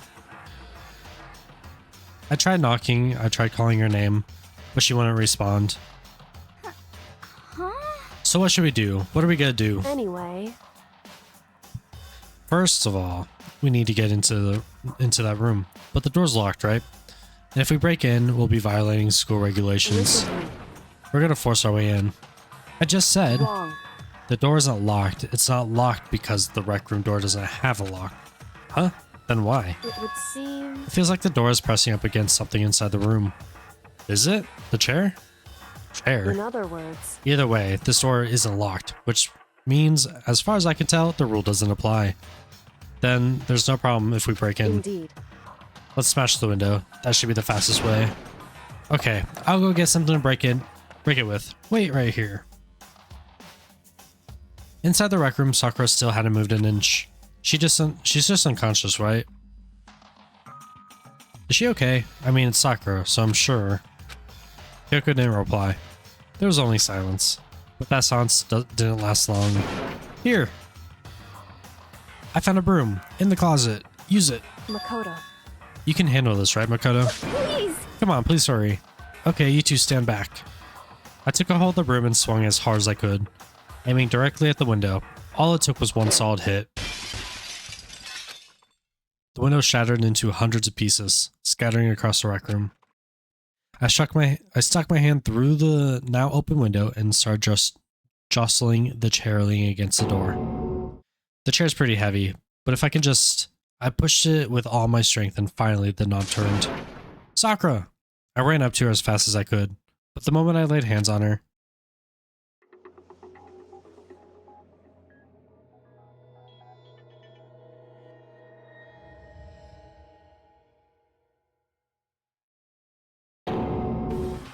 All I felt was cold death. I could feel only the last lingering warmth of a living body. Life had abandoned Sakura's body, and then...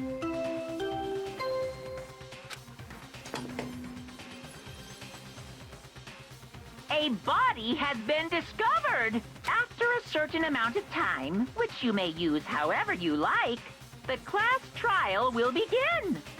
Not gonna lie, when I first played this like really upset me. She didn't deserve to die. All-Star Apologies, Daily Life, Chapter 4. I wonder who those two people are supposed to be.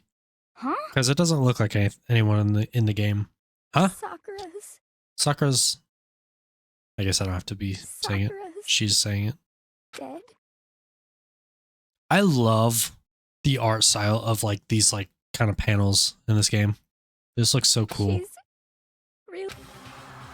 I heard Hina talking, but my eyes stared steadily forward. I could only look on at Sakura's dead body. We didn't make it in time. It's happened again. Muttering to herself, Kyoko began to gently inspect Sakura's body. I wondered, was she confirming that Sakura was really dead? Checking for a pulse or a reaction? I have to go get them. I have to go get the others. On shaky legs, Hina left the rec room. And I... Why? Why did this have to happen? That's all I could say. I repeated it over and over again. I need to examine Sakura's body.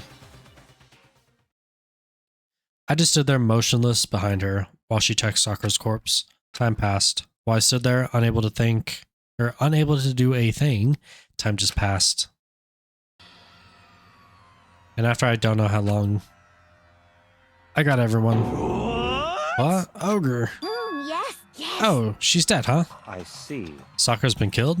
I see. As soon as they arrived, Kyoko began. Just a second. You heard the announcement just now, right? So you know what this means. Sakura was murdered, and by someone in this very room. Is that what you were going to say? Huh? No. Whoever killed her, it's not just someone in this room. It's your fault! It's one of you, Hiro, Byakuya, Toko. One of you killed Sakura. What? What? You're accusing us before we've even begun investigating. I don't need to investigate anything. Because you hated her, you hated the sight of her. One of you did it. I know it. You know it? Geez, I didn't know your power level could increase by that much just by getting mad. What the heck? What are you doing here? Come on! Isn't it obvious? I'm here to hand out my little murder flyer. That's right. It's the next Monokuma file. And don't get so mad, Miss Hina, or you're gonna ruin that lewd little face of yours. Now then, with that, hold on. There's something I want to ask you. Huh? It was you, wasn't it? You killed Sakura. Uh-huh. Sakura wanted to challenge the mastermind to a duel. Maybe you and her fought again, and then I killed her? Sorry, not quite. Actually, not even close. That whole thing is totally irrelevant now. Sakura came to a most regrettable end without even getting the chance to finish things with me. Which, thank God for that. It saved me the trouble of having to go through with our little fight. Because even for someone like me, it would have been no mean feat to take down a behemoth like that. I gotta tell you, I was actually pretty worried. I mean, she violated the rule by attacking me in the first place, but I wasn't able to punish her. So I don't know who it was, but whoever's blackened is this time, I owe you one. What is this? You owe them one? Oopsie. Before you get all pissy potty at me, you better figure out who did it first. Because, I mean, your lives are all on the line, right? I love his laugh. What the hell? He owes them one? I hate him. I hate this whole thing. Well, I, for one, am glad it was Sakura. She was working for the mastermind after all. How can you say that now? Sorry, I don't have time for your squabbling. The next game has already begun. If you want to be angry at someone, be angry at whoever killed Sakura. Anyway. Right now, our top priority needs to be uncovering Sakura's killer. We can't do that. We're all dead. Or if we can't do that, then let's decide who will stand guard this time. I'll do it. Hina? I'm okay. Just let me handle it. Besides, I want to be here with Sakura. That's fine. Okay then, Hina is guard number 1, but we need one more. Kyoko, that's you. What? Me? You're always the thorn in my side. This time, just stand by and watch quietly. Consider that an order. An order? That's fine. Fine, I'll stay behind. Then it's settled. Let's begin, shall we? Hold on. Before that, there's something I want to say. What? Which is? Hiro, Byakuya, Toko, none of you are allowed to step foot in the crime scene. Huh? What? It's your fault! One of you killed Sakura. I won't forgive you. I won't let someone like that come anywhere near her. Stop talking. Don't be stupid. Our lives are just as much danger as yours. We have every right to investigate. I don't care what you say. I'm not letting the one who killed Sakura anywhere near here. Even if it means I have to use force, you're not getting in here. Well, it appears further discussion would be a waste of time. How about a compromise? It's all clear now. I won't ask you to let all of us in. Just let me. What? You don't really care, do you? You're both useless anyway. Yep. Nope. Don't really care. I'd rather spend my time coming up with another splendid fantasy involving Master anyways. And you, Hiro. Do you really object? If you're gonna go that far, what can I do? I mean, I don't have anything to hide, so why should I care? It's all clear now. Then it's decided. What are you saying? Nothing's decided. Calm down. I know how you feel, Hina, but you should agree to his request. But Hey, we have to find out who killed Sakura. correct. For those of us still alive, and to honor Sakura's memory. Fine, I guess that's okay.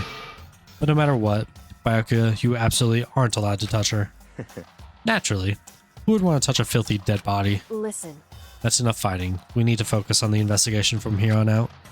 Everyone, keep this in mind. If we can't uncover Sakura's killer, Listen to me.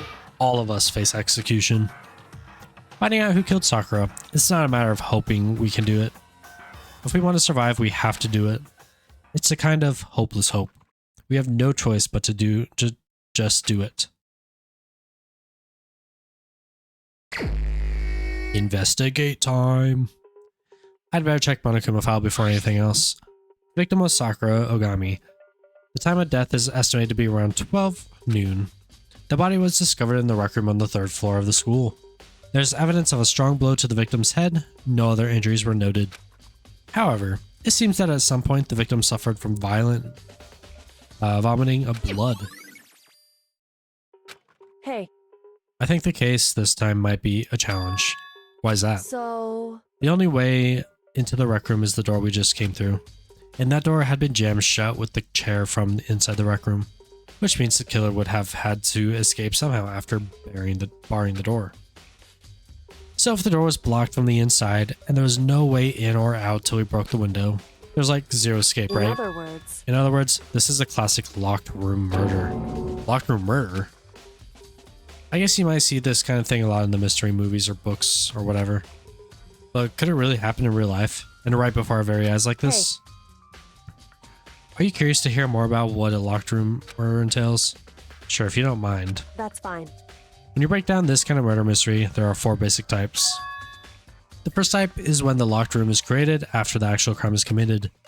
This simply means that the killer commits the crime, then through some special method seals the door. This mainly involves some sort of trick involving the locking of the room. Basic approaches include using strings or simple mechanisms. There are a number of variations.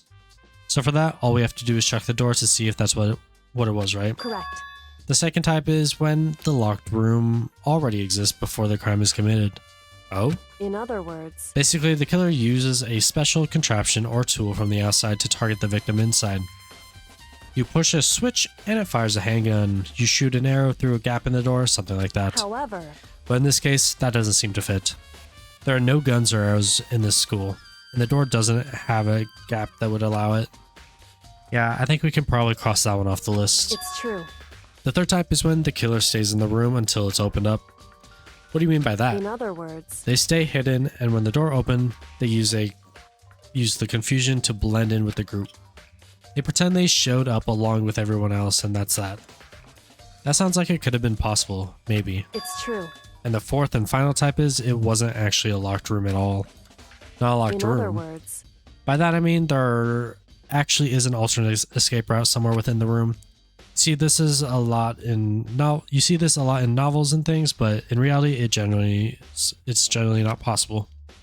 Then you think we can cross that one off too? Indeed. I believe so, yes.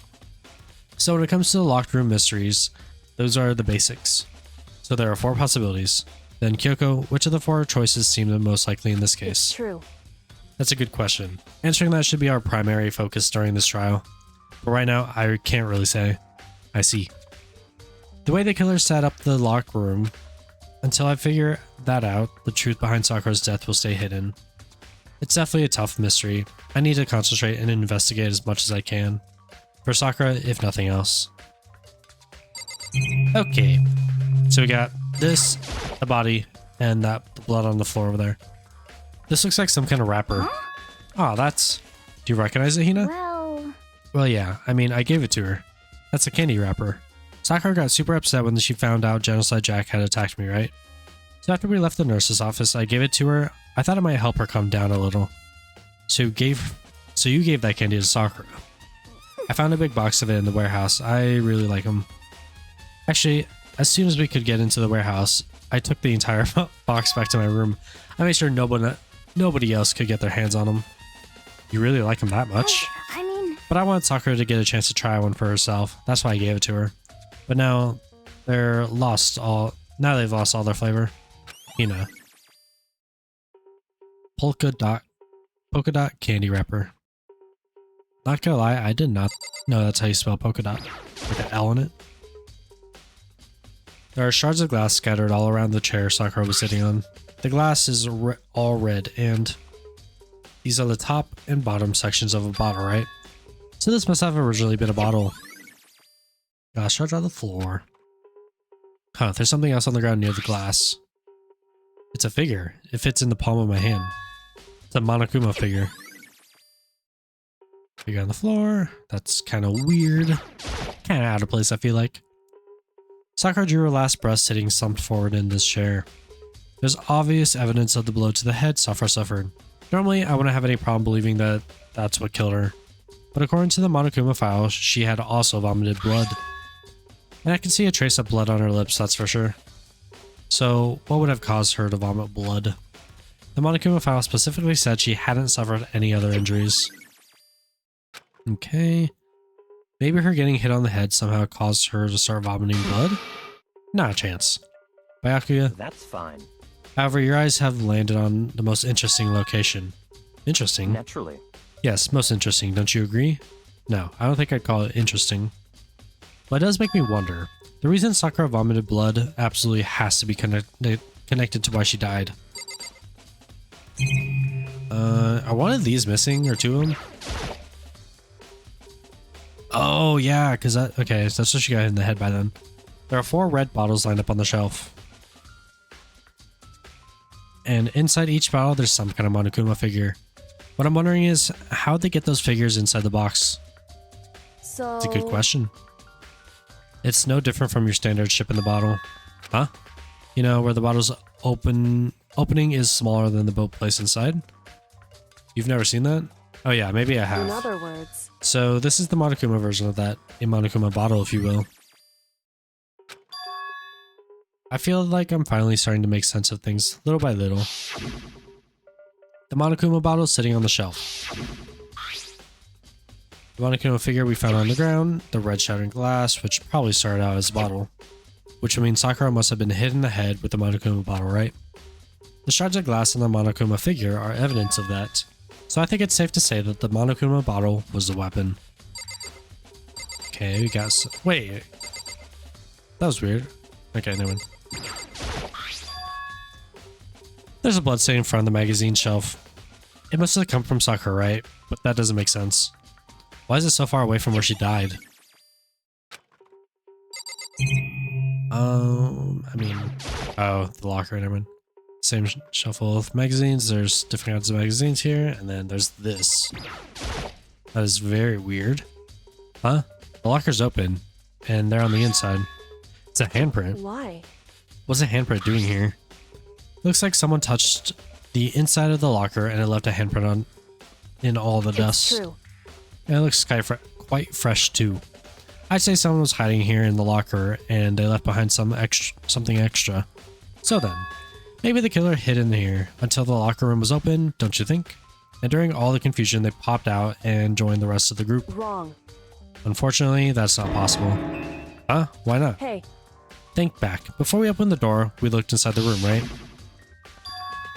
Oh yeah, and the locker was already open at that point. Indeed. So there's no way someone could have hidden in there until after we opened the door. Yeah, so then what does this handprint mean?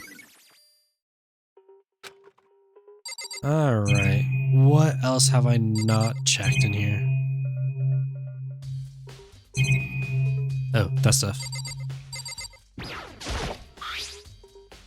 There's some kind of plastic container rolling around near the entrance of the room. So... It looks like a protein drink, and it's empty. Sakura must have drank it. Everyone knows how much she loved her protein. And she mentioned more than once how protein was good for all sorts of something. I wouldn't take that to heart if I were you. I know. But still, this protein can... It's got a label on it that says Chem A2. That reminds me, Sakura mentioned how the Chem Lab had all kinds of health stuff. So she must have gotten this from the Chem Lab. Just a second. But that's strange. Huh? What is it? Hey. You see what's scattered around the can?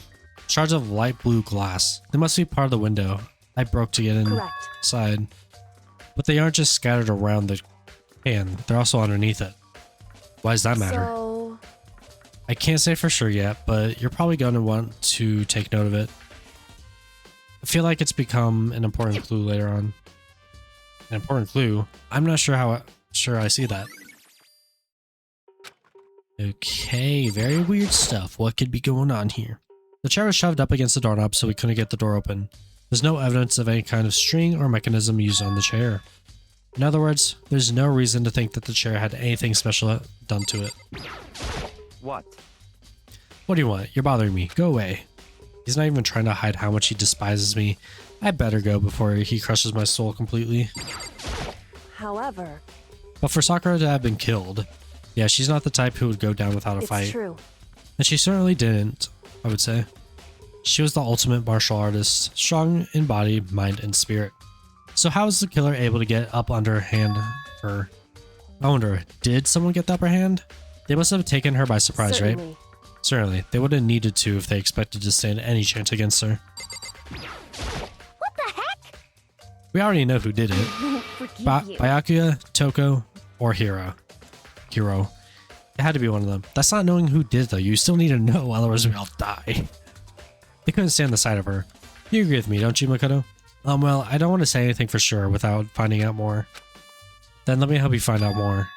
You see, Sakura asked all three of them to meet with her. You know where, right? Here in the rec room. What? After I went to the nurse's office this morning, Sakura and I both left together, right? Well, eventually she went off on her own. But when I saw her again after that, she told me, she said she left a note for each of them. She asked them to meet her in the rec room by noon. By noon? The Monokuma file said she died right around then. I'm telling you the truth, I heard it right from Sakura herself. And I tried to stop her. But she wouldn't listen. She said not to worry, that she just wanted to talk to them. And this is what happened. If I stopped her, by force even, this would have never happened. Hina. It's impossible not to have regrets, I know. Okay. But the fact that she had asked those three to meet with her, and she asked them to come to the rec room at noon, the same time and place she ended up dying. It might be good to confirm what I just heard with three of them directly. What? What do you want? You're bothering me. There's something I'd like to talk to you about. Make it quick. Is it true that Sakura asked you to meet her in the rec room? So you found out. Interesting. That is true. I did receive a note to that effect, yes. But what fool would do what it said and risk being killed by that monster? So you didn't go see her? Of course not. I ripped the note to shreds and threw it away. I haven't seen Sakura today at all. Byakuya said he didn't go see her. Is that the truth? Well, until I can prove otherwise, I have no choice but to accept it as a fact. Come on. If you're all finished, please remove yourself from my sight. Okay, thanks. And then... Well, what else is there?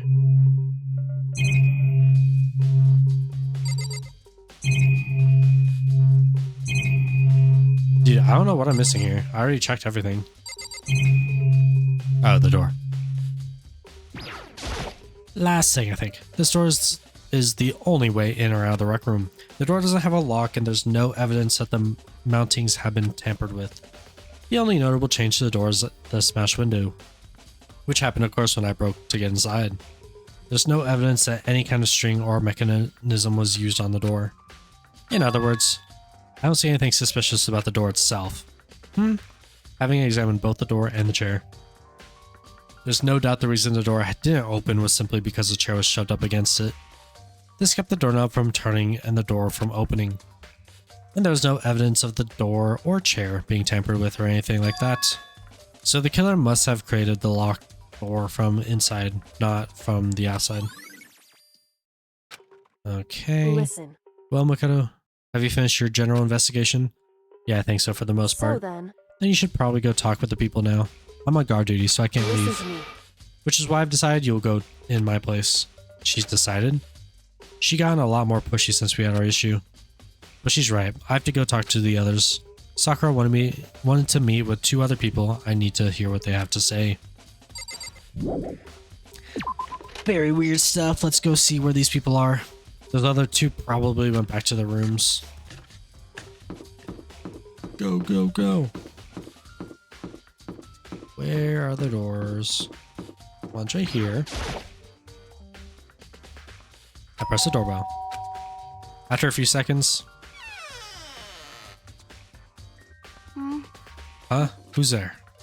The most negative aura I ever felt. An aura of total decay. Well, what do you want? So you're back to normal. Genocide Jack isn't around anymore. Don't even say her name. It makes me sick to my stomach. I was in such a good mood, too. She didn't look like she was in a good mood. Hey, I was hoping to talk to you about something. Is now a bad time? Obviously annoyed, Toko slithered out into the hall. What do you want? You said you wanted to talk to me about something? I wanted to talk about the fact that Sakura had asked to meet you. Well... I don't know what you're talking about. Ayaka already told me she asked to meet with them. What? She wanted to meet with Master 2? Ah, I just said 2, didn't I? I guess now it's totally obvious, huh? Yeah, pretty much. So can you tell me about it?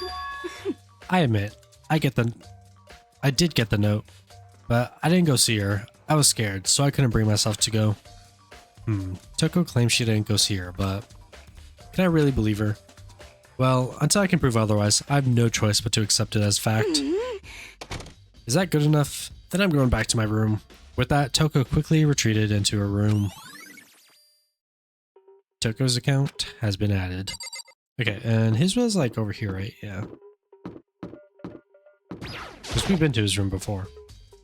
Press the doorbell. And after a few seconds... You know? What's up, Makoto? Did you need something? Yeah, actually, I just wanted to check something. It's about how Sakura wanted to meet with you. What? How'd you know about Could that? it be? Did you maybe gaze into my soul? Have your special abilities awakened in you? But I'm not the only one she wanted to meet with. Ogre told me herself that she asked Bakuya and Toko to come too. What? When did Sakura tell you that? What? Oh, well... When she asked me to come meet her, of course. But didn't she write you a note? Yeah, a note. How about that? She gave it to me in person, and she happened to mention the others, like, in passing. I gotta be honest, this is super suspicious. So then, you went to meet with Sakura? You got it all wrong. No way, I totally didn't. Why would I ever do that? Yeah, definitely suspicious. Actually, the last time I saw Ogre was when Hina got hurt, and I took her to the nurse's office. Don't look at me. I haven't seen her since then. While I'm here, could you show me that note she gave you? Do I still have it? Let's see. Hiro was feeling around his pockets. Hey, come on. Sorry, looks like I don't have it anymore. With a big goofy smile on his face, he pulled his hands back out of his pockets. But when he did, I saw something flutter to the ground. Something had fallen out of Hiro's pocket. Huh? Ah. What? Quick as the wind, Hiro snatched it back up again and shoved it back into his pocket. Hey, come on. Sorry, just a bit of trash I forgot to throw out. Trash? What? Anyway, I can't deny that Ogre asked me to meet with me, but I never went. So, well, if you'll excuse me. Before waiting for a reply, Hiro quickly slipped into his room. Hiro said that it was just trash, but there's no way that's all there was to it. Bucket trash. Okay, so I've heard from Toko and Hiro. What next? I definitely have to look at the crime scene again, but on top of that, Maybe I should find out more about the protein can we found on the floor in the rec room. I'm sure it must have come from the chem lab. So where should I start? I'm gonna go to the chem lab first. Just because I'm probably gonna have to go back to the murder scene anyways, so like... Might as well just start with this. It was right there. Because I'm sure I'm gonna have to go talk to like Kyoko and stuff again, so...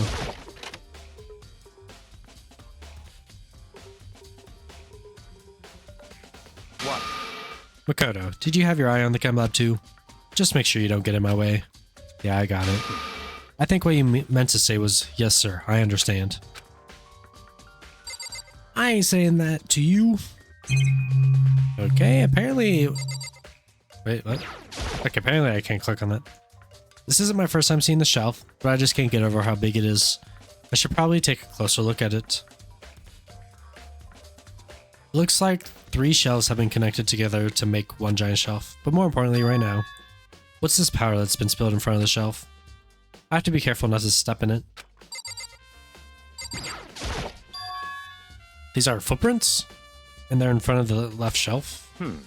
How do these footprints relate to the scene as a whole? We may need to sketch out a floor plan. Oops. By we, do you mean me? How kind of you to offer. With an insufferable smirk, he handed me a piece of paper and pen. What? Well then, let's go. Chop chop. Okay then. So I got to work, and before long, I'd drawn up a sketch of the room. So how's this? Not bad for you, I mean. For me. I see. So when you look at it like this, interesting.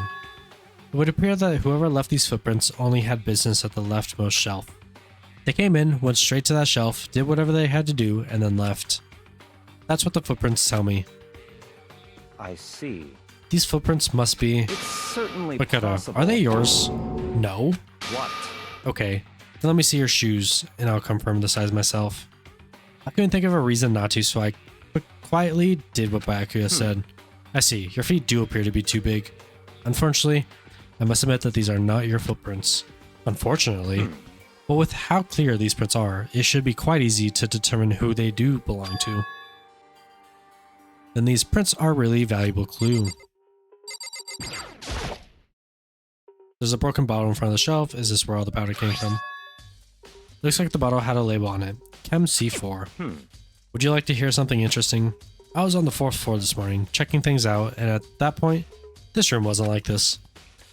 Then this powder must have been spilled. So in other words... That's right. It could only have been around the time of the incident. If that really is when it happened, it must be related to the case somehow. Source of the powder. Okay. Why is there one in the middle? There's a bunch of yellow powder scattered on the floor. I better not leave a footprint. I should probably take a good hard look at the powder. There's a bunch of yellow powder scattered on the floor in front of the shelf.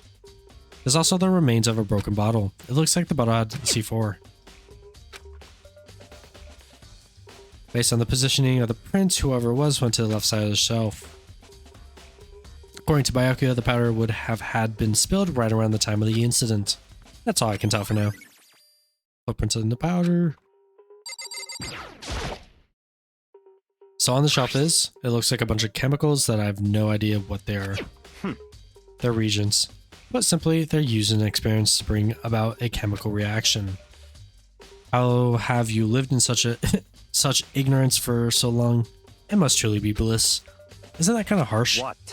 What do you think studying science, mathematics has no practical application to the real world? Fine. The words of a lifelong loser, which I suppose suit you well. I didn't even say that.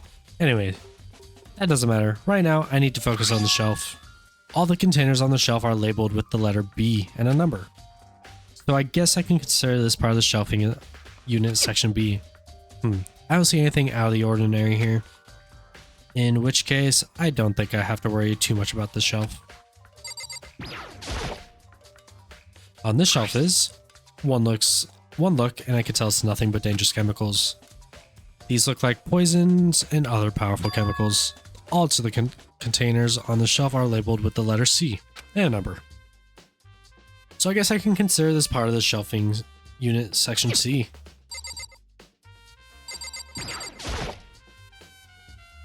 Let's see, what's on this shelf? There are all kinds of dietary supplements and different medicines. The protein drink we found in the rec room probably came from this shelf. All the containers on the shelf are labeled with the letter A and a number. So I guess I can consider this part as a part of the shelves unit, section A. Huh? But wait. There's one bottle here that's labeled Chem C9. Could someone have put it here on accident? I should try and find out more about the shelving unit. It looks like it's split into 3 sections. Section A has dietary supplements, Section B has reagents, and Section C has lethal chemicals. Blackguard must have gotten the protein powder from Section A. But what concerns me is that in Section A, there was a bottle with a label from Section C. What was the bottle of poison from Section C doing in Section A? There's definitely something going on here. Chem lab shelf.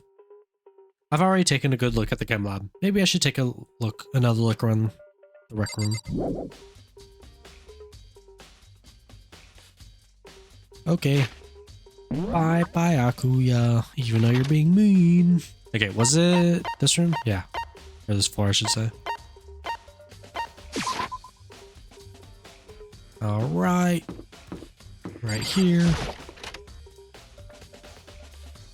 Hey. So, Makoto, how's your investigation going? I told Kyoko and Toko and Hiro what Toko and Hiro told me. I see. So along with Byakuya, they're both claiming they didn't go see her. But it's all too convenient. Someone must have been lying. Someone's lying. Anyway. Well, I've made some progress of my own. Sakura's body and the shelf of magazines and the Monokuma bottle. These 3 things have revealed new clues. You do well to look them over one more time. There's a shards of glass scattered around. Glass are all red, and these are the top and bottom sections of the bottle, right? So this must have originally been a bottle. Okay. I don't think that's what she meant. I think she meant here. I think Kyoko said she found new clue involving Monokuma Bear. Something new, something new. Hey. So, did you figure it out? There's a hidden correlation between all the bottles. Pay careful attention and you're sure to find it. A correlation? Hey Kyoko, can't you just tell me what it is? So... I don't mind guiding you towards clues, but giving you my conclusion isn't a good idea. Each person needs to come to their own conclusion, so that everyone can have confidence in the outcome. And it's not just because you don't trust me, right? No answer? I do trust you, to a degree. Otherwise, I wouldn't have told you anything to begin with. Only to a degree. Monokuma bottle. Hey. Actually, there's one other thing about the Monokuma bottles that's bothering me. I'd like to do an experiment to confirm it. You don't mind helping me, right? An experiment? Anyway. Can you gather up all the pieces of the broken Monokuma bottle? Try to get smaller pieces too. Huh? Are you sure it's okay to mess with the crime scene like that? That doesn't matter. I've already done a thorough investigation, so it's fine. And that obnoxious Byakuya is not here, so... So then... Anyway, I need to go get something from the chem lab. While I'm gone, try to gather up the glass. With that, Kyoko left the room. I really don't know what this is about, but... What choice do I have? I'd better just do it. I took the broom and dustpan and got to work collecting all the broken bottle pieces.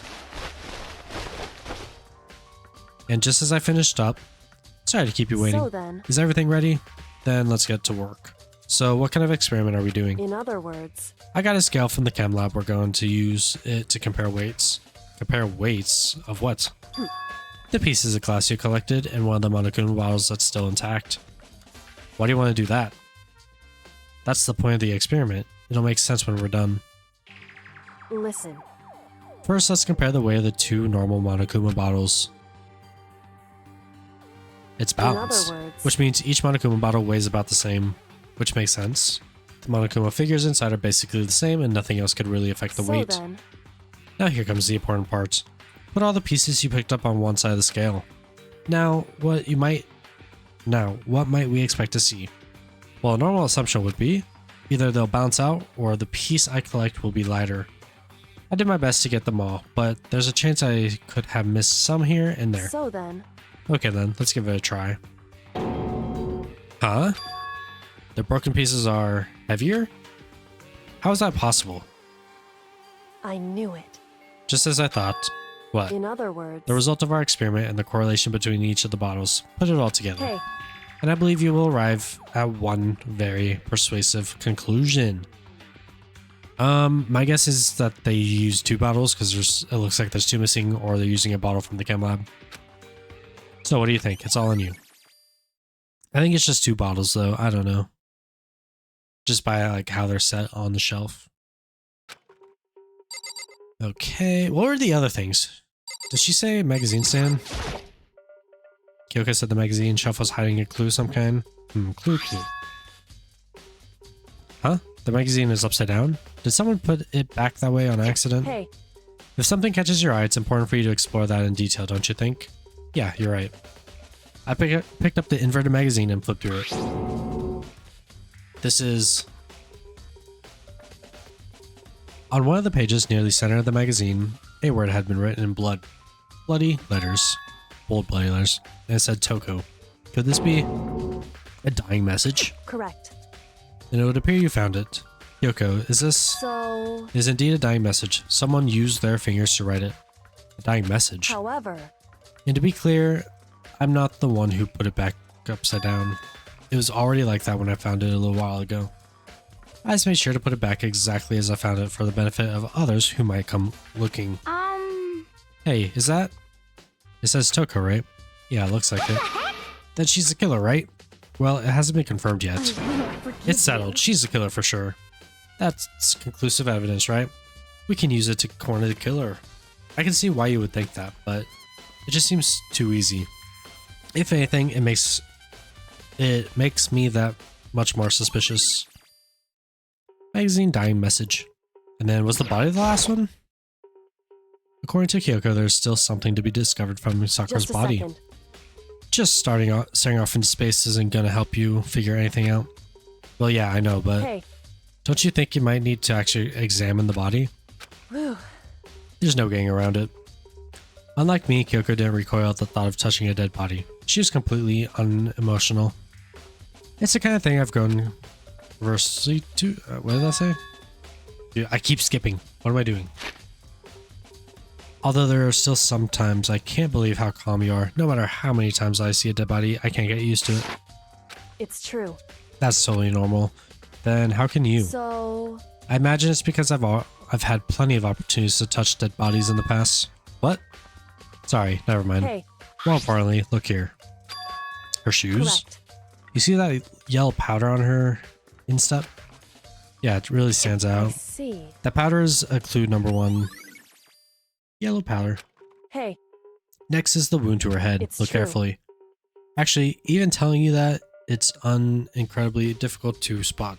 It's incredibly difficult to spot. So let me just It explain. would seem... It would appear that she didn't suffer a single blow, but instead received 2 blows to the head.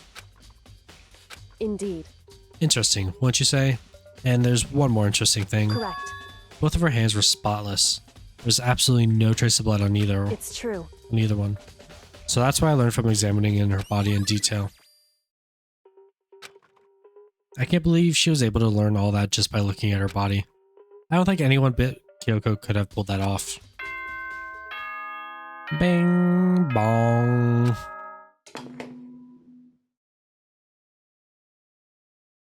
Whoops, you caught me sleeping. Your investigation was just so boring I couldn't stay awake. Should I do it? Is it okay? Can I? Okay, then let's begin the class trial. You know where to meet, right? Please go through the red door on the first floor of the school. See you soon. It's already time, but the mystery of the locked room is still only half solved. At this point, whatever happens will have to happen at the class trial. No, not whatever happens. I have to make something happen. Alright, that is going to do for this episode. Let me know in the comments who you think did it, what you think is going to happen in the next episode. Anyways, if you enjoyed this video, please feel free to leave a like, comment, and subscribe. Thank you for watching. Also, a request. Put in the comments any other games that are like this game in particular, where like it has like movement around like this, but also kind of like investigation kind of stuff or something like that. Because I know of this one, I know of Zero Escape kind of games, which I don't think has walking around like this, but it's still like kind of a visual novel-ish kind of game. And then AI summons, I think it is, or something like that. I think that's supposed to be somewhat like this. I'm not too sure. But yeah, thank you. Bye. What's up, everybody? Welcome back to my Danganronpa Let's Play. In today's video, we are going to head into the Chapter 4 Class Trial. Let's get right into it. Let me know in the comments right now before we start who you think actually had done it. Anyways, Monokuma made his announcement and everyone began to meet up one after another. And then, the ultimate martial artist. A locked room murder mystery. What? What the? Oh, I've been recently discovered the power of emoticons? Something? Emoticons? Like, no matter how awful something is, if you toss in a smiley face, it turns positive. Yes, indeed. For example, you're at a picnic and you find a dead body. This is just plain creepy. Well? And how about the reverse? No matter how great something is, if you put in a sad face, it makes it look super negative. Yes, indeed. For example, do you have 100 friends? He's right, that does make it seem sad. I can't wait! I can't wait! Now then, please get on the elevator. I'll see you all down there. What is this game, dude? What the hell was that? I don't get it. Just the worst. I don't get you guys. How can you act so casual after murdering someone? Don't look at me! I don't think I'm acting casual. Don't be mean! I mean, I didn't murder anyone. Yeah, I'm completely innocent. How dare you call me a murderer? What the heck? Whatever. Either way, the truth will be revealed soon enough. Because there can be no doubt one of us is the culprit. The killer. The one that murdered Sakura. She was stronger than anyone I know. And yet, someone killed her. And that person is here. That person is one of us. Let's get on the elevator. Head to the class trial. Come on, it's time to put an end to this. I made my way towards the elevator. But with each step I took, I felt like I was moving further and further away from my goal.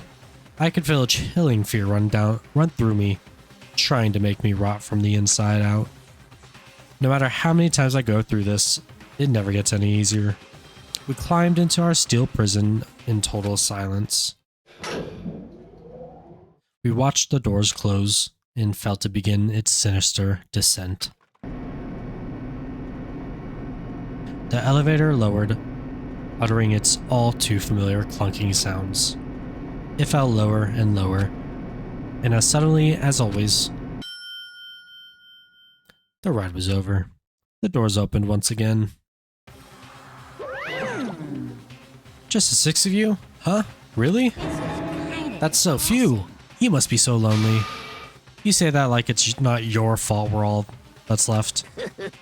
I wonder, will the class trial end with one less classmate again? Or will your school life come to an end completely? Now then, are we ready to begin? You know the drill. Find your assigned seats.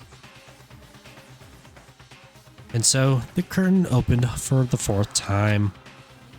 A deadly judgment, a deadly deception, a deadly betrayal, a deadly riddle, a deadly defense, a deadly faith, a deadly class trial.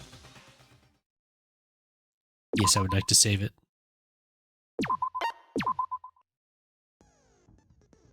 And we did get another skill actually, which is right here. Increase the influence gauge by 5. Okay. Okay, we're full on that stuff now, which is pretty cool. Okay, yeah, we're good. Let's finish the preparations and go right into our class trial. Let's begin with a basic explanation of the class trial. So, Okay. your votes will determine the results. I kind of thought I was done there because I wasn't looking. Okay, but here's how this goes. I'm not going to talk during any of the talking points unless, you know, there's something to say, but most of the time I'll be quiet. I might not have time to finish this whole thing, so like it might end up being no commentary somewhere in the future. Not sure. But let's get started. If you can figure out who done it, then only they will receive punishment. But then I'll punish everyone besides the blackened, and the one that deceived everyone else will graduate. Now then, where to begin? We already know who did it. Whoa! Deja vu! The one who killed Sakura is one of the people that hated her. Byakuya, Toko, or Hiro. It was one of you.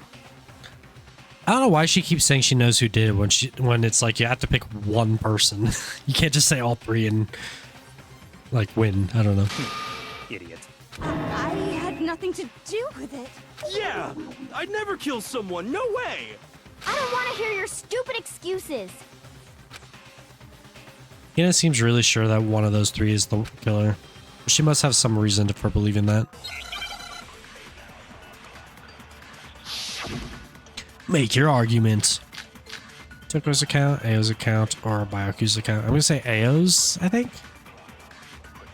Because she's the one who said was one of you. they all had like a reason to be there. One of you killed Sakura. And what reason do you have for saying so? Because you all had a motive. You hated her. Is that it? That doesn't make any sense. That's the only reason you have her accusing us? That's Dude, I missed. low. That's about as low as you can get. Okay, I think it was the one that Hiro, I think that's his name, said. It was one of you killed. And what reason do you... Because you hated her. Is that it? That's the only reason you have her accusing us? That's low. That's about as low I as missed! you can get. How'd that miss? Oh, I've got a lot more health here. Is that because of the upgrade they put One on? of you killed. And what reason do you... Because you hated her. Is that it? That's the only reason you have her accusing us? Dude, I'm gonna miss again. Okay, no, I hit. Thank you. I thought I totally missed that. On the bright side, we got some more of the white Another things. reason you Or suspect purple things, them I is guess, but because it's called white Sakura noise. wanted to meet with them, right? Yeah, and that was right before she died. So there's no doubt about it. One of those three killed her. I can't disagree with Hina. There's good reason to suspect all three of them. Then does that mean one of them did it?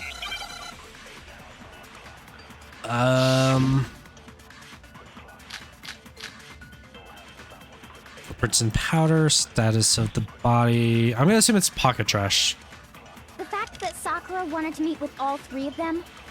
That's just the only one that like kind of makes sense here. 'Cause that's the only thing that relates to where that relates to any of the other characters. I don't deny that she wanted to meet with us, but I never went to see her. I didn't either. Yeah, same here. I never saw her. No, that's wrong. Okay, thank you. There were like three options there. I got confused.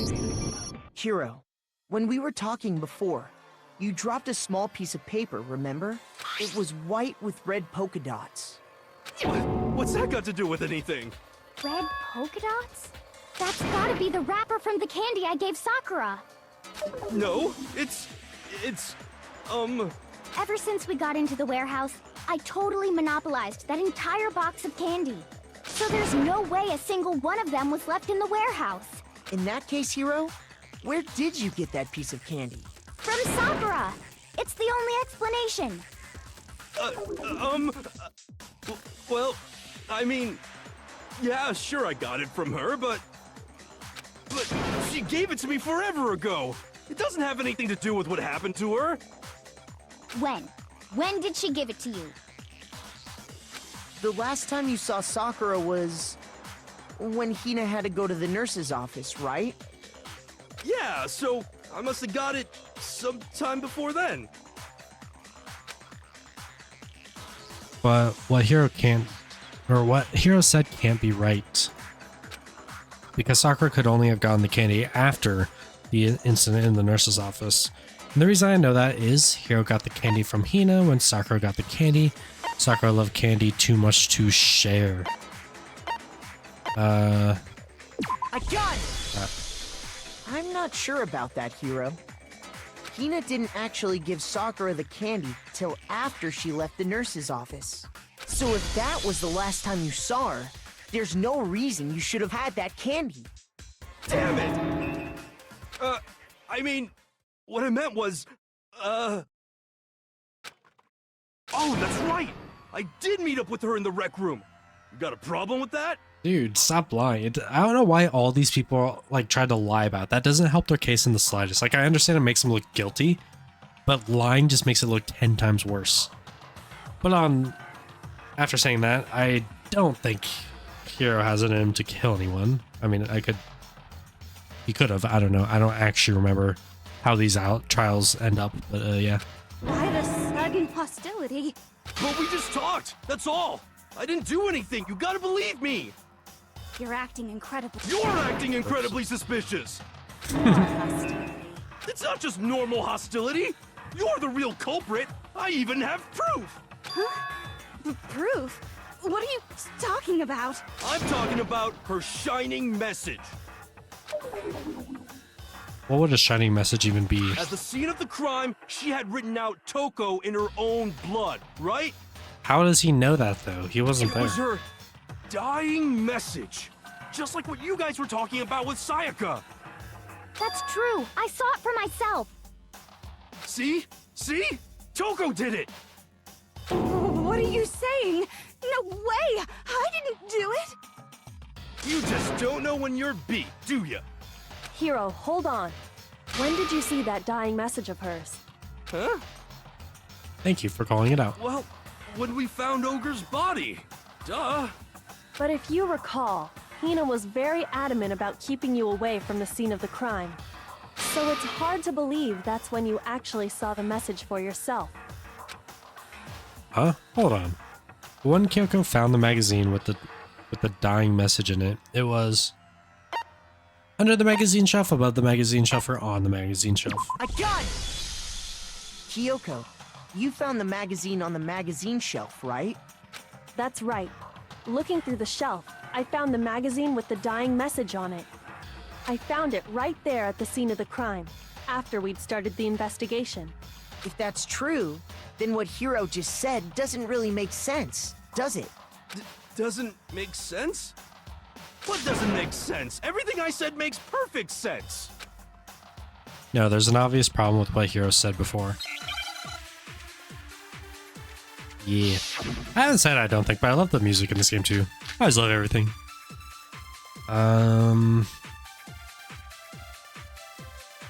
I don't know. I can tell you exactly when I found the this one for now, I guess. message.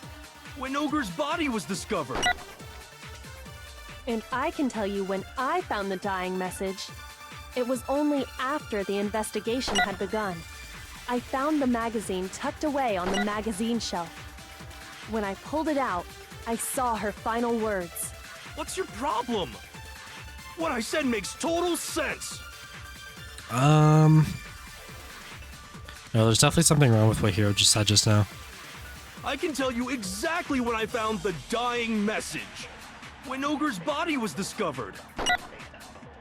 And I can tell you when I found the dying message. It was only after the investigation had begun. I found the magazine tucked away on the magazine shelf. When I pulled it out, I saw her final— What's your problem? What I said makes total sense. This is the only thing that makes sense, because I don't think he even looked at it when it was found. When Ogre's body was discovered. Because he wasn't with us. No, that's wrong. I mean, I don't know if that's why that's the actual answer to that, but I just got lucky there. I don't When know. Sakura's body was found, that magazine was sitting on the shelf nearby. That's where Kyoko found it, after we'd begun the investigation. And you weren't at the murder scene, so there's no way you could have seen it then. Okay, cool. So I was right. Tell us the truth, Hiro. When did you see the message? Hold on! You're focusing on the wrong part! Why does it matter when I saw it? All you gotta do is read the Vienna sausage Ogre left us, and we know who the killer is! Toko! I don't even know where to begin with that one. He's just trying to confuse us. Actually, can we even be sure Sakura wrote that message in the first place? Yeah? I think we can all agree Ogre wrote that message. 100%, without a doubt, she wrote it. And this is me talking, so you know it's true. Without a doubt? No, I absolutely do doubt it. There's no way Sakura wrote that message.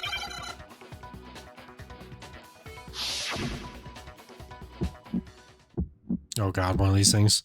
Show me the proof. I'm at least 30% right. The occult is bullcrap. Show me the proof. I'm at least 30% right. The occult is bullcrap. The end is nigh. Show me the proof. I'm at least 30% right. The occult is bullcrap. Show me the proof. I'm at least 30% right. Dude, I don't know what to do in these situations. Bullcrap. The end is nigh. Can't hear you. Does this mean I don't have to do this at the end, by the way, when I do these earlier in the Show me thing? the proof. Because I didn't have to do it last time because I did it earlier in the trial. I hope so. Because that was actually a pretty easy one compared to the last one, at least. I'm completely unconvinced that Sakura wrote that dying message. Because if you look at it, the message was almost certainly written using a finger. But both of her hands were completely free of blood. Say what? Then, who did write it? Hiro could very well have written it himself. That would explain how he knew about the message in the first place. Yeah, that's exactly what happened. Ah! He admits it! I figured as much. I feel like it's... I don't think it's him. I feel like he just did it to make it look like it's not him. Because he knew he looked guilty. But why would you write something like that?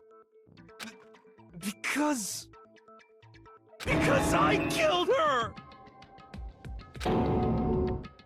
Okay. You're admitting to killing her? Please, just let me explain what happened. I got Ogre's note, and so I headed to the rec room right before noon, just like it said. You just did exactly as the note asked? What a fool. And when I got there... Sorry, but do you mind waiting? I have a couple of other people to meet as well. Okay. Would you like a piece of candy? It might help give you some energy. Oh, sure, thanks. And that's all she said. After that, we just stood around in awkward silence. Suddenly, I heard her mutter something. This is it. I'm gonna end it today. I'm gonna end everything. As soon as I heard that, I just knew. I knew she was gonna try and kill me. She was gonna kill me and make her escape. So of course I freaked out, and then... I saw my only chance. I grabbed the Monokuma bottle from the shelf and smashed it across her head. I hit her from behind before she had any idea what was happening. Then she just went limp. I didn't see her move again after that. Once it was over, I pulled myself together. I realized if I didn't do something, I'd be caught and executed. So I wrote Toko's name in blood across a magazine on the table and I ran away. I can't believe you! You're the worst! I hope you die! Well, that's what happened. Go ahead. Roast me, boil me, do whatever you want. You're not gonna get off that easy. It's death. Death for the one that killed Sakura. We're ready to vote now, right? We know who did it. No, I think there's more to Hiro's story. What are you talking about? What else could there be? There's one thing that Hiro's story just now doesn't explain. The blood. And until we figure that part out, we can't consider the case closed. Blood coming from her mouth, I think. So, what is it that Hiro did that doesn't make sense? Why he picked Toko, why he didn't use Sakura's finger, or why the magazine was hidden. I got it! That's true. Everything you just said. It doesn't explain why the magazine was hidden, does it? Because if he wanted it to sound like it was Toko, he wouldn't hide it. By the time the body was discovered, the magazine had been picked up and put on the shelf. Why would you take the time to write that message, then stick it somewhere we might not find it? Oh, well, I didn't hide it. I'm sure I just left it sitting there on the table. Really? He's lying! He's gotta be lying! I don't see any reason he would lie now, after already confessing to the crime. Then, he's not lying? Assuming he's telling the truth, someone else must have put the magazine back on the shelf. In other words, at least one other person was in the rec room both before and after the incident. I don't think there's any question about that. But then, who was it? If they went to the trouble of hiding the magazine, they must not have liked what was written on it. Someone who wouldn't like what had been written. There's only one choice. Toko. I got it! It had to be Toko, right? Who else would want to hide the magazine other than the person whose name was written on it? Was he right, Toko? Did you... Why Dude, would I have... Didn't mean to skip that. Wait, but more important, that doesn't even matter. We already know who did it, right? Hiro just admitted it. That's right. I killed her. No, you didn't. Who asked you? I don't doubt Hiro attacked Sakura with the bottle. But that's not where this case ends. What do you mean? What he means is that Hiro isn't the killer. You can't be serious. That's just... I don't believe it. Hiro, tell us what happened one more time. If we go through it once more, it should become clear he's not Sakura's killer. So, what do you want me to do? Just tell us what happened one more time when you attacked Sakura. I don't really see why, but okay. We haven't reached the end of the case just yet. Hiro isn't the real killer, and I have to prove that. I still think it's because of the blood coming out of her mouth. Status of her body, yellow powder, magazine dying, examine.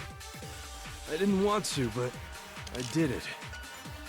I grabbed a Monokuma bottle from the shelf nearby, and I hit Ogre from behind before she could do anything. You hit her from behind. And you only hit her once, is that right? No. Just once. Because she said that she was hit more than After once. the first swing, the bottle shattered. The actual And examination she went thing limp. doesn't say that, I think. See? Isn't it obvious? Hiro really is the killer. Hiro hit Sakura, that's for sure, but it doesn't end there. I didn't want to, but I grabbed a Monokuma And I hit Ogre from behind before she could do anything. You hit her from behind. And you only hit her once. Yeah, just once. No, that's wrong. Let's go, I got it right again. If Sakura died from Hiro's single blow, that doesn't explain why she had 2 head wounds.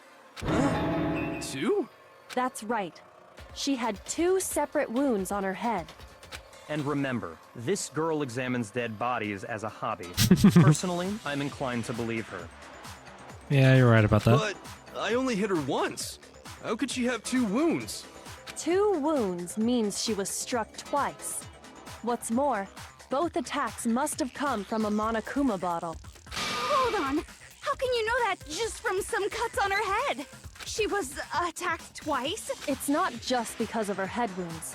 It's also because of the Monokuma bottles themselves. Because they weigh more. There's something very suspicious about those bottles. Once you understand that point, you'll understand why 2 separate Monokuma bottles must have been used.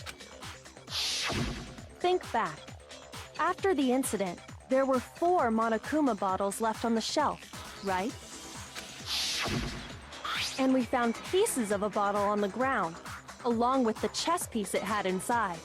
That was the bottle Hiro hit Sakura with, right? For now, just note that there were 4 intact bottles and 1 broken bottle. But originally, there were 6 bottles in total, meaning 1 has gone missing. But how can you know for sure there were 6 bottles? That's easy. If you look at what the bottles all had in common, it should become clear. Alright, I gotta go now. I'll come back later. There's gonna be no commentary for the rest of the video. I'm sorry. But anyways, if you enjoyed this video, please feel free to leave a like, comment, and subscribe. I'd really appreciate it. Thank you for watching.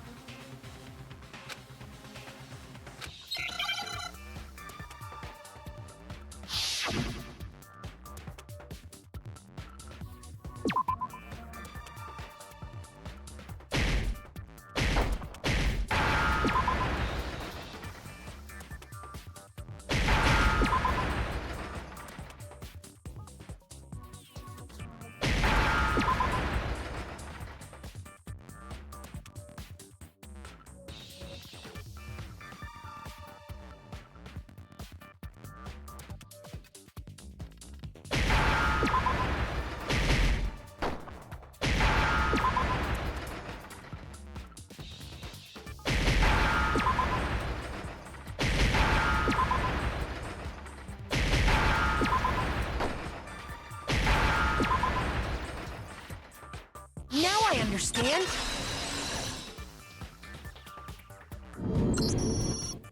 that's it!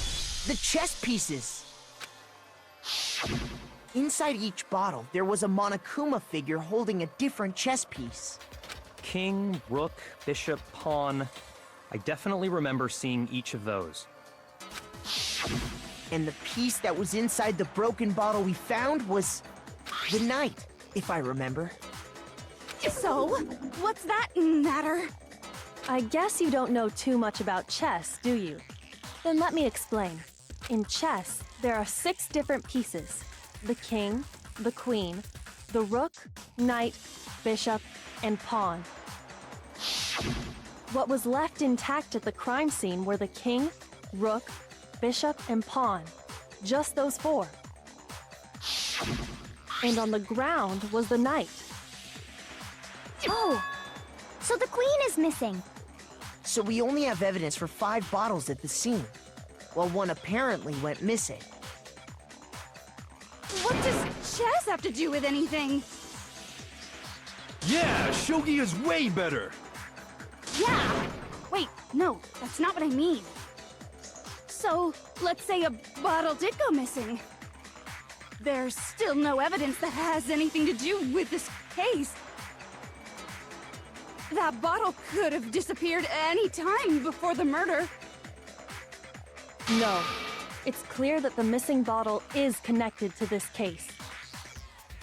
How is it clear? Think about what state the missing bottle must have been in. Maybe then you'll understand.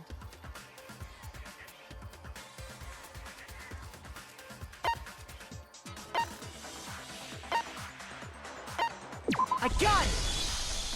The bottle must have been broken. What makes you so sure? Because there was evidence at the scene that supports it.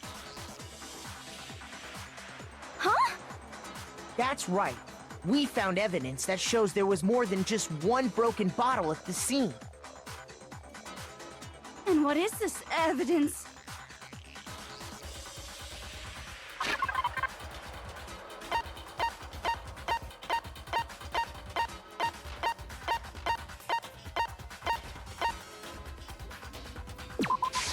I got it! Earlier, Kyoko and I did a little experiment. We compared the weight of the broken bottle pieces at the scene to one of the unbroken bottles.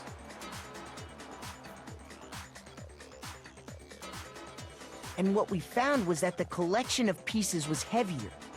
And the reason for that is... there was actually more than one bottle's worth of shattered glass.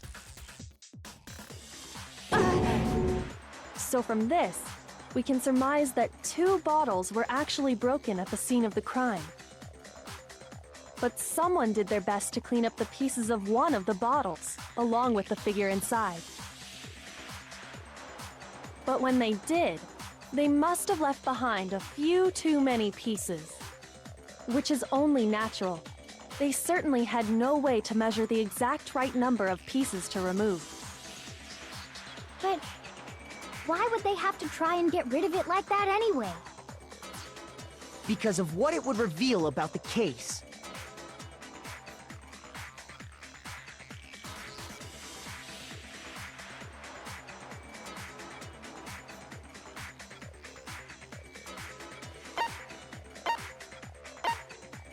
I got it!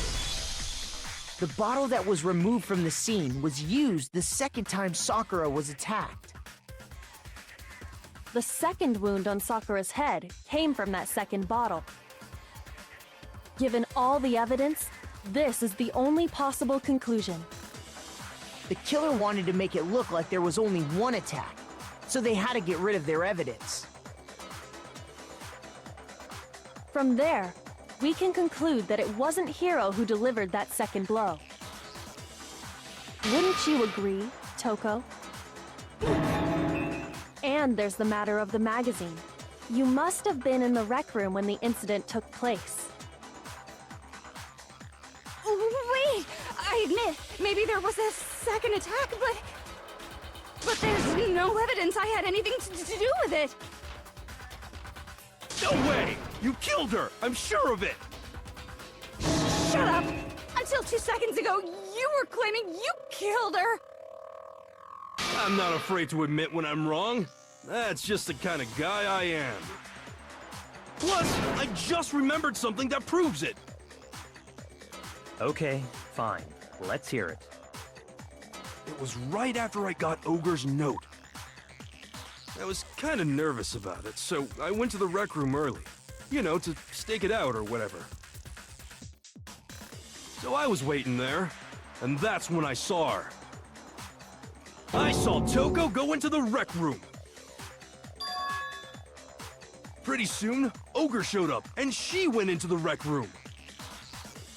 I assumed Toko was still in there, so I figured everything would be okay. That's why I headed in. But when I got inside, Ogre was all alone.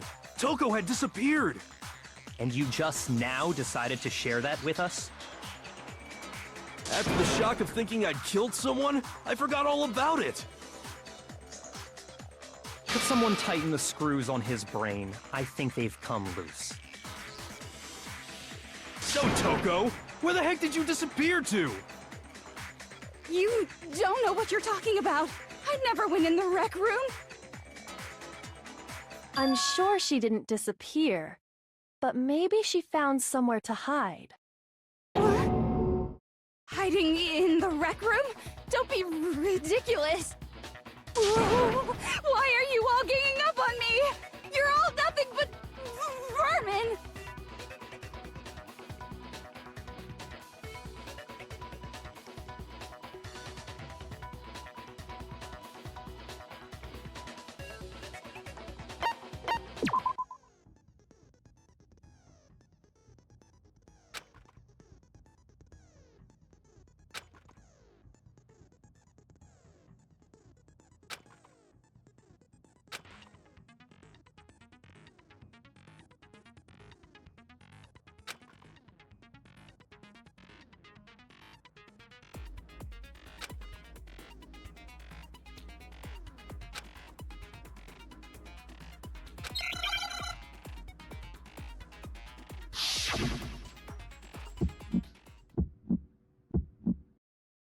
It's a lie! I hate you! I curse you! No, no, no! That's enough! I admit nothing! I curse you! I curse you! It's a lie! That's enough! It's a lie! I admit nothing! I hate you! I curse you! No, no, no! That's enough! I admit nothing! I curse you! That's enough! This should prove it.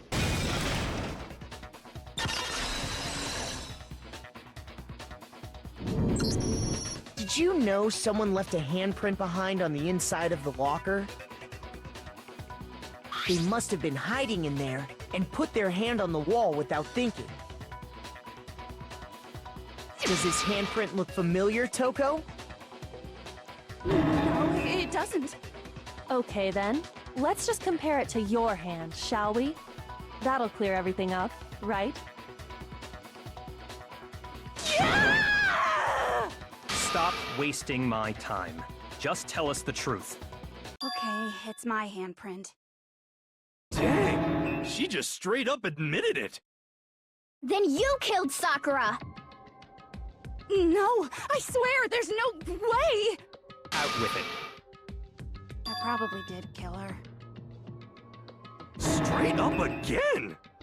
Wait, what do you mean probably? Give us the details, Toko.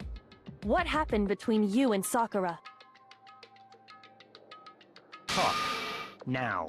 After I read Sakura's note, I decided to go there early, so I went into the rec room. I didn't know what she might do if I didn't go, but I was too scared to face her head on. So I figured I'd just sneak in first and hide in the locker. Then, did you see what happened? Did you see me hit her? Yes, And I saw you write my name. I saw you forge her dying message. Well, that's awkward. So after he left, I jumped out of the locker and put the magazine back on the shelf. But when you did, you put it back upside down. I didn't mean to. I was in a hurry. Imbeciles, all of you. Forget all that. Why did you attack Sakura? After I put the magazine back, I heard a sound behind me like a monster growling. And when I turned around, there was Sakura, covered in blood and staring right at me. When I saw all that blood, I fainted. Right there in front of the magazines. I don't remember what happened after that. If you want to know more, you'll have to ask her.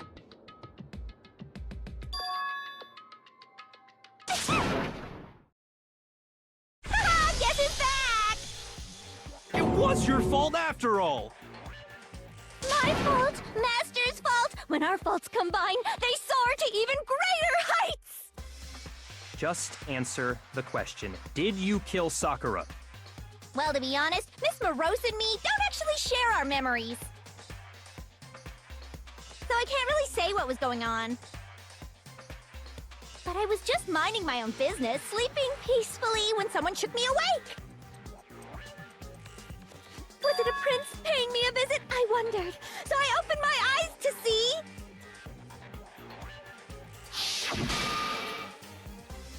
splatter everywhere! I was not prepared for that. And, well, I guess it took me by surprise. I got so startled, I smacked her with the first thing I could find, which I guess was a bottle. Sakura was just worried about you, and you're terrible! No, she's terrible! Thanks to her, I murdered someone who wasn't an adorable boy for the first time ever! And when it was all over, you collected the pieces of the bottle to get rid of the evidence, didn't you? I wasn't about to die for some woman! If I'm gonna go down, I want it to be for killing Master! Just go away and die your meaningless death alone. Don't drag me into it. But I just can't catch a break, you know? Fate's got it out for me. 'Cause normally, Sakura should have been able to dodge my attack no problem! Even as strong as she is, she must have still been reeling from Hiro's attack. Hey, come on! That's... you know... But anyway, I'm not the one that killed Ogre! So that's good!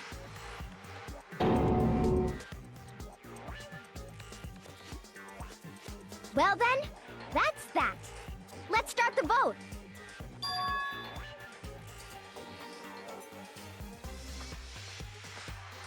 What's wrong? Come on, everyone, we're ready to vote, right?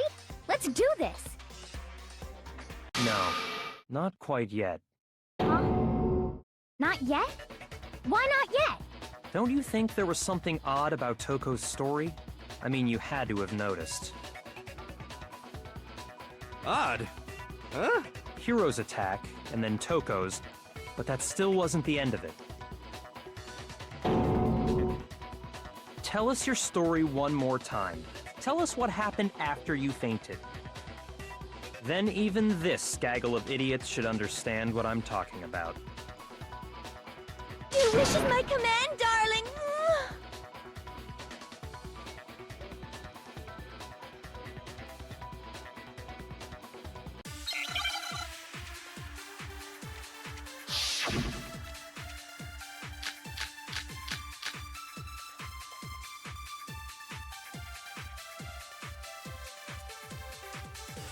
I was just sleeping peacefully, and all of a sudden, Sakura was right there in front of me. I remember waking up right in front of the magazine shelf. And you were taken by surprise when you saw Ogre covered in blood. So you smashed her head in with the Monokuma bottle? You got it! I smashed her good! And where did the attack take place? Right where I woke up. I killed her there in front of the shelf.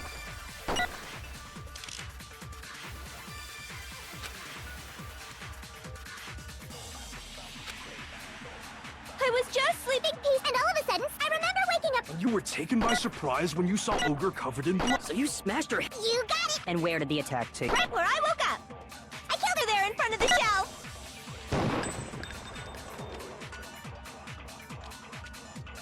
I was just sleeping, and all of a sudden, I remember waking up right. And you were taken by surprise when you saw Ogre covered in. So you smashed her. You got it! And where did the attack take place? Right where I woke up. I killed her there in front of the shelf.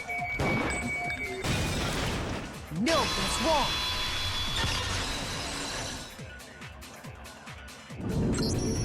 We found Sakura sitting upright in a chair. If the blow by the shelf was the cause of death, there's no explanation why she was in that chair. So, you finally noticed. That's just another lie from a bloodthirsty serial killer. Are you sure you didn't attack her while she was sitting in the chair? No, I'm sure she's telling the truth. Anyone who saw the murder scene should think the same way.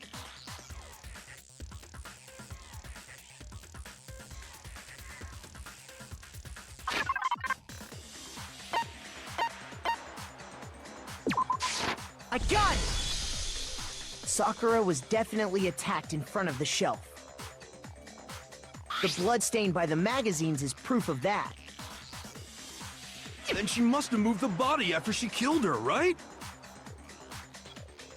All to make it look like I did it. Because when I hit her, she was sitting in the chair. Hey, come on now, look at me. I can't carry anything heavier than my own scissors. There's no way I could move a muscle-bound heavyweight like that. Then what's the deal? Well, are you still convinced the case has come to an end? But... Plus, the biggest mystery of all, the locked room, still has yet to be explained. Until we take care of that, we can't say this case has been properly settled. Oh, that part's easy. After she killed Sakura, Toko just hid in the locker again. Huh. So she just hid in there till everyone showed up and opened the door? And while everything was all confused and hectic, she just snuck out of the locker into the group. No, I don't think that's possible.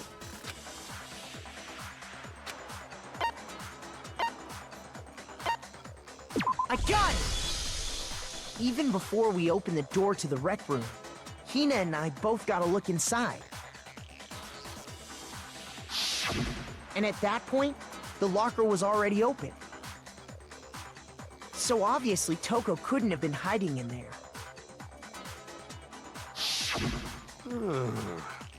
Okay then, where was she hiding? I don't know. What's this whole locked room thing about anyway? How did you not know? You killed her! I think the fact that I don't know proves I didn't kill her. Thank you very much. You're lying! No, she's not. I've been saying all along, there's still more to this case. But if Genocide Jill didn't do it, that means Ogre didn't die from the shot to the head. And Well, I can't imagine what else could have killed her. that's because you're overlooking vital information.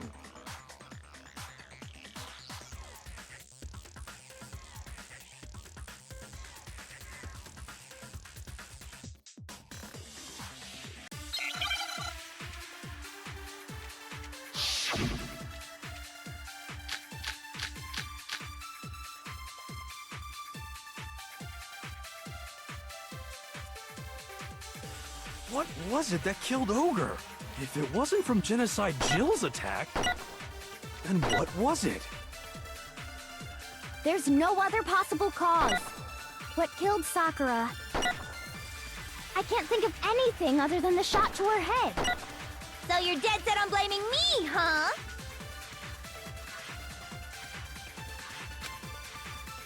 What was it that killed? If it wasn't from Genocide Jill's attack, then what was it?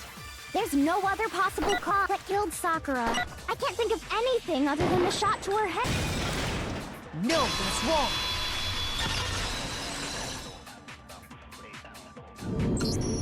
According to the Monokuma file, Sakura had vomited blood. I think we can assume there's a chance this was related to her cause of death. In fact, there was even a trace of blood left around her mouth. Well, I mean, Maybe when she got hit with the bottles, she cut the inside of her mouth. If that's all it was, the file wouldn't have specified vomited blood. Not to mention, I didn't find any cuts inside her mouth. You even checked in there? God, you really are into dead bodies! No, I'm not into dead bodies. What I'm into is solving mysteries. But if there wasn't a cut or anything, then what made her vomit blood? Some sort of reaction within her body. Most likely, Sakura was poisoned. Poisoned? That's right. This is the conclusion I've arrived at, and so there can be no mistake. You're making me go all weak in the knees! She was poisoned? It isn't possible. Is it really so hard to believe? Then let me explain exactly how the culprit was able to poison her. You can explain it? Of course, if you don't mind. Everyone quiet! Shut up and listen to Master! But you're the only one talking. The key to unlocking this mystery was hiding in the chem lab up on the 4th floor. Huh? Not in the rec room? Then I could have found it all along. You never would have, since you gave up on the search the moment you were barred from the crime scene. Well, yeah, good point.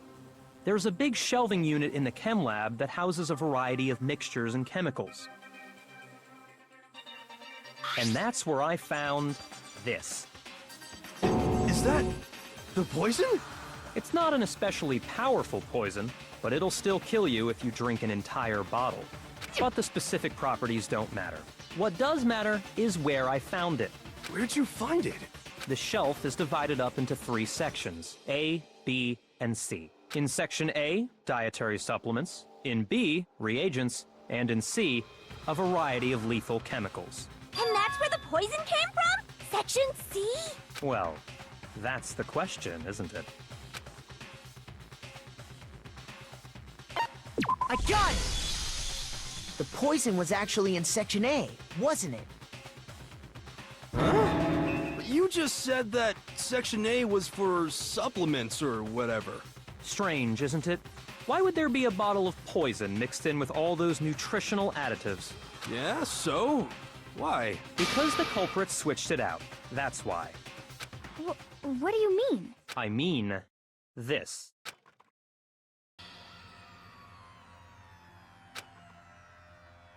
Huh? Master!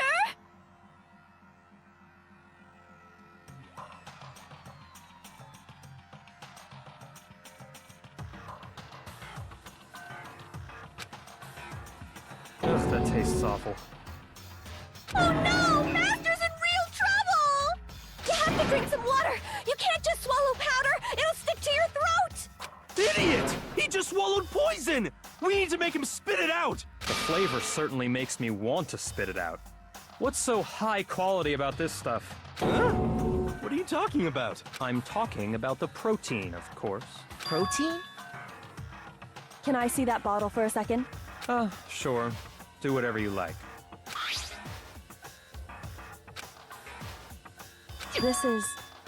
It's protein powder. Correct. That wasn't poison in the bottle, but harmless protein powder. Which makes one wonder, the poison that should have been in that bottle, where did it go?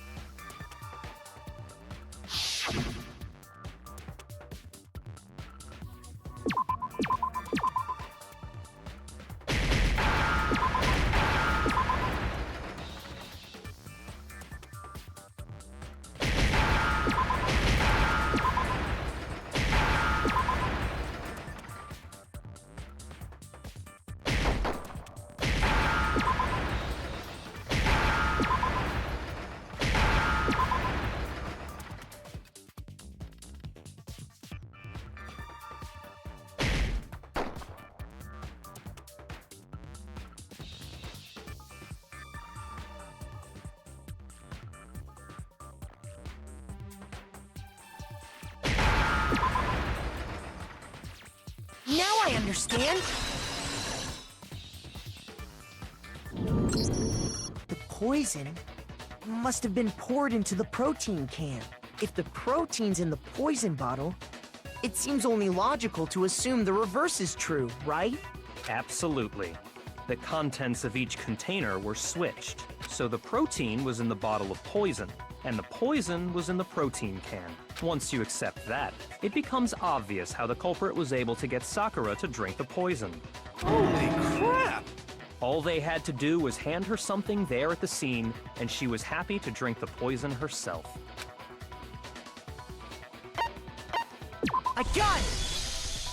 You're saying they gave her a protein drink, right? A protein drink which actually contained a deadly poison. What? That's all it took to kill Sakura. That is the true cause of death. You know, I do remember Ogre saying that protein stuff was good for all kinds of aches and pains. So maybe she took it to try and help with the whole bleeding head wound thing. But what was offered to her instead was a bottle full of poison. And I already know exactly who swapped the mixtures. For real? Who was it? Evidence revealing who replaced the two materials was left in the chem lab for anyone to see.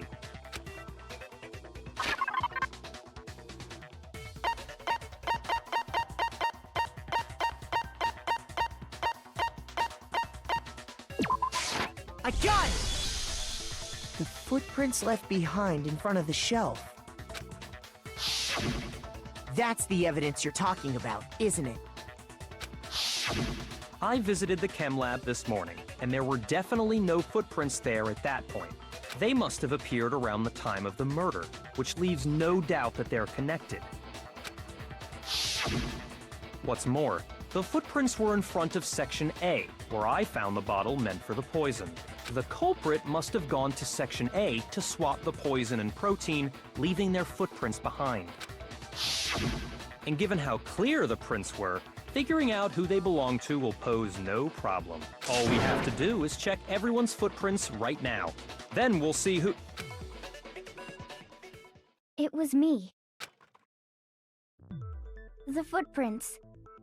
They're mine. Hina? If you're all gonna find out anyway, I'd rather you hear it straight from me, you know? Then Ogre's killer was... Yep. I did it. I killed Sakura. Just as I suspected. The footprints were made by a pair of sneakers. There was no mistaking it. And the only people here who wear sneakers are... I got it! Me and Hina are the only ones. Oh, so Byakuya. That explains why you...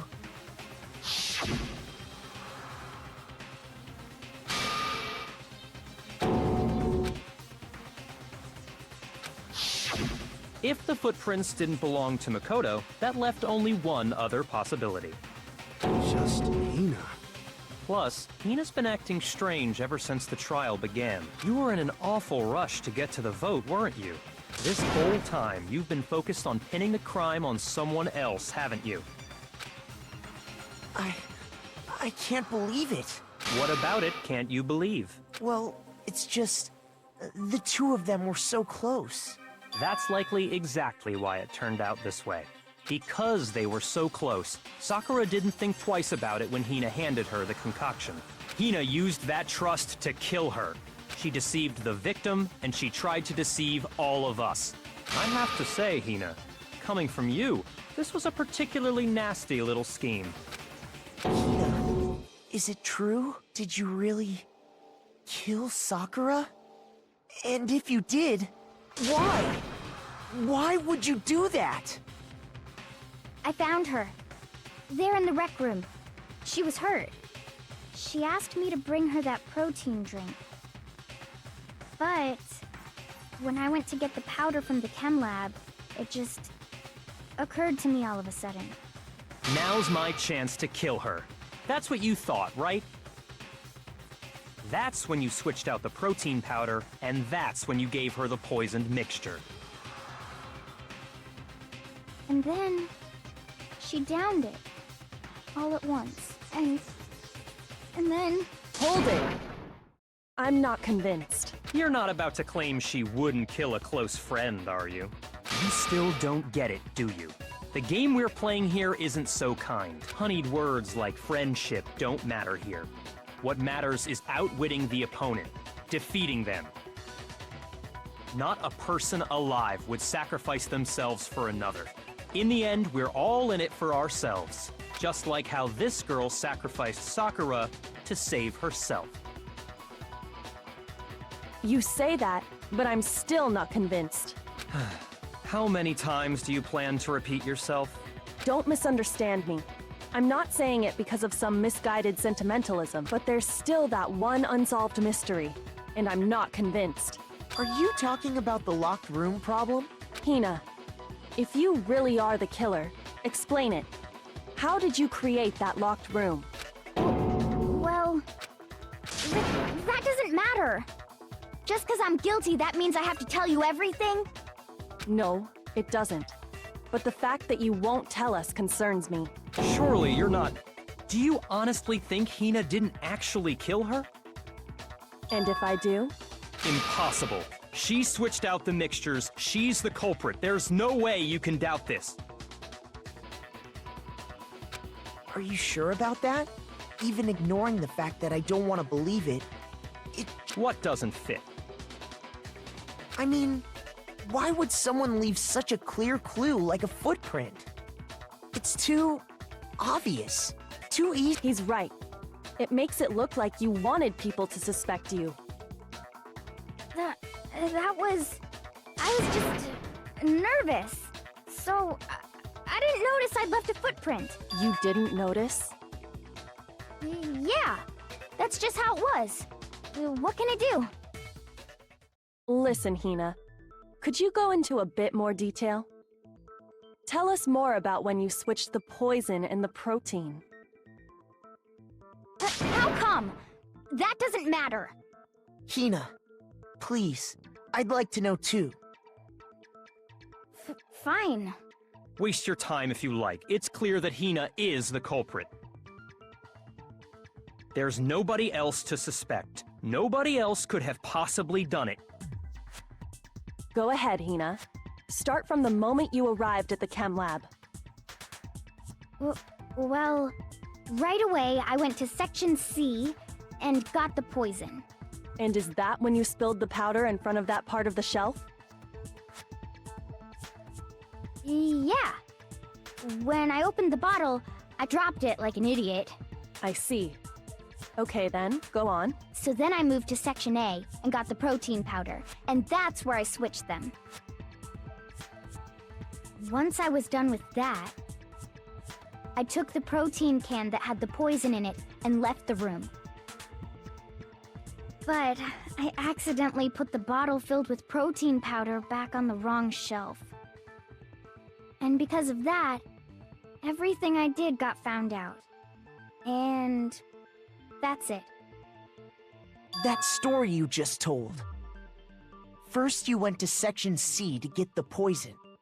Then moved to Section A to get the protein, right? Meaning you went from Section C to Section A.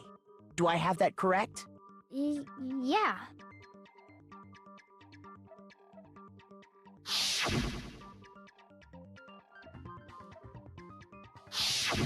Can you repeat that series of events one more time? What's wrong with you, Big Mac? You're being awfully pushy.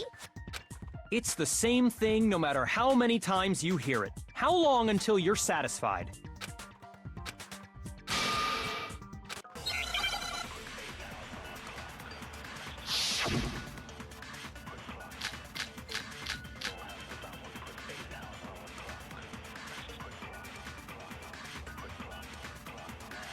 First I went to Section C. That's when I grabbed the poison. And you spilled some of the powder on the ground in front of the shelf. Yeah. When I grabbed the bottle, I dropped it. Okay, and then? I moved from Section C to Section A. And that's where I switched the powders. Once I was done switching them, I put the bottle filled with the protein powder back in Section A. Then I took the bottle with the poison and left the chem lab. That's all there is to it. Honestly, that's enough. How much longer must we tolerate this? First I went to that's when I grabbed the and you spilled some of the yeah.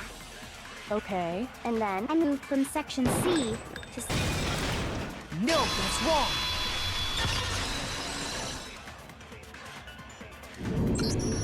You said you went to get the poison from section C, and that's where you spilled the powder, right? Yeah? What about it? And after that, you said you moved from section C to section A to get the protein.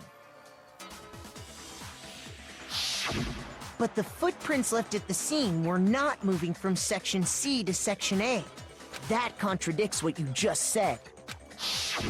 Then maybe she moved in some weird direction on purpose to disguise her movements? No, that can't be it. Remember what Hina just said?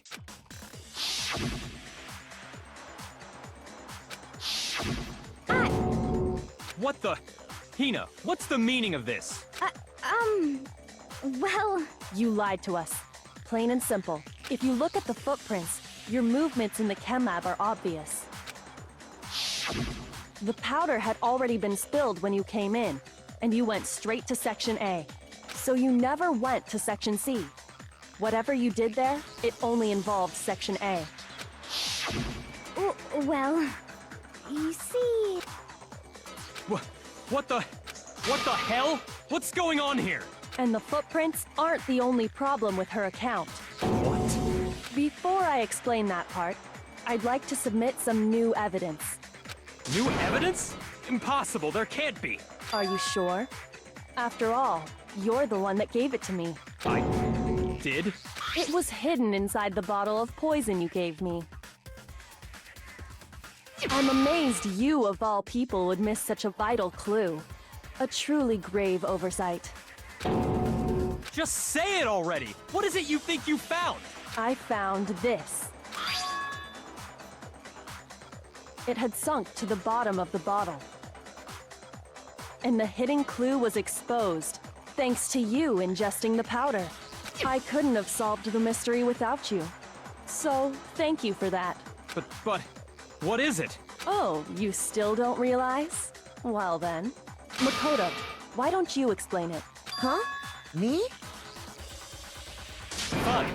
If you really do know, explain the meaning of that shard of glass.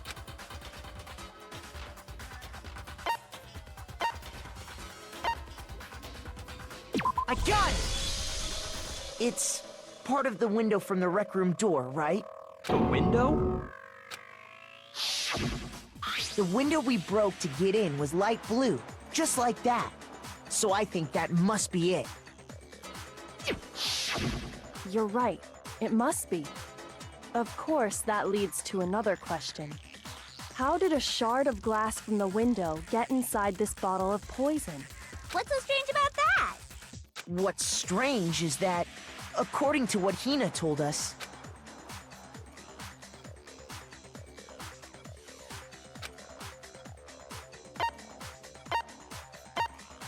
I got it! The bottle of poison was left on the shelf in the chem lab. That is what you said, right, Hina? And yet, somehow a piece of glass from the rec room window made its way into the bottle. Everything Hina told us was a lie? In reality, that bottle of poison most definitely found its way to the rec room. It was there at least until the window got broken. In other words, when the locked room was unlocked. There's no other way to explain the presence of that glass in that bottle. And then, once the room was opened, the bottle somehow got moved back to the shelf in the chem lab. Meanwhile, the protein can we found at the crime scene was planted there. That had to be after the locked room was opened. In other words, after Sakura died. Wait, hold on. You're moving too fast.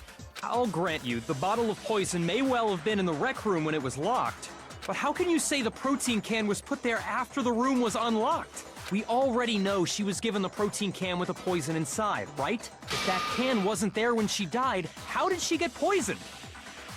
You're right. We do need to explain that. But before we do, there's something I'd like to confirm with everyone here. Huh? It has to do with the protein can. After Sakura's body was discovered, did anyone move it or trip over it or anything like that? What are you talking about? Is this some kind of loaded question? Not at all. Just answer to the best of your ability. Well, no, not that I remember. Yeah, me either. Nope. Same here. Yeah, me either. Okay then, that settles it. That proves that the protein can found its way to the murder scene after the room was opened. Oh, come on! How can you say that? How can you know what I don't know?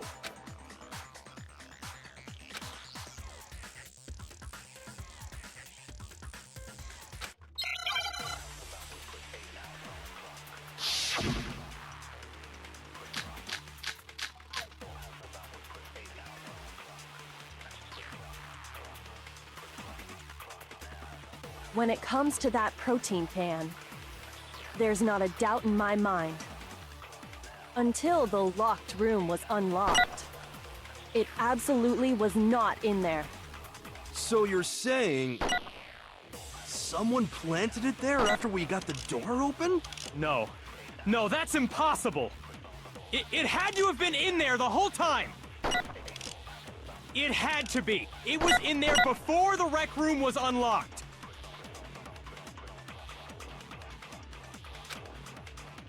When it comes to that protein can, there's not a doubt until the locked room was it absolutely wasn't. So you're saying someone planted it there after... No. No, it had to have been in there the whole time! It had to be! It was in there before the rec room was... No, that's wrong.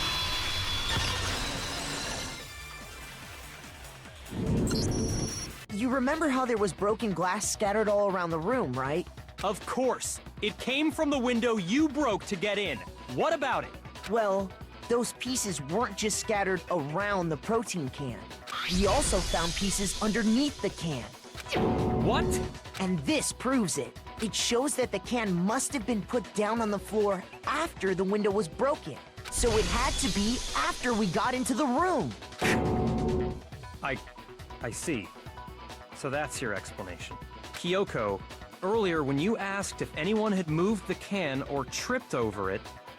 If that were the case, that would explain the can being on top of the glass. So you asked everyone about it to eliminate that possibility right out of the gate.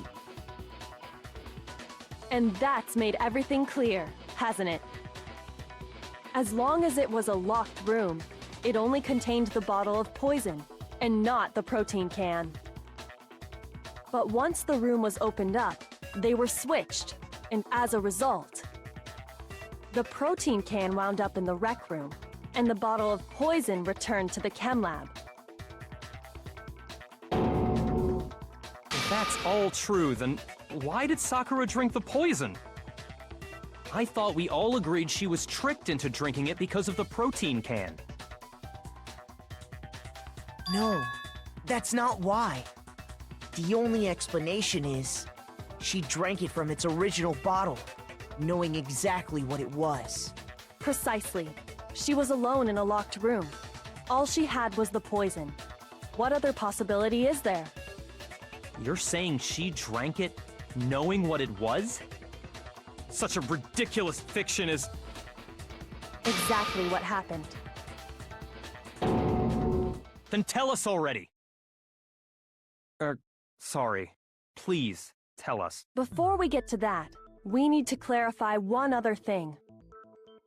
We need to establish who exactly got the poison from the chem lab and took it to the rec room. It was Hina, right? She took it and gave it to Ogre. What do you think, Makoto?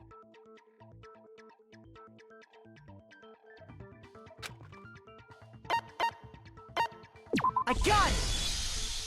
I think it was Sakura herself. Huh? So Sakura, who was apparently murdered, just poisoned herself? What are you talking about? There's no way! On the contrary, we know for a fact she went to the chem lab, right to the section full of poisons. You're lying! Stop lying! Why? Why would you lie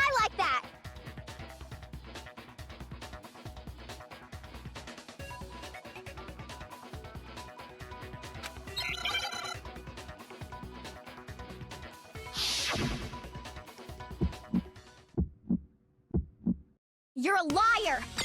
What are you saying? Wrong! You're wrong! Just let it end already! You're a liar! Wrong! You're wrong! I hate you!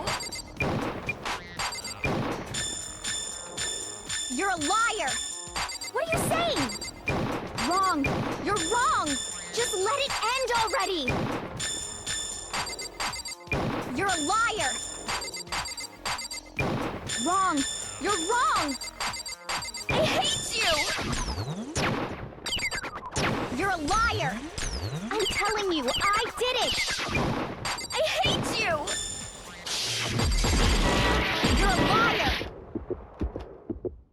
Do you have any kind of proof Sakura took the poison?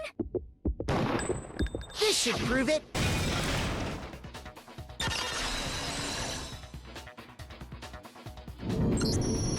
Hina, did you know that Sakura's foot had a certain yellow powder stuck to it? It did? It did. The same yellow powder that had been spilled by the shelf in the chem lab. That powder was yellow, wasn't it? So the powder we found on Sakura, what else could it be but the powder from the chem lab? Wait. So, what was that powder doing on Ogre's foot? And it was only on her instep, right? Sakura must have been standing right there where the powder was spilled. So the person who spilled the powder by the shelf wasn't Hina, but Sakura. And when Sakura dropped the bottle, she dropped it away from where she was actually standing, which is how she was able to avoid getting it all over herself. But the powder still got scattered around, and some of it must have wound up on her instep. Is there any problem with my thinking? But why did Sakura pay a visit to Section C in the first place? The only explanation is that she was looking for poison. After all, that's all that section contained. No! It was me! The poison! Because I killed her! No, you didn't kill her.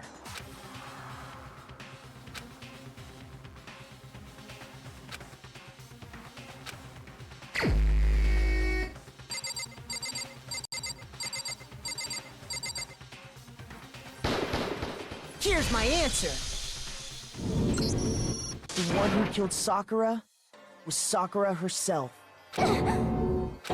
What? The killer was Sakura? Wait, so you're saying it was suicide? I don't believe it. I don't believe it any more than I believe I can fly. I can't believe it either. Or rather, I don't want to believe it. But when you really think about it, everything matches up. Sakura went and got the poison. She barricaded herself in a room, and she drank it, all so she could end her own life. And that explains why we couldn't solve the mystery of the locked room.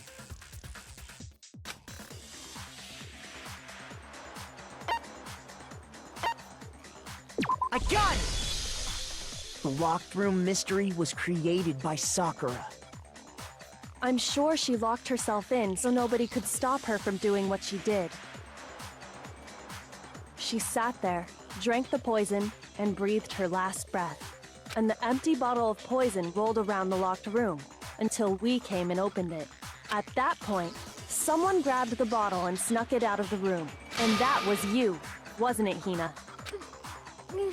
You did it to throw off the investigation, didn't you? When we found her body, you stayed right there near the door because you already knew Sakura was dead. And because the bottle of poison had rolled near the doorway. That's when you picked up the bottle, right?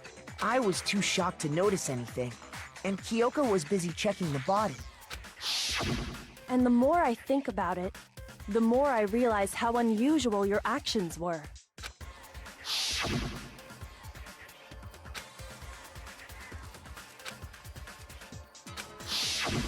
You said you were going to go get everyone else. But your real intention was to go to the chem lab and switch out the containers, wasn't it? Once you were at the chem lab, you headed straight to the section where the protein powder was kept. There, You took the powder and poured it into the bottle of poison you'd grabbed from the rec room. When you left the lab, all you had was the empty protein can. Thinking about it like that, the footprints make perfect sense. When you were done, you gathered everyone together. And once you were back in the rec room...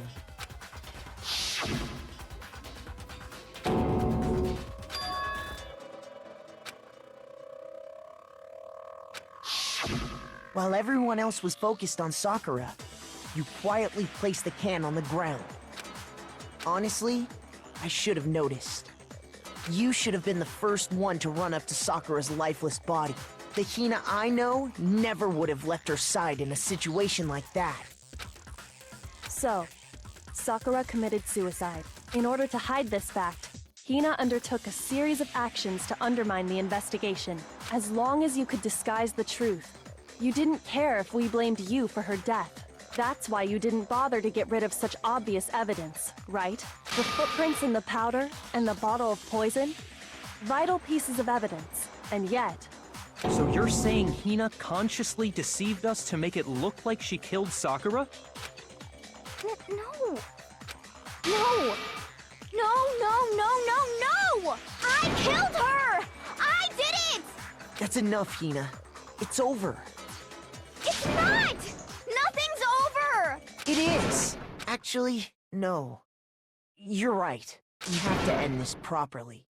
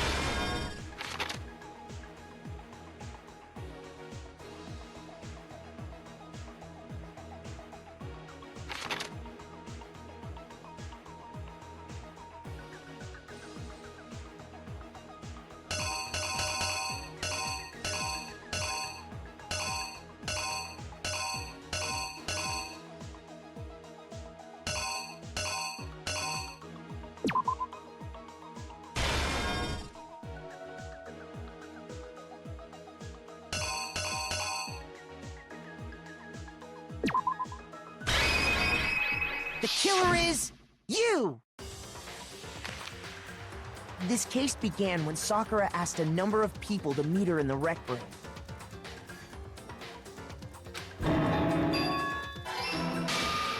Specifically, those people were Hiro, Toko, and Byakuya. But one of them headed out a bit earlier than the others, Toko. She got there one step ahead of everyone else and looked around for a good hiding spot. and she found it. She crawled into the locker to get out of sight. Then, from inside the locker, she saw Sakura enter the room. Next to arrive was Hiro.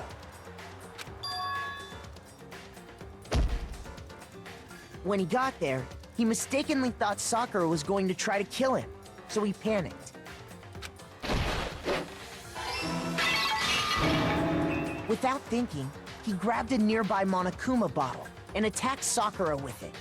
Thinking he'd killed her, he hastily began covering up his crime. He took a magazine from the table and forged a dying message from Sakura. To that end, he wrote down a name. Toko. By writing her name, he was hoping to pin the murder on her.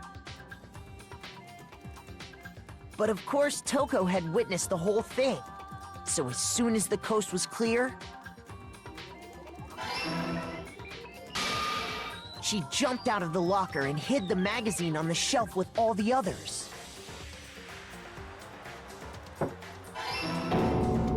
But in her rush, she made one little mistake. She put the magazine back upside down. Soon after, she watched as Sakura slowly opened her eyes. She also saw the blood dripping off Sakura's head and fainted. This caused her personality to switch back over to Genocide Jack. When she woke back up, her second personality also saw the blood-soaked Sakura. And she freaked out.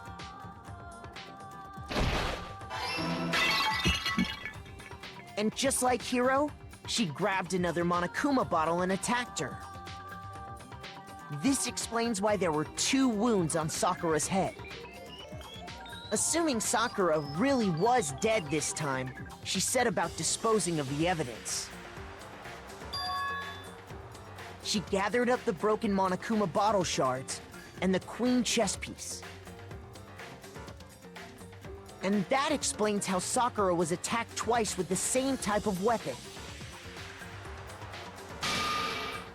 But even after those 2 blows, she was still alive. So then, what was Sakura's actual cause of death? It was the poison that Sakura herself got from the chem lab.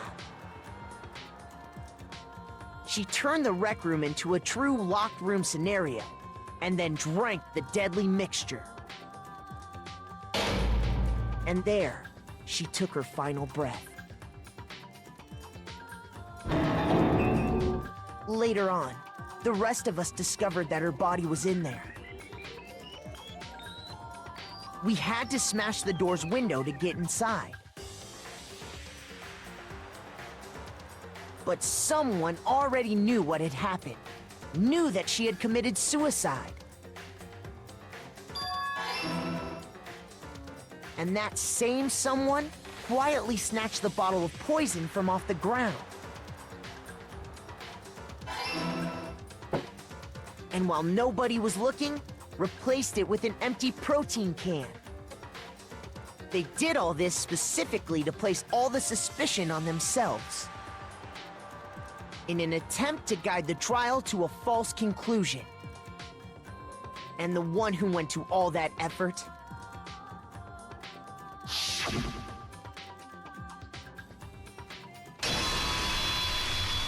was you, Hina.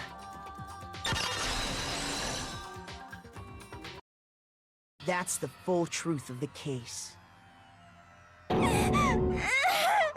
Sakura took her own life, and you claim to be the killer to hide that fact.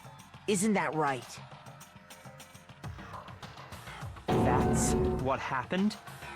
But, Makoto, how did you manage to... How were you able to uncover the truth that even I couldn't discern? Huh? Oh, well, I mean... You still haven't realized? We don't all act according to calculations and cost-benefit diagrams. That's what makes us so complicated. That's what you don't understand. And that's why you couldn't solve this case. See? Didn't I tell you? When you dismiss other people's feelings, it'll always come back to bite you in the end.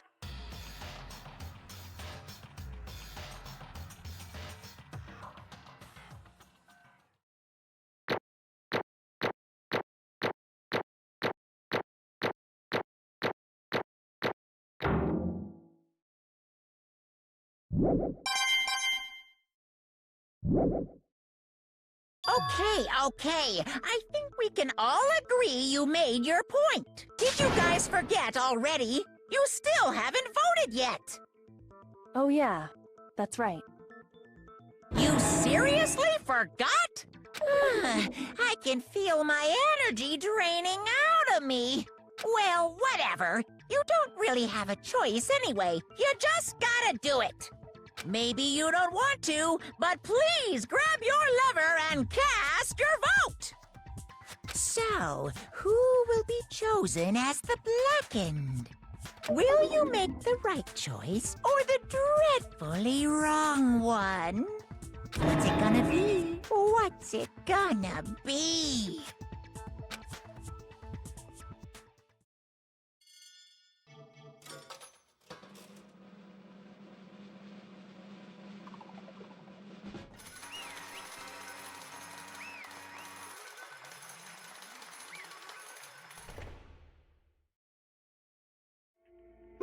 Okay.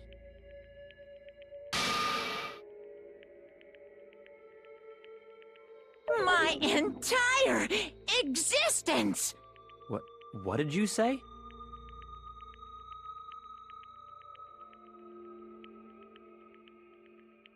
Come on.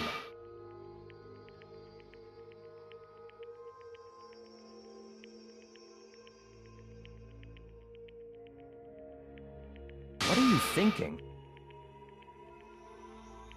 Don't be mean! What is this?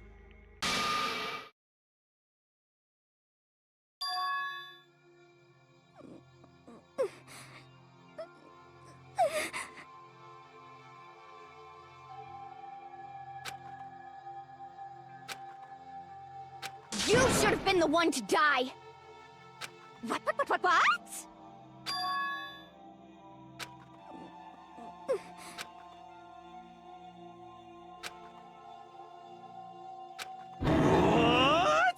What is this?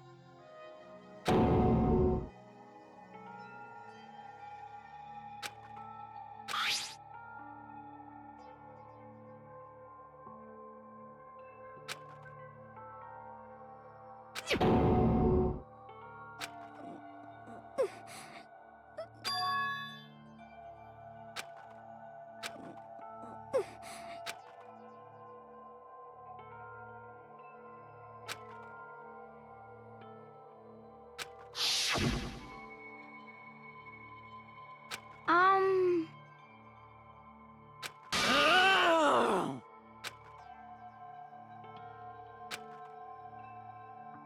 No forgiveness! I can't forgive this! But...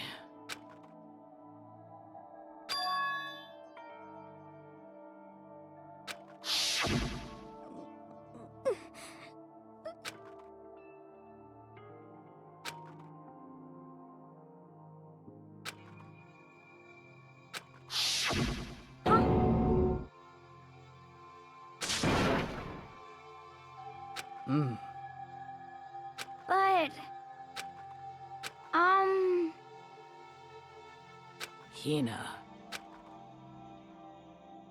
They're friends.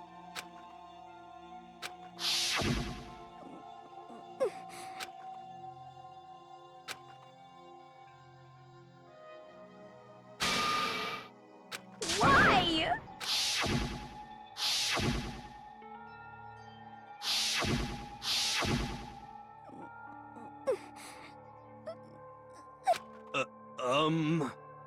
What are you saying?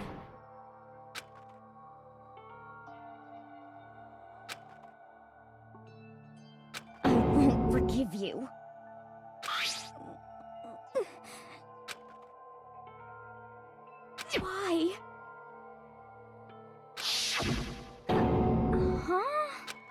Hina. Hina. Huh?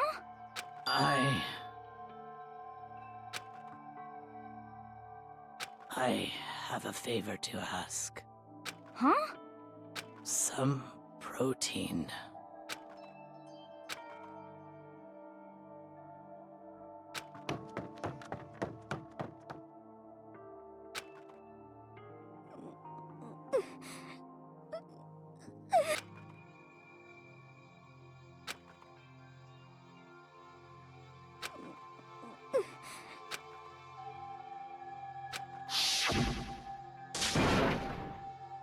Please!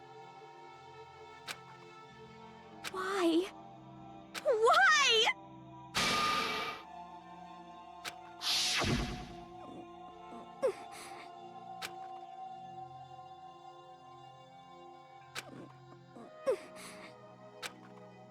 Why?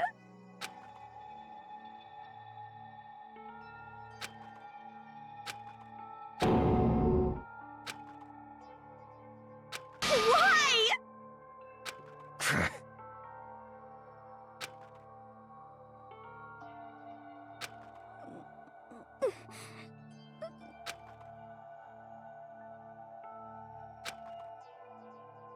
Hey! Hey! Hey!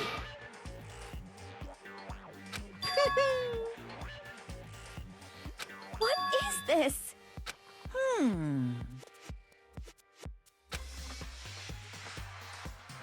What are you saying? In other words, yes, indeed.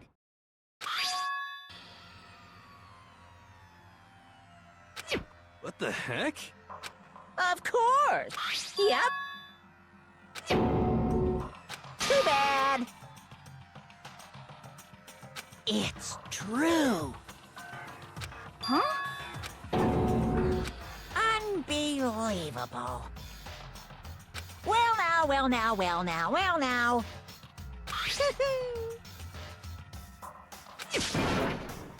Damn it! Pung, pung!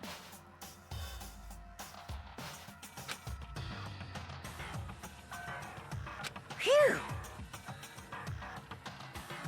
Shing! And? What are you gonna do? Hey! Hey!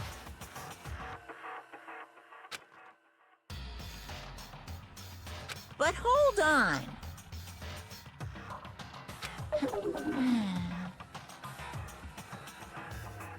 Enough already. Yes, indeed.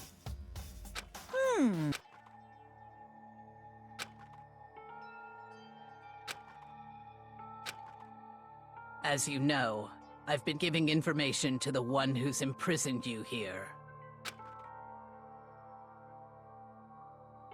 You see, the mastermind took control of my family's dojo and demanded I become their tool. I couldn't let it be destroyed under my watch, so even if it meant my own life, I had to protect it. That's how I saw things.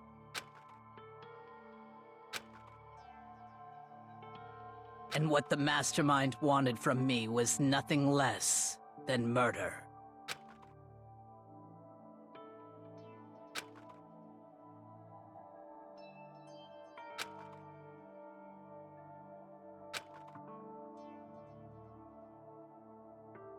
However, as I lived here with all of you, as I lived here with Hina, my resolve began to weaken.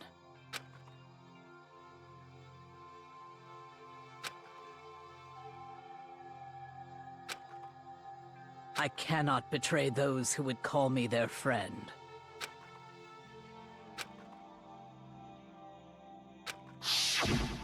I've made a decision. I will no longer retreat, no longer compromise, no longer regret. I've made my decision. I'm going to resist you.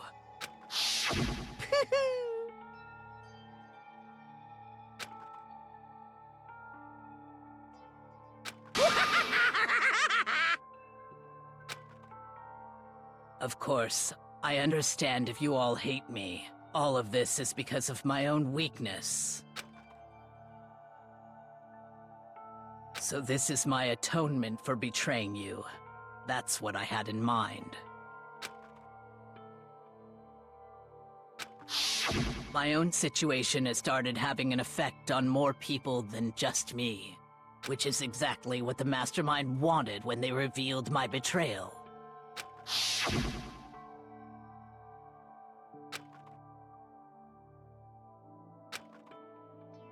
Of course, I'm still responsible for that as well.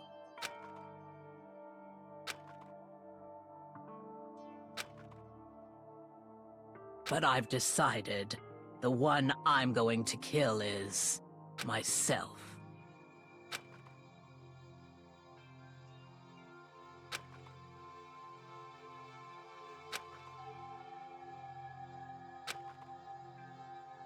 If it can save you, then sacrificing my own life could have no greater meaning. Whatever you think of me, please know that you are all my most treasured friends. Huh? No way! Correct.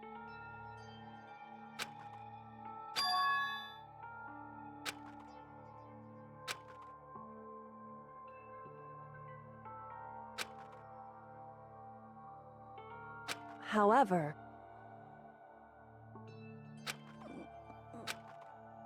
finally, Hina, I want to apologize to you especially.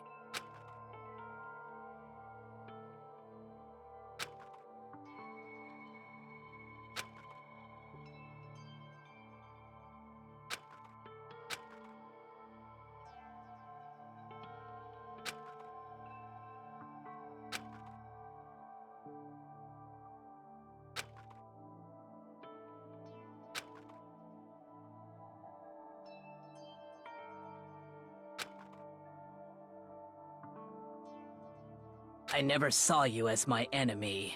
You were only ever my friend, who I wanted to help as much as possible. Hina, whatever it takes, survive.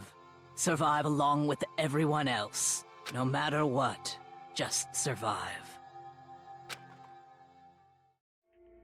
But...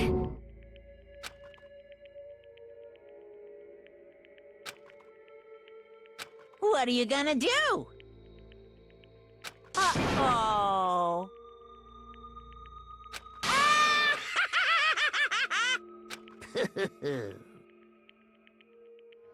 Too bad.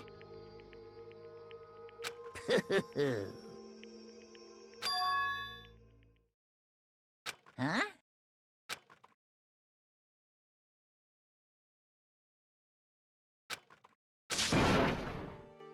Say what?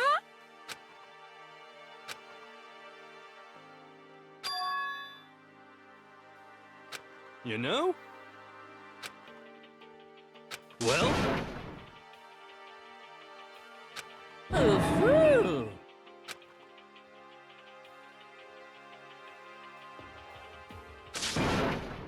What? What do you want? How strange. Hey! Phew!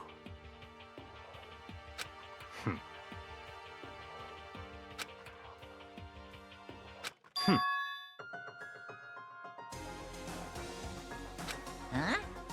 Naturally.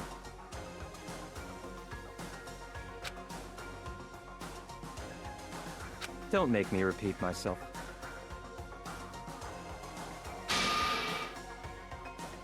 What? It's all clear now.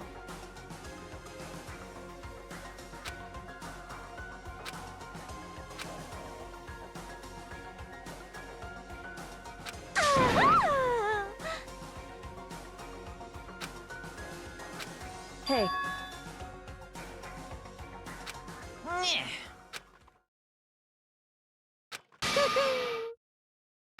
What the heck? Hmm. You want me to punish you guys? What? But...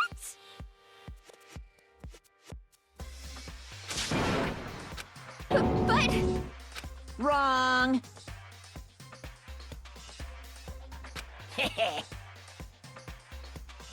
Listen up! Yoo-hoo! Let's give it everything we've got! It's punishment time!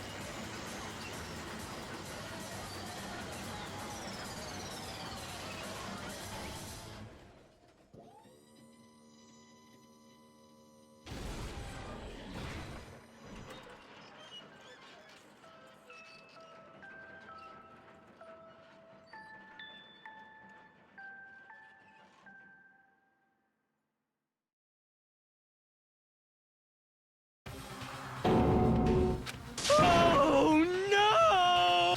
Phew!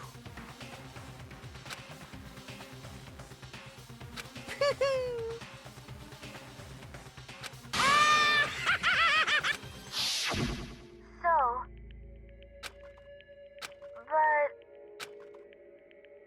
But still...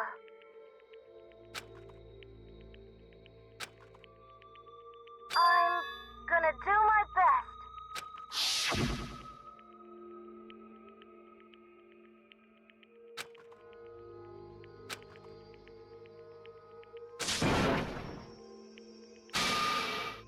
What's the matter?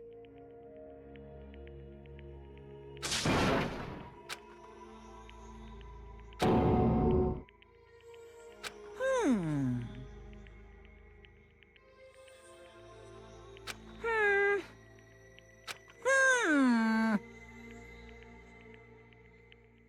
Just as I thought. Actually...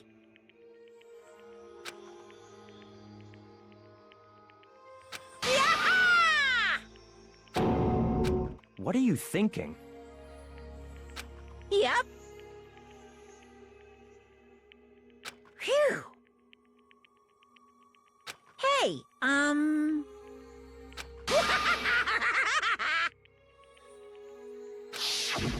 want to be able to help.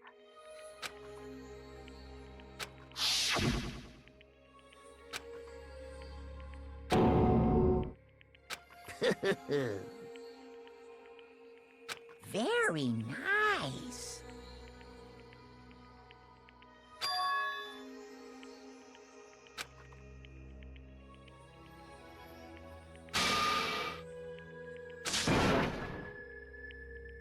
Ba-bum, ba-bum. Well? Uh-huh. What? Yep. Huh? Hello.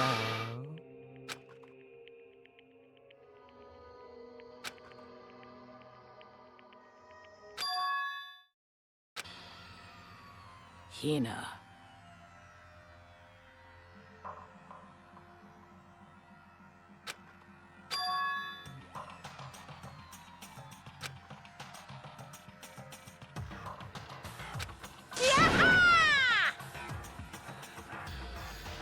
Too bad.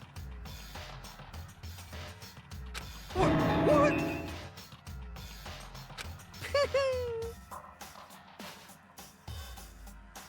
You guys? Hmm. Huh? Too bad.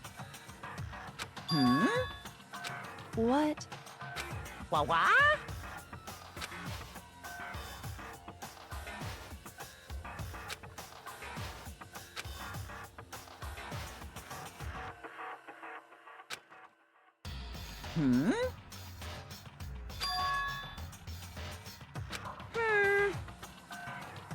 Well?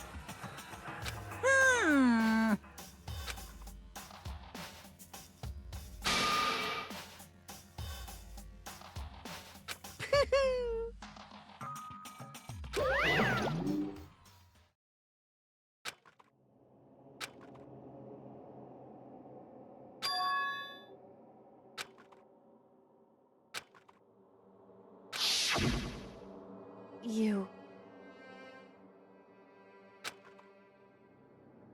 Who? Hey.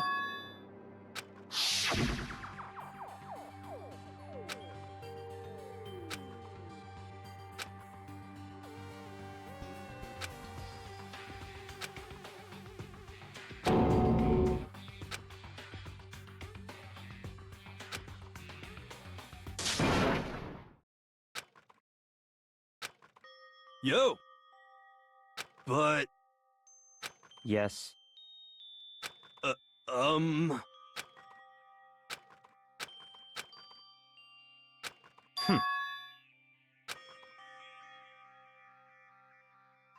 Not possible.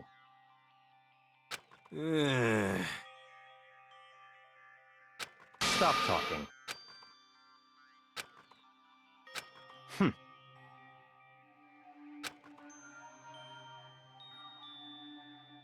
Sorry.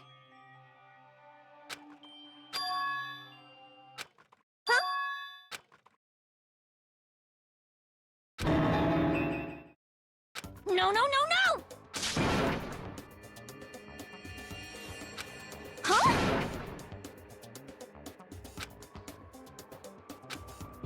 What did you What the heck? see? No, no, no, no!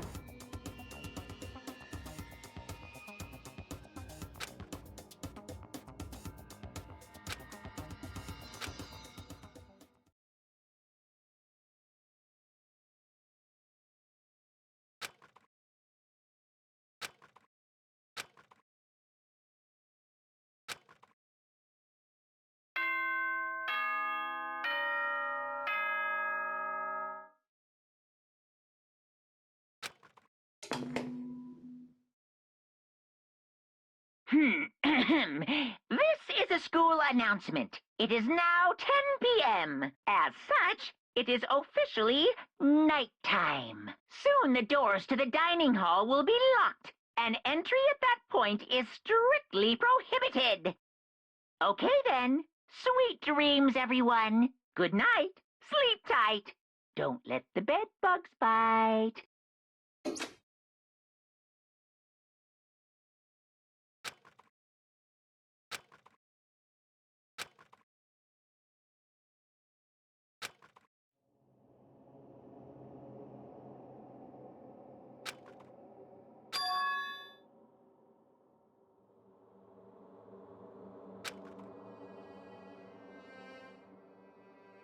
Kyoko?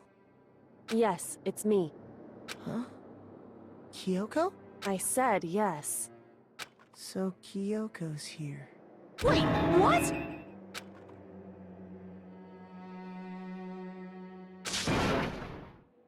It's true. Whew. Hey. Correct.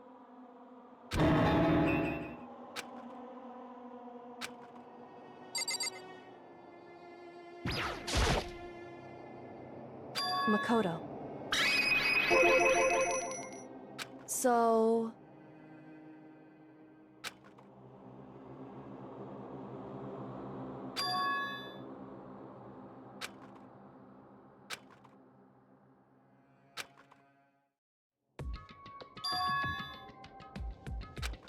Goodbye.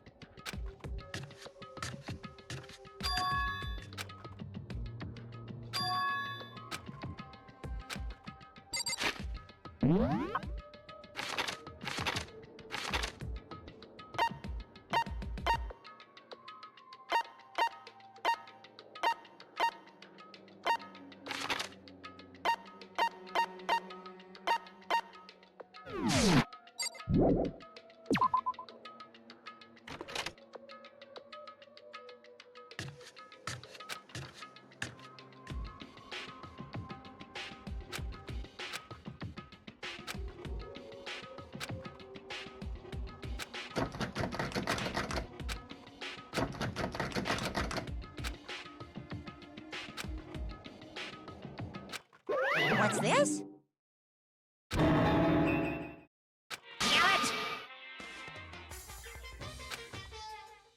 Damn it!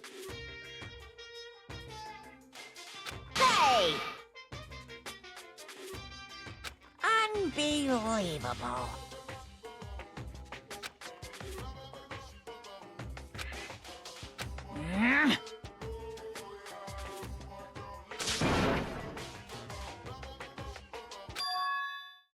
Just a second. You too? You guys? It's true. Hey. Shall we go?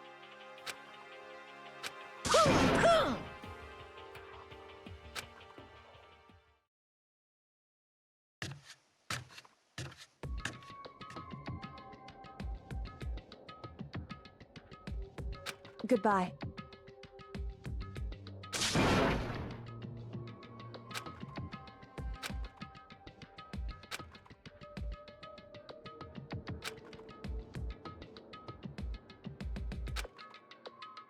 Whew.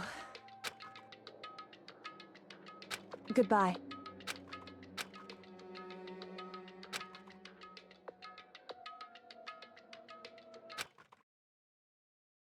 Mukuro Ikusaba.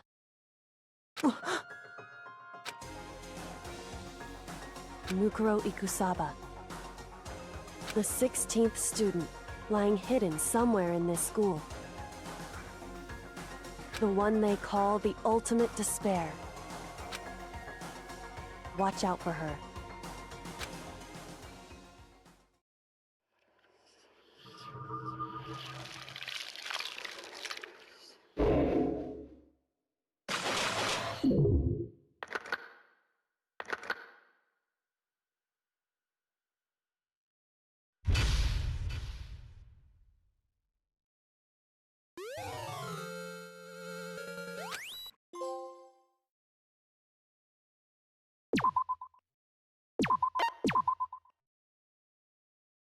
Mukuro Ikusaba.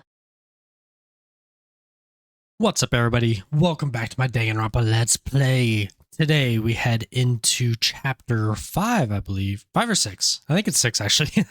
Chapter 6. We went through the last trial. Rest in peace to Sakura. But now we get to head into chapter 6 with some mysteries that we are still trying to figure out, I believe. Okay. Mukuro Ikusaba. What? Mukuro Ikusaba. The 16th student, lying hidden somewhere in this school. Dun dun dun, there's a 16th student. The one they call the ultimate despair. Watch out for her. Kyoko told me to watch out for her. Mukuro Ikusaba. I suck at speaking Japanese, I'm sorry. That was 3 days before the Nexus incident. 3 days before we would be faced with another murder. Oh wow, they're telling you right then and there. 3 days before the worst thing so far would reveal itself.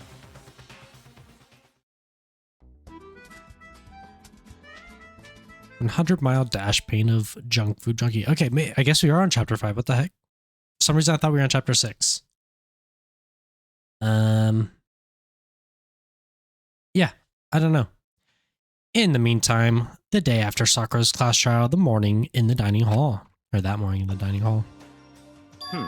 So, let's begin the usual post-trial investigation. Hey, you didn't make small talk or anything. We never just get straight to the point like that. If you want to keep up with me, you must refrain from pointless small talk. Jeez, how high is that horse of yours? Well? He just acts like like that to hide his own insecurities. That's what I like to think anyways. Regardless, if you want to defeat the mastermind, you need to follow my lead. They creep around the school like a mouse, but the mastermind's pride is as bloated as a cow's udder. In the name of my family. What is that, like, analogy? And no matter what it takes, I will rid this world of them. Huh? Hey, Toko, you've been pretty quiet. Man, you're so boring now. You just sit there like a mushroom. Gotta start calling you Miss Mushroom. What's your deal? She didn't snap back at you. Her talking makes things difficult, so I told her not to open her mouth without permission. Dude, he acts like he freaking owns her. What? But if she can't open her mouth, she can't eat or drink water. I don't care. How about that? And you're okay with that, Toko? Jeez, how low is that rock you're hiding under? I believe this is the small talk Byakuya warned us against. Come on. And yet, I let myself get involved. But it is now finished. I will never allow you to drag me down to your level again. Let's go. We're going to begin our search. Stop running your mouth and start moving your legs. Pressured by an obviously irritated Byakuya, we all start our exploration. Alright. And of course, we always got to check this. It is not open yet, okay. I'm honestly not sure if that ever opens, but I like to check anyways. Alright, actually, can I just teleport to floor 3 or 4? Okay, can we get in here now? Well, budget must be locked.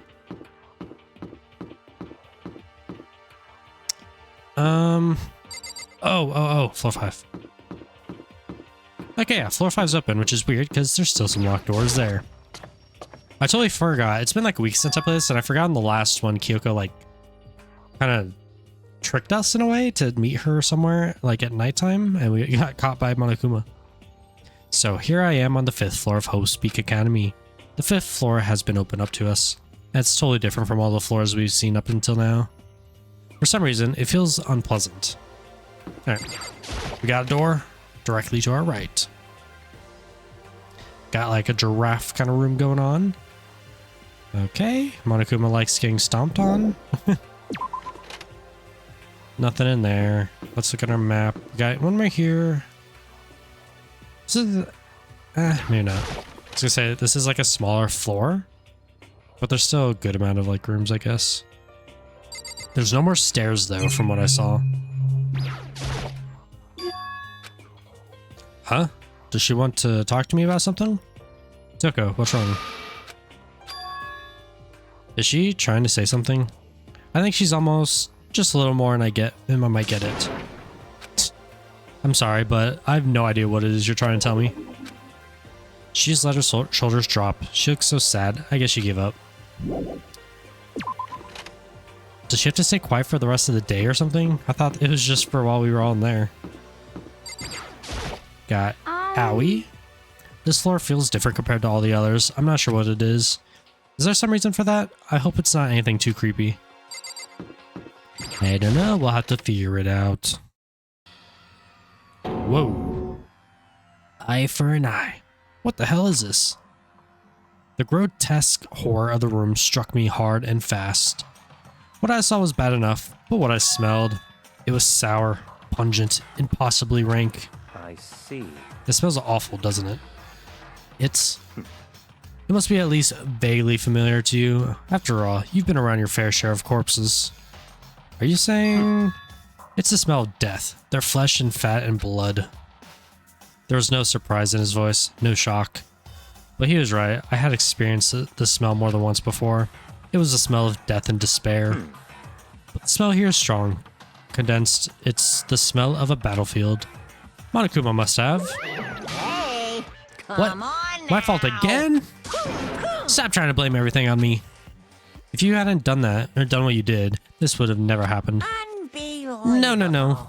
It's quite the opposite. The opposite? Now then. Yep. Let me give you an itty bitty, iggy, whatever, siggy little hint.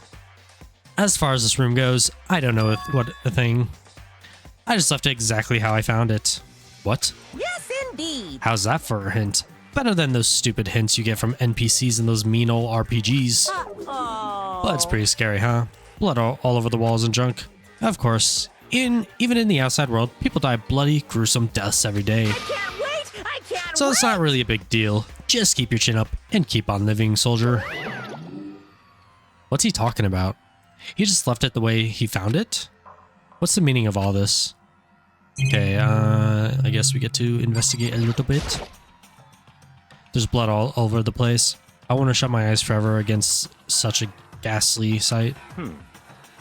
It appears all the bloodstains are dry, and their color has changed as well. I think it's safe to assume these stains are considerably old. Bleh. This is all really blood? Of course. I wouldn't find it interesting otherwise. And it is interesting, I assure you. What on earth happened in this classroom? He seems like he's enjoying himself. No way can I keep up with someone like that. There are white chalk outlines drawn all over the floor. How many bodies were there? I've seen this kind of thing on detective shows and stuff like that. You always see it at the scene of a murder. I wish I could say I don't believe it. Yo, what happened in here? It almost looks like, oh, what's it called? There's like a certain anime and, the kid's whole classroom dies. He gets sent to like a prison, and he can like control his blood. Okay, I just had to look it up. It's called Deadman Wonderland. This is kind of like what I assumed the classroom looked like after what happens in the beginning. All right, anyways, eye for eye right here. Lots of blood. Do I want to talk to him again? Byakuya, about what Monokuma just told us. It's like I'm not even here. He must be lost in thought. Is he really thinking that hard, or is he just flat out ignoring me? Yes, I do. Okay, well, that's creepy. I'm surprised Kyoko wasn't there, actually, so she could, like, examine it. Rah! Radorado is locked. We came all this way just to be denied here. The sign in the hall says Biolab. The Biolab that we're forbidden from seeing into. It kind of sounds like something out of an old cheesy horror movie. Alright, that reminds me. I've been watching a lot of, like, older movies. Put in your comments your favorite, like, older movie. Like, it could be anything, horror movie, comedy. The latest one I've seen is the original... I'm gonna butcher the name, but it's like Suspiria, something like that. Suspiria, I think. And it was pretty good. I like the like visuals of it. It's like almost like dream-like kind of theme, I guess, setting. And like an old like bricky kind of building with cool colors. I don't know. Yo. At first I thought I saw blue skies, but turns out they just painted the walls and the ceiling. You know? Oh, but the plants are all real. It's been a while since I've smelled vegetation. It helps me relax. That's not what you're thinking, is it? Huh? Why? Is that bad?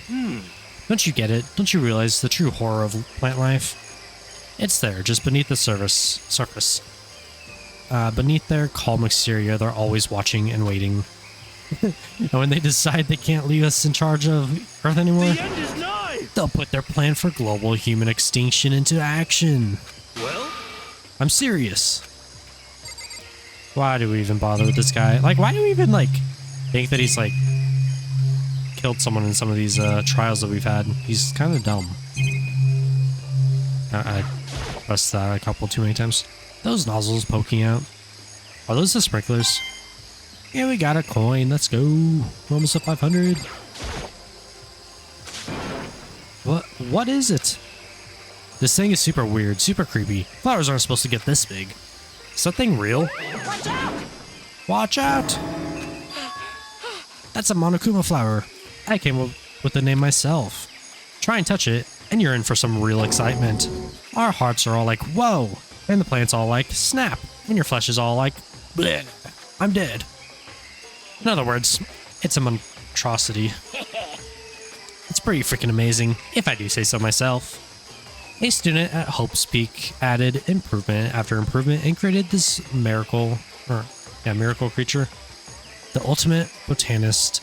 Although they don't go here anymore. They died during the tragedy. Actually, By the way, despite how it looks, that flower is super practical. It can eat paper, plastic, and even people. So it's totally good for the environment. Such an eco-friendly creation is vital for the future growth of healthy society. Not that I know anything about that myself. Spouting more and more nonsense, Monokuma eventually disappeared. Whatever it is, I'd better keep my distance. And of course we get a coin. Yeah, I think there's one right here for this little like shed. Just to be sure, I should take a look in that tool shed. This place seemed totally disorganized, from a lawnmower to fertilizer, flower pots to farm tools. And leaning against the back wall is that pickaxe. Is that a pickaxe? Where? Right here? Huh? There's something carved into the handle of this pickaxe. Crazy diamond. I feel like I remember seeing that somewhere. I feel like it was in one of the pictures, right? I wish we could go back and look at them. There's a lawnmower here. Even with this here, who's actually going to take care of the lawn? Okay, let me go here real quick. Presents, report card, regulations. Okay, no, I was going to see if there's any way to like look back at those pictures, but I don't think there is. So many flower pots. Big ones, little ones, any size you might need. Maybe I'll grow some flowers to put in my room.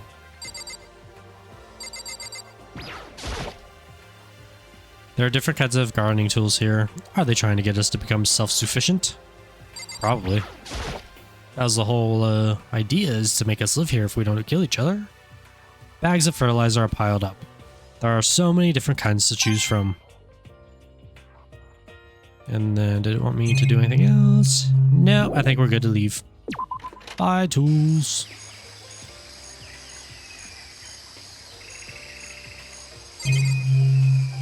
Okay.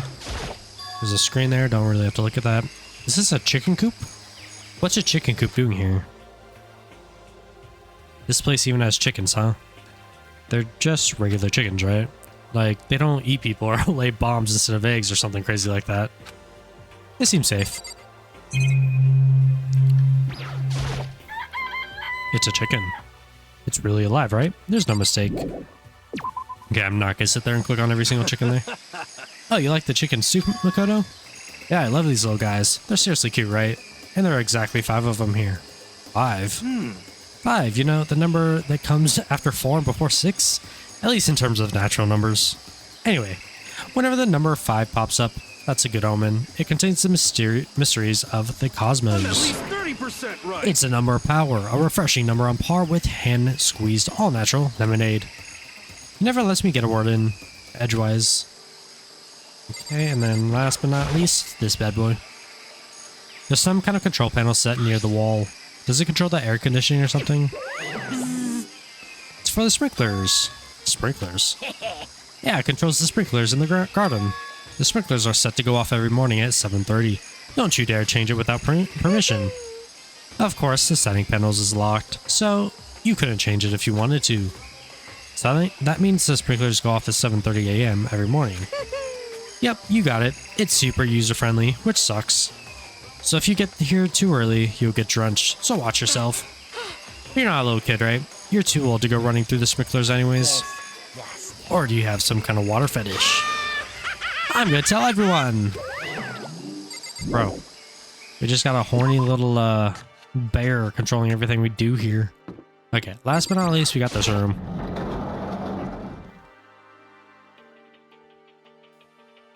There she is. You know, I'm not gonna lie, I thought this room was in either the second or third one. I mean, it might be in there, but like, I don't know. I just didn't remember it being in this game. Okay, before I talk to her, I'm gonna go through some of this stuff first. There's a bunch of wooden lockers in here. The wooden lockers and keys remind me of super old school public house bath, or is that what that said? Bathhouses, yeah, I just mixed the word up. It's a straw post used for sword practice. Did they use it for training here too? My reading's getting worse already. Not that it's been great, but where is it? Oh, there it is. Even though this room is totally enclosed, there's a cherry tree planted here And it's in full bloom. It's quite elegant. This is what you consider elegant? Indeed. I lived overseas for a long time, so this kind of Japanese-style scenery is refreshing. But considering our situation, isn't it kind of out of place? Okay. That target seems pretty far away. Gotta say, pretty proud of my eyesight. It's for seeing a target. Okay, couple more things. This one, and probably don't have to do the tree, right? The suit of armor is on display. It's extremely Japanese. The samurai. Alright, let's talk to her. What Kyoko told me yesterday. What the heck did it mean? Mukuro Ikusaba, the 16th student, lying hidden somewhere in this school. The one they call the ultimate despair. Watch out for her. Kyoko? I'm not gonna say anything. Huh? I can't say anything. Kyoko narrowed her eyes. Her gaze started up to the surveillance camera. Hey. You understand why, right? She was trying to tell me that whatever it was important. The mastermind couldn't find out. But how did Kyoko get her hands on information that could be that important? So then... We're finished here. She made it very clear that our conversation had come to an end. And just like usual, I didn't understand anything better than before. Hey. Okay, so that was the same stuff. There's not really much... Okay, yeah. I guess I've seen what there is to see up here for now. But once again, nothing I found seemed to make any real sense. I need to head back to the dining hall and find out what the others turned up.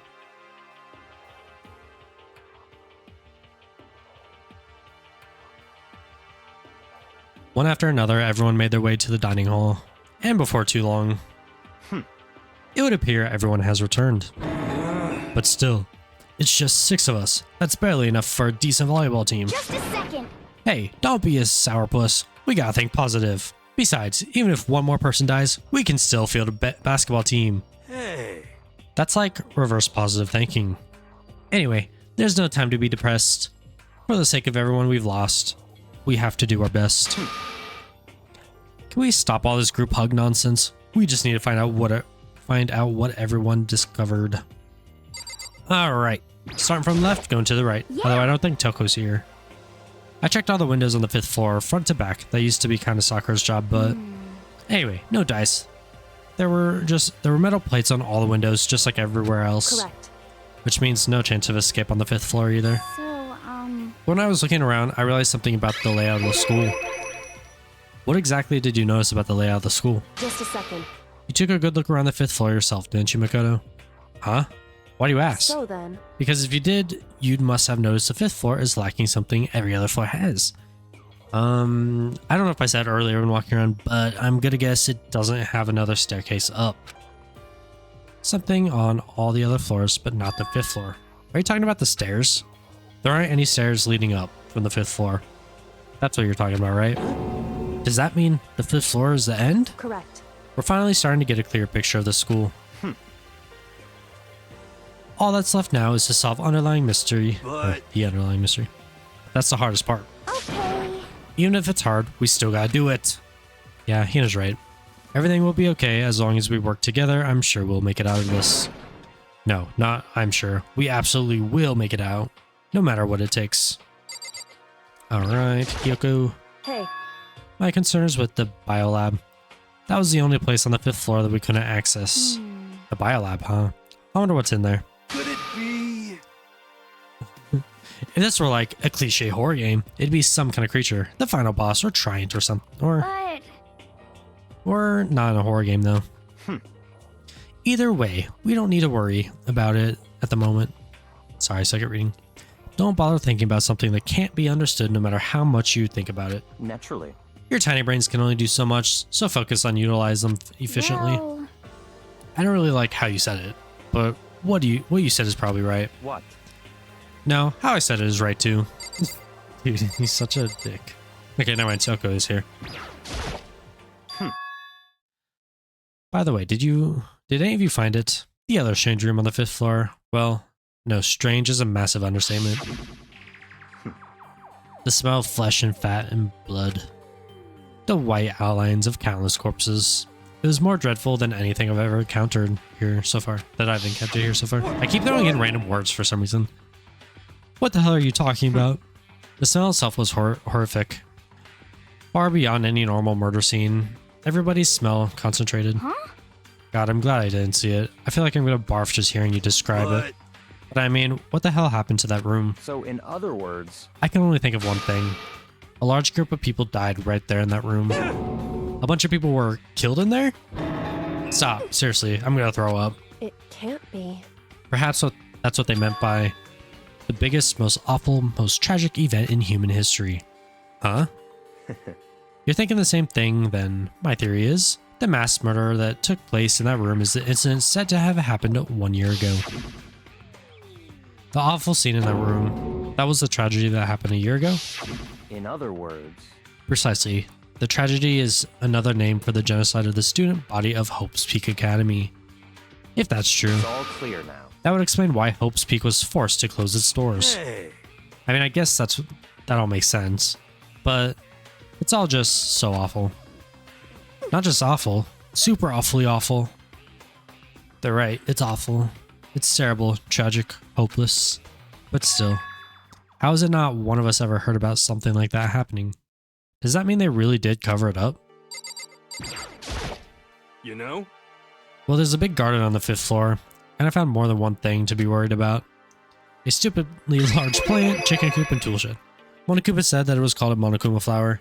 Even touching it seems dangerous, so we just have to be careful. Serious? It's solely a man-eating plant. I'm pretty sure it's different from the one that lives in the pipe, though. Anyway, the thing must benefit from the sprinkler system as much as anything else in here. Oh yeah, apparently the sprinklers come on every morning at 7:30 on the dot. Yeah, remember that. You don't want to get drenched and catch a cold. We don't have to worry. They say idiots never catch colds, you know. Of course not, because idiots never get wet. I think you're thinking of ducks. I'm starting to worry about you, Hero. Can you tell me what 10 is? 10 plus? What? Sorry, like skip that before I actually read it. What 10 plus 10 is? Okay, there we go. Hey, come on, you don't always have to call me dumb. I may have been held back 3 times, but that doesn't make me stupid. But if it'll make you happy, I'll answer your dumb question. So, what was the question again? Don't worry, you just answered it. Okay, before I go back and like do his stuff, I'm gonna see if she's actually gonna talk. Hey, Byakuya, seems like Toko wants to say something. What? So? Why are you telling me? Hey. Well, because you told her to zip it or whatever. Oh, I'd forgotten about that. Jesus, man. I know you like torturing her, but come on. Well, Toko, if you want to envelop us all in your putrid breath, I won't stop you. You honor me, Master. And don't worry, I took care of the odor problem. Hahaha, seriously? What the heck? I accidentally skipped it again. Shut up, and don't interrupt Master and me talking. Or when they're talking. Okay, so what did you want to tell us?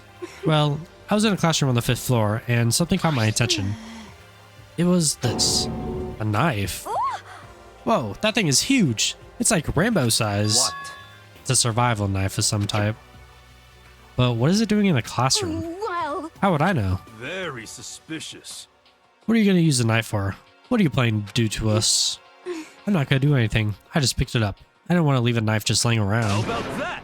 I'd rather have it lying around than in the hands of a serial killer. Don't compare me to her. I'm nothing like her. Listen, more important, now that we have the knife, what are we going to do with it? You know? We can't let Toko keep it, that's for sure. We don't know what she might do. what's your problem? I don't want it anyways. It's too dangerous. So what to do? So then, Why don't you hang on to it, Makoto? Huh? Me? Oh yeah, I totally trust Makoto to take care of it. Okay. Then that's it. Or that. Hold on. Don't I get to say? It's all clear now. It just shows how much they trust you. You should do as they ask. Are you sure it's trust? I feel like they're just using me. Okay, so here you go, Makoto. You're acting like I already said yes. Fine. I guess there's nothing I could do. I'll just keep it in my desk drawer for now. Anyway, that's all I wanted to say. Hey, Toko. Ah! Do I still have bad breath? Oops. Sorry. I'm sorry, Stinks. I'm sorry, Stinks. I'm sorry. That's fine. You made a valuable discovery. Good job. Aw, he's actually being nice. Huh? Did Master just praise me? Hey, good for you. I'm dreaming. I must be dreaming. That I would ever experience such a dream. It feels strange. So strange. Okay. I'll let her do her thing. I'm not going to do all that. Whenever I look at Toko these days, it makes me feel sad. Okay, I don't know if I like the idea of me holding onto a knife like that she just randomly found around the school. You know? Especially after that, like, was it a flashback? Or not? No, it wasn't a flashback. It was like a picture of the future that we saw with the dead body and stuff. Well, there's a big garden up on the 5th floor, and I found more than just one thing. Okay, I already did that. There were a bunch of chickens in the chicken coop, right? That's right. 5 chickens. I love chickens. Let's raise them up big and fat. Then we can make fried chicken. Oh, or barbecue. Decisions. Oh, or how about raw? Because there's nothing fresher than raw, right? I'm pretty sure that'd kill you. Dude, he actually said something smart there. Yeah. Because that would... I don't know if it would kill you, but you definitely get sick from it. You noticed it too, huh? The pickaxe? What? Huh? What are you talking about? Or what pickaxe? Well, there's a pickaxe in the tool shed, and the words crazy diamond have been carved into the handle. Haven't you seen that phrase somewhere before? Crazy diamond? Yeah, that does sound kind of familiar, I think. True. I don't just think. I know, we've definitely seen that phrase somewhere. Huh? Where? Oh, that's it. I remember. Oh, okay. It was on Mondo's uniform, on the back of his jacket. His jacket said the same thing, right? Crazy diamond?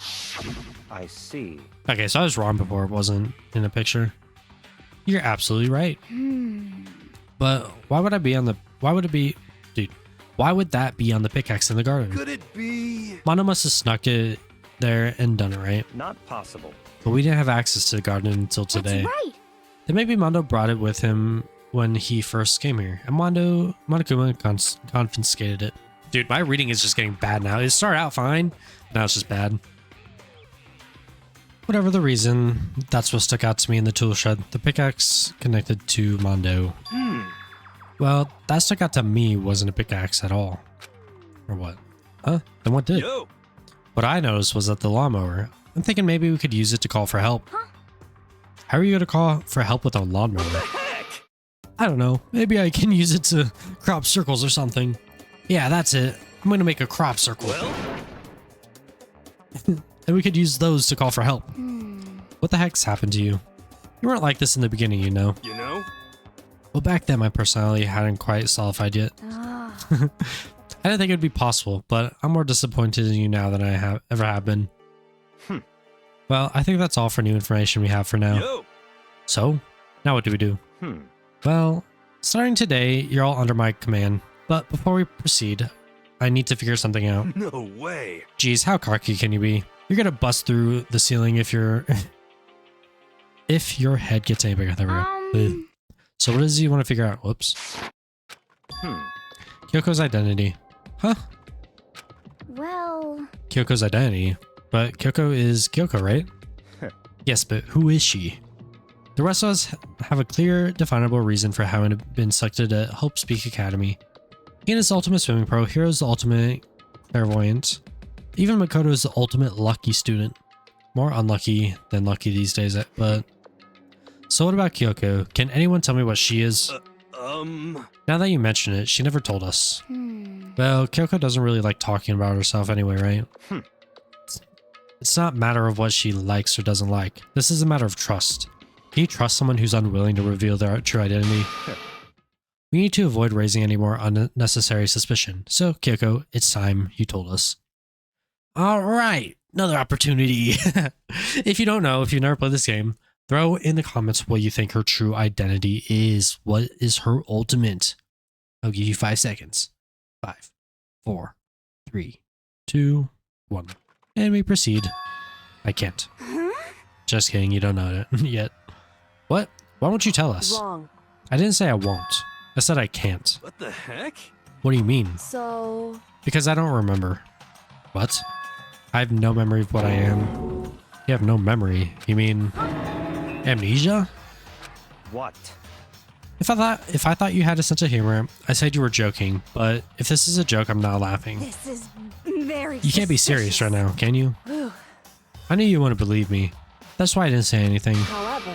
But it doesn't matter. Either way, the truth will make itself clear before we're done. What? So you have no intention of telling us? Then I can no longer stand by and do nothing. Hey. What are you going to do? Torture me? Nothing so barbaric as that. It's all clear now. I will simply limit your options. I can't allow you to engage in any further suspicious activity. What? Limit my options? Just give up. Give me the key to your room. But if she says... Well, if she gives you her room key, she can't go to sleep in her room. You'll be breaking the school regulation. And if she doesn't want that, she'll talk. It's easy. All she has to do is tell us about herself. Hold on. A threat like that... That's fine. Fine, I understand. Good. You're finally in the mood for conversation. Without saying a word, Kyoko walked right up to Byakuya and held her room key to him. It can't be. You damn fool.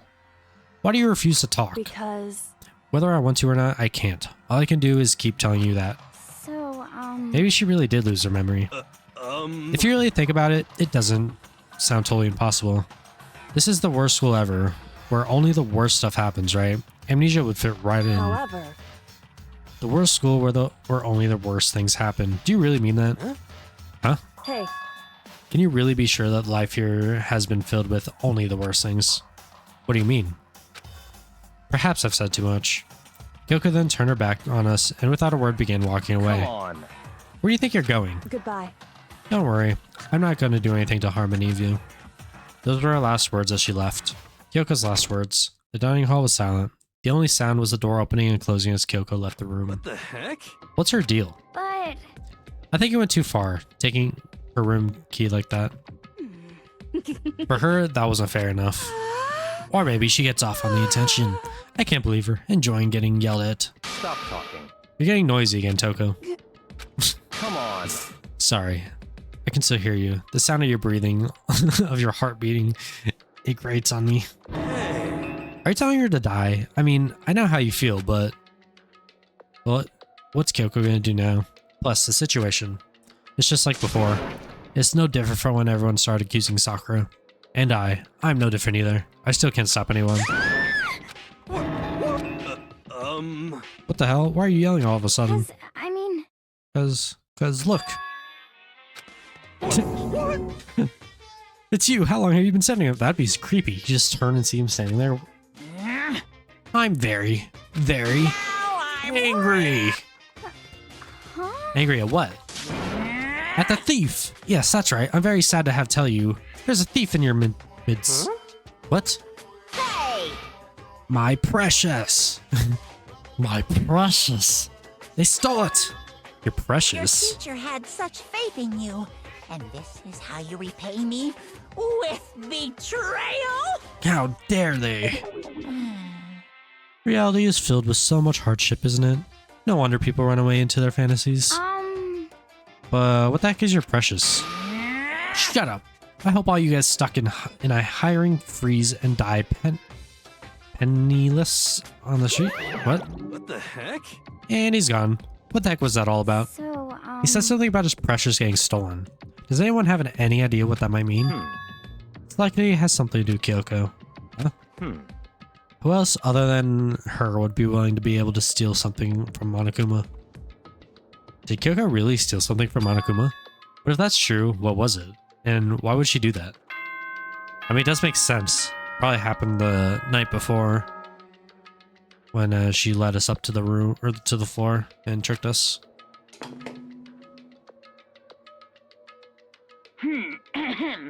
This is a school announcement. It is now 10 p.m. And I'm not gonna lie, I don't actually remember if she's the one who stole or if it was someone else, and if it was her, then who or what it was. I don't know. As such, it is officially nighttime. Soon the doors to the dining hall will be locked, and entry at that point is strictly prohibited. Okay then, sweet dreams, everyone. Good night. Sleep tight. Don't let the bed bugs bite.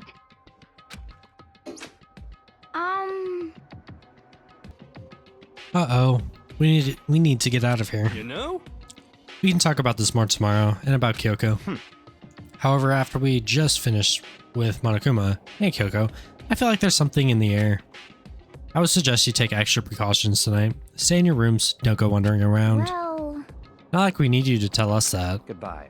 Well then, let's disperse. I'll see you all tomorrow.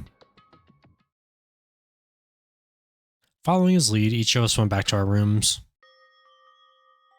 Oh, that's right. I need to put the knife away. Or I need to put away the knife that I got from Tuko. I don't know why, like, I try to read a lot of this stuff, and my brain just comes up with, like, a different way of saying what they're saying. Like, I can't just sit there and read what they're saying. I don't know. I think the safest place for it will be in my desk drawer.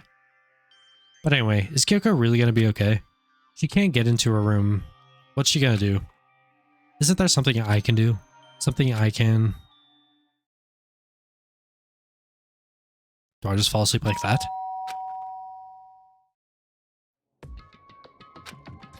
As I opened my eyes, I realized I'd fallen asleep without realizing it. But more important, did I hear the doorbell? You did. You would be correct. What else would make that loud noise in a soundproof room? Kyoko. Hey, I'll be waiting for you in the dressing room. See you there. Hey, wait, Kyoko! Without acknowledging me, Kyoko disappeared into the depths of the darkened hallway. I know we're not supposed to go out during nighttime, but I can't just not go. I didn't realize how late it was. hey, Sorry for asking you to meet me so late. It's okay, I'm used to it. correct. Indeed. So then, Well then, let me get straight to the point.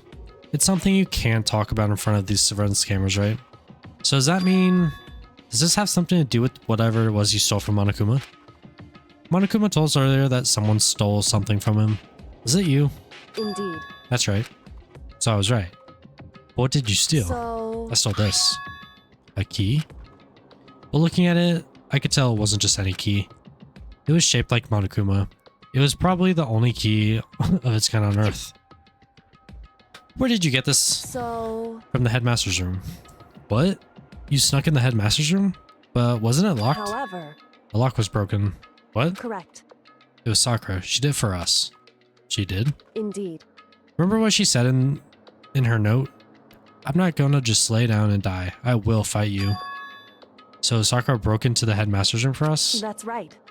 That's right. So that we can uncover whatever secret might lay hidden within it. She did that for us? She violated the school regulations to help us. She already decided to die, so her last act was to defy the rules of this place. Indeed. I noticed the room was open after the class trial was over yesterday. But if I just strolled into the room, Monokuma would have noticed right away, which is why I used you as a decoy. So you asked me to meet you at the data center in order to... Correct. I wanted you to draw Monokuma's attention. I took that opportunity to sneak into the headmaster's room, and as a result, I found this key. Whoa. Then, what you told me about yesterday, did that come from the headmaster's room too? Mukuro Ikusaba, the 16th student, lying hidden somewhere in this school. Dude, they keep acting like we're dumb and we don't remember this stuff.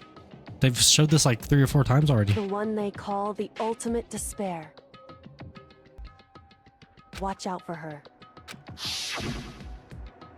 Did you find out about this, whatever, while you were in there? Mukuro is Ikusaba. Dude, I suck at reading. I did find a file in the headmaster's room that talked about her, yes. I don't know all the details yet, but one thing I do know is that Mukuro Ikusaba is dangerous. Dangerous. In other words, She may very well be the mastermind. Mastermind? But didn't Alter Ego say that the headmaster was probably the mastermind? wrong. No, the headmaster isn't the mastermind. I'm sure of that. What? I don't have proof yet, but I have no doubt I'm right. To make such a strong statement without proof, that's not like Kyoko at all. But if it isn't the headmaster, does that mean Mukuro Ikusaba is really the mastermind? Or could really be the mastermind? Anyway, This key is the one big opportunity we've been waiting to get our hands on. Now that we've grasped it, we can't let it go, can we? Sure, but I mean, what's this key even unlock? So... I don't know yet, which is why I need you to draw Monokuma's attention, right? Or again, while I go and find out. Wait, so you're planning on sneaking back in again? You can't. That's way too dangerous. And you want me to draw his attention, but we don't actually know there's just one mastermind, right? If there's more than one person watching us, Is that right? they didn't catch on last night, right? Maybe we just got lucky. Hey. Or maybe the mastermind can't monitor us and control Monokuma at the same time. Huh? Like I said, we didn't get caught last night, but as you said, maybe it was pure luck. Which is why we're gonna run the experiment one more time. And if we're successful again, then what may have just been a lucky guess will be proven true. As Kyoko talked, she was calm and collected as ever. I couldn't help but just stand there and listen. Hey. If it's true that the mastermind can't watch us and control Monokuma at the same time, then there would have been a period of time where the mastermind was vulnerable. All we need to do is find out for sure if that's actually true and what we can exploit it. Maybe, but no matter what the reward, the risk is just too high. When I think what might happen if we fail, Why is that? I don't think you need to worry all that much after all. With minimal restrictions, you are free to explore Hope Speak Academy at your discretion. No restrictions have been placed on our efforts to solve the mystery, am I wrong? Even when I took the key, I didn't break any rules as far as I can tell. But the mastermind decides to go to do something. All the rules in the world won't matter. He could just kill us without a second thought. I see. I see. In that case, even if the plan fails, we'll still be able to prove or disprove the hypothesis. What? Correct. In a moment of crisis, will the mastermind break their own rules or adhere to them no matter what? In other words, we gain something whether we succeed or not. Now there's no reason not to do, right? But if you spend all your time trying to avoid danger, you'll never move forward. we know the danger, but if that risk means solving the mystery, we have no choice. Am I wrong? At that moment, I finally realized I had never seen the slightest hint of fear or despair in Kyoko's eyes. Her gaze was firmly set on the mystery ahead, the enemy standing before us, and with that in view, she just smiled. I can't change how I feel, and I wouldn't if I could. And Kyoko took something from her coat pocket and held it out to me. Huh? What's this? It's true. Consider it a symbol of my determination. Don't open it yet. Only open it if something ever happens to me. If something happens. However, I'm not planning on dying, but there's always a chance of it, and a death without meaning is unappealing. Hey. Please, I want you to hold on to it for me. Fine, I'll hold on to it, just because you asked me to. But I'm gonna give it back at some point. You can be sure of that. Indeed. Yes, of course. Hey. Oh, and one more thing. You can't tell anyone else about what I've discovered. Sure, because then there's a chance the mastermind might find out, right? Well, there's that too. Huh? You mean there's something else? Well, it's nothing. Forget I said anything. I can't just forget that easily. Then, okay then, shall we begin? Makoto. I'm counting on you, Makoto. I just have to get Monokuma's attention, right? Well, I'll give it my best shot. Goodbye. I'm going on ahead. The rest is up to you. Her curt goodbye was no different from any other time. And like every other time, she moved at a brisk pace as she left. What wasn't like every other time was a sudden knot I felt in my stomach as I watched her walk away.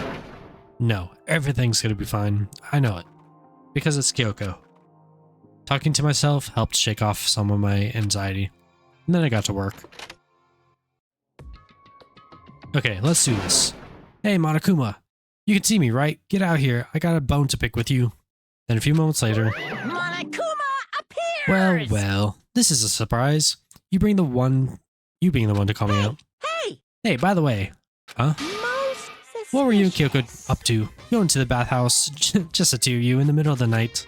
Definitely a hot and steamy moment, wouldn't you say? Still warm and wet, so warm and warm, or wet and warm.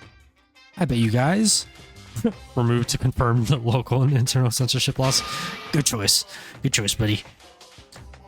All over her, didn't you? Okay, dude. What are you trying to talk about? I gotta talk, huh? Sure. Oops. Sure, I get it. Well, whatever. Unlike you, I have absolutely no interest in late night bath scenes. Because I like to maintain a healthy life of observation, far away from X-rated exploits. Oh, so is that why there's no surveillance cameras in the bathhouse? Bullseye! Or is it maybe because the lens got all fogged up and you can't see anything anyway? Sounds like that's the bullseye to me. You need something? Anyway, you went all through all this trouble to get me out here. Now, what do you want? Oh, well, there's just something I wanted to confirm with you. Whoops, dude, I keep pressing that. I'm using a different controller because the other one had like a sticky like pad thing, like the touchpad. But now that it's not sticky, I keep pressing it on accident because it's touchy. Say what? Whether I'm a medalist or a dude fella, Actually, but in the Bear Kingdom, there is no male or female. Actually, there is. what? Seriously? My entire Then what am I? My entire existence. This is kind of depressing. That's enough. I'll get struck if I think about it too much. So what did you really want to ask me? Oh, well, you told us earlier that your precious had been stolen. What's this precious of yours? What are you thinking? Listen, I'm sure this is a silly question. No way it's possible and all, but is that seriously what you dragged me out here to ask me? You gotta be kidding me. You gotta be 100 megaton freaking kidding me. You're not gonna ask something useful, like how to get the best honey or your scene? I don't know. Bleeding tool tips? This is just crazy. Are all pubescent teen boys as nutty as you? What the heck? God, you're so annoying. Fine, I'll tell you. It was a key, and beep. That's it. What was that second thing? It's a blank, stupid. A secret. Fill it in yourself. Make me trudge all the way out here for that. I'd like to see what's going on in the brain of yours. And the next time you summon me for something so stupid, I'll open up your skull and find out. Dropping more than a few swear words, Monokuma stormed off. Phew. I hope I kept him distracted long enough. Now all I can do is wait and hope Kyoko makes it out okay. No, she'll be fine. It's Kyoko after all. I'm sure she's fine, right? I went back to my room and laid down, doing my best to settle my nerves and get back to sleep.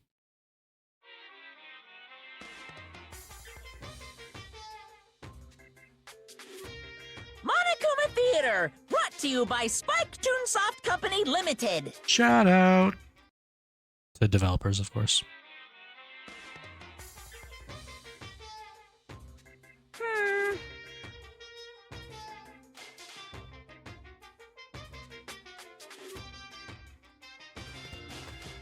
Then you guys have to recommend it to your friends, too!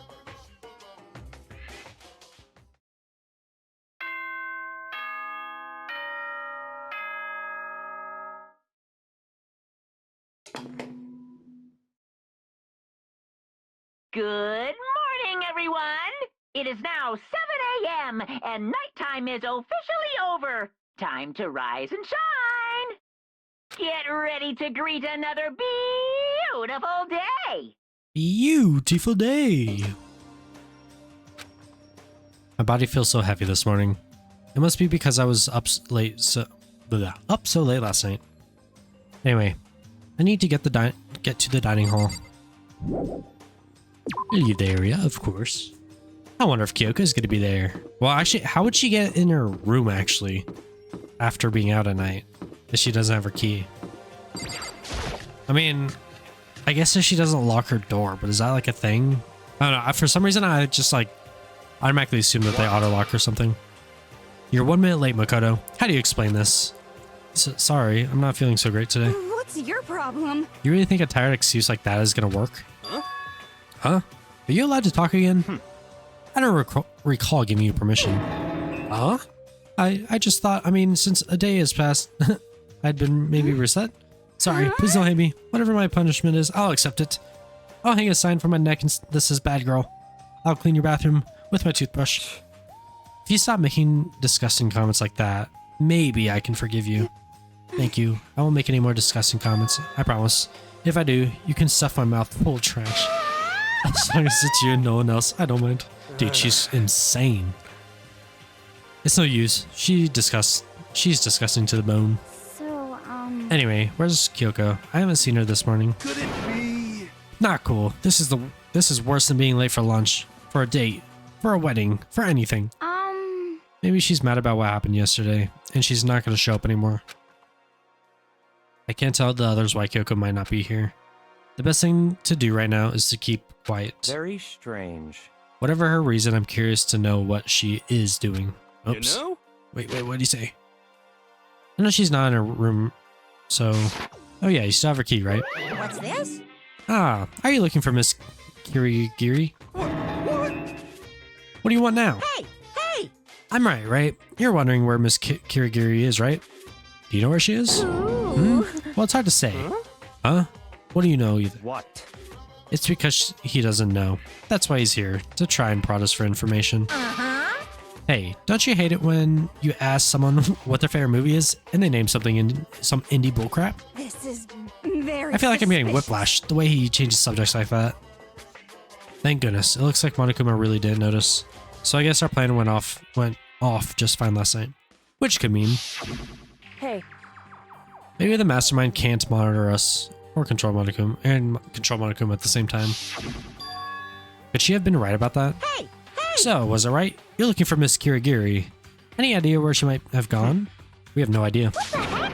And even if we did know, we wouldn't tell you. What the heck? We're serious. I see. Well, fine. Whatever. I don't even care anymore. Sayonara, suckers. As soon as he was gone, we all glanced at each other. So, what was that just now? Does that mean Monokuma doesn't know where she is either? It would seem that way. You know? Where the heck could she have gone? Don't you think we should all go look for her? And how would you suggest we approach that task? Even Monokuma can't seem to locate her. Very suspicious. Yeah, how could he not know where she is? Yeah, totally. So strange. Kyoko must have used that key to sneak into some unknown part of the school. But some or even Monokuma wouldn't notice. Where could it be? Where could it be? We spent the rest of breakfast talking about where Kyoko could have gone. Afterwards, we returned to our rooms. We got the peaceful music. That means we get free time, I think. Breakfast didn't help me feel any more upbeat, that's for sure. I feel like this is more than just me staying up late last night. Okay, free time. We want Byakuya. That is who we are working on right now. I don't remember where we left off with them. We have 4 pages, so we're going for page 5, and then there's one more after that. Okay, let's find him on the map. I'm gonna assume he's gonna be on the 4th floor, right? Or 5th floor? Yeah, okay. What room are they in? Actually, I think they might have been in this one. Was I right? Yay, I was right. What? What, did you need something? We're just gonna skip through a lot of this because they say the same thing every time unless it like continues past us. A bird in the hands is worth 2 in the bush. Huh? What? It's a proverb. It means if you can only obtain something inferior, that's all better than longing for something better. Yeah, I know what it means, So but... in other words... Put another way, if all you have nearby is a loser, that's better than a proper assistant far away. Makoto, be my secretary. What? A useless commoner like you could never hope to earn more than, let's say, $100,000 a day or a year. But as my secretary, you'd be guaranteed an ample salary, job security for the rest of your life. And in honor of being my birthday, too, how about I multiply your already impossible expectation by, 5.5? What? $550,000? That's like board member money. What? Of course, as my secretary, you wouldn't be a mere servant. At some point, I would want you to become an actual assistant, taking the lead on important projects. Assuming you produce acceptable results, you could even become a core part of the Togami Corporation. So in other words... You have no reason to refuse. This is also sudden. I don't get why, but he seems serious about it. Still, I'm sorry, but I'm gonna have to say no. I'm trying to give you a chance to enter the battlefield of life and claim victory. Most commoners will never get that chance. This is literally a once-in-a-lifetime opportunity. Do you understand? This is your chance. This is your one and only chance to rise above the 99%. So that's it. Are you really so scared of having to fight to compete in order to win? It's not that I'm scared. It's that I want to succeed based on my own effort. I want to find my own battlefield. I don't want it handed to me. I want to earn it. I want to find something I'm willing to fight and die for. That's the only way I'll be satisfied. Then you meant what you said earlier. That if you can live a life that you're satisfied with, that's all that matters. I see. I'm glad to see you pass my test. Huh? Your test? Naturally. That's right. The mere thought of someone like you as my secretary makes me physically ill. Wait, so then... The salary offer still stands, of course. That's yours if you want it. I don't need you spreading rumors that Bakuya Togami doesn't honor his word.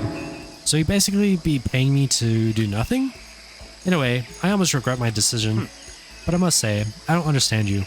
You don't want to fight, and yet you don't flee from the battle either. It's like I said, for me, happiness comes from living the life I want to live. Easy enough to say. No, you have to enforce your will until the very end. If you can do that, if you can make it to the end, I'm afraid I'll be forced to acknowledge you. Then that's exactly what I'll do. Someday, absolutely. Don't expect much from you, but I'll be waiting.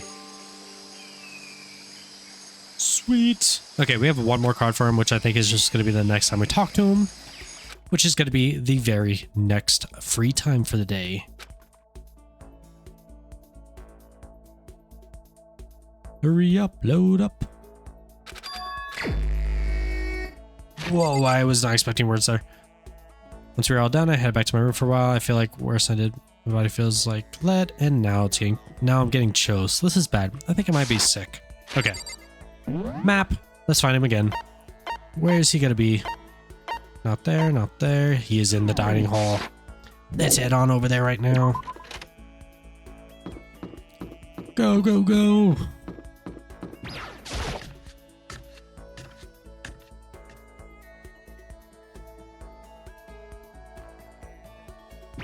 And this is probably going to be our final time talking to him.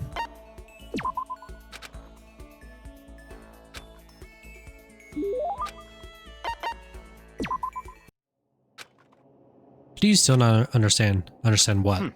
I've been sacrificing all this valuable time of mine for your sake.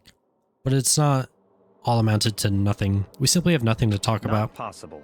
We could talk forever and a day and I would have gained nothing from it. But the more to come to understand each other. You and I will never understand each other. We live in different worlds. Our ways of life, our ways of thinking are totally incompatible. You're a loser, so go ahead and live your loser life. Make a bunch of loser friends. Then together, we can lick each other's loser wounds. You can lick each other's loser wounds. Jesus, that was hard for me to say. You don't have to keep saying loser. Whether your self-indulgence is a lie or not, it doesn't matter. Whatever happens, I'm going to keep on fighting, and I'm not going to keep on winning. Or I'm going to keep on winning. That's right. That's one thing that will never change. But having to win all the time, doesn't that make your life kind of hard? Such is the fate of the chosen. The chosen. Listen, I've been meaning to ask you. You keep talking about the chosen. What does that mean exactly? The way you say it, it sounds a lot heavier than how I'd normally think of it. That's fine. Fine. I'm gonna waste my time with you anyway. I might as well explain this one last thing. I'll tell you how I became known as the ultimate affluent progeny. There's a story behind that? So in other words... It has to do with the secret of the Togami family prosperity. Our success comes from our family's rather peculiar inheritance system. Peculiar inheritance? What do you mean? You see, our family... Dude, why do I keep doing that? You see, our family head never takes a wife. Okay. Rather, he couples with exceptional women the world over in order to bear as many children as possible. All over the world. They then make the children compete and only one can come out on top. Jesus, what the heck? And whoever it is earns the right to become the next head of the family. You mean you have to fight your own brothers and sisters? That's right. For my battle, there were 15 of us in total. When all that was said and done, only one was standing, the youngest brother, me. In the entire history of the Togami family, dude, why do I keep doing that? The youngest male has never won. Jeez, that sounds brutal. I can't even imagine something like that. So now, do you understand? I won my title in open combat. That is how I became the ultimate affluent progeny. I was not born into greatness. I had to earn it. In other words... I put my life on the line and I earned the right to be called the chosen. You put your life on the line, then what about your siblings? Dead. Dead? Stop talking. I don't mean like literally, of course. They become dead to the family, unfit for the name Togami. Of course, for them, it really is like death. They're forced to become one of the 99%, one of you. But it must have been really hard, right? You can't even imagine, which is why the survivor is recognized as the chosen. When you take over the head of the family, all the weight of that family comes to rest on your shoulders. So in other words, that is how dedicated I am. I am forever dedicated to keep on winning, and so I shall. Otherwise, I would feel only pity for those I'd already defeated. Byakuya pretty much said he carries the weight of always having to win when he comes natural to him. All I say at this point is that I'm going to win this game too. Aw, poor you always win. It's been a long time since I've had so much fun. I need to get as much enjoyment out of it as possible. And in the end, I will stand victorious. I won't lose to the mastermind or you or anyone else. Even as the rest of you fall one by one, I will live and I shall win. My family. Or whatever. As long as my name is Byakuya Togami. The finality of his statement left no room for doubt or question. Nobody but Byakuya could talk that way and sound so convincing. But because it's him, it seems possible that maybe that is his fate. Honestly, the more I talk to him, the more I see how far apart we are. At the same time, I feel like I understand him that much more. At least I think I do. Goodbye. Now, let me be crystal clear. We no longer have anything to talk about. Do not come up to me like this again. Goodbye, loser. I can't imagine any way Byakuya and I could ever become friends in this lifetime. Your maximum number of skills have increased. Let's go. Not that we have anything new to use, but once Byakuya was gone, I went back to my room. It's bedtime.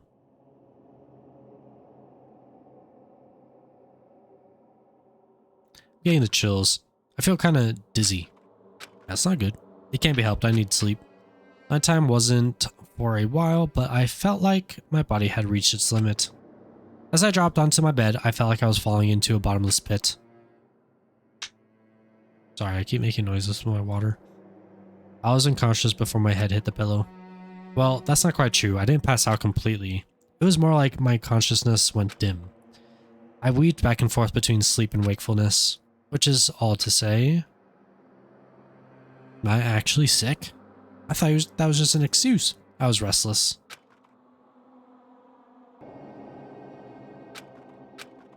At some point, I found myself wandering through a strange dream. And within the dream, a voice echoed across the halls of my mind. Walls of my mind, not halls. I understand. That voice. So familiar. Ah, it's... I understand. It's me. I understand. Dude, this is creepy. I should understand everything. My goal isn't to get out of here. It's to stay here. Huh? What am I trying to say? This is all for hope. And that's why I have to stay. I have to stay here.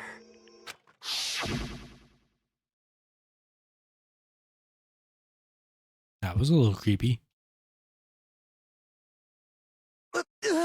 My dream just now. What? So strange. Huh?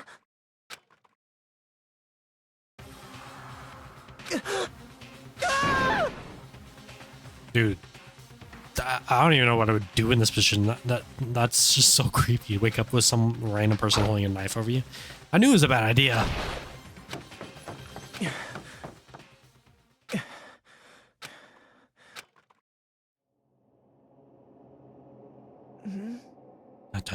Kyoko?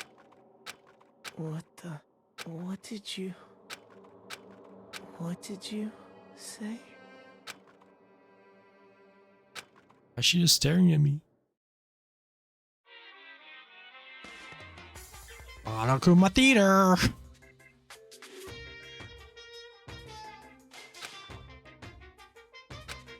Feel free to pause if you want to read this. I'm just gonna skip through it. We're like that. Sorry, I cut him off.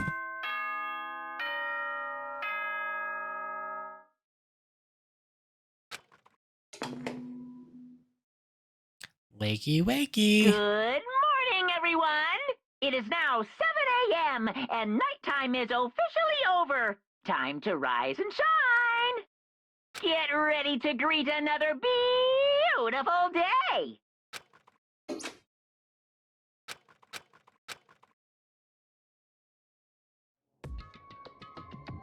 took longer than usual for me to open my eyes. I let out a deep sigh to bring myself up the rest of the way. The chills, the aches, the unfathomable lethargy? I don't know. They all disappeared in the night. All that was left was me, drenched in sweat. It wasn't just because of whatever bug I caught, either. It was also the dream I had. What the hell was that? I mean, was it even really a dream? I was desperate to recall it. I scrambled to grab onto fragments of the dream and reel them up from the depths of my memory. That's right, I remember last night. Dude, how did that one person even get in the room? I came down with a fever and couldn't quite get to sleep. And I heard a voice. I didn't really understand, and then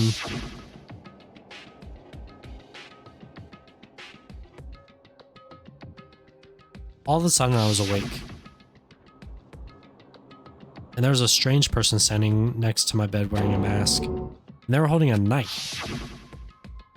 I want to say I fought them off, but I don't actually remember.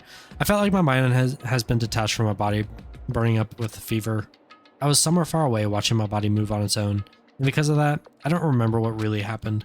But still, I feel like I resisted them desperately, feverishly. After that, things go black again. The next thing I remember,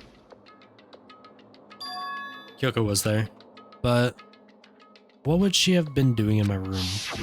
She has the master key. What a strange dream. No, was it really a dream? How can I possibly find out either way? Oh, does the one was still looking here for the knife? I opened the desk drawer and... Huh?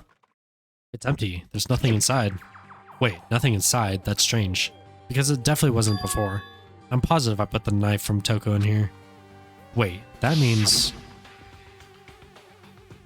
the knife they took told me to keep safe?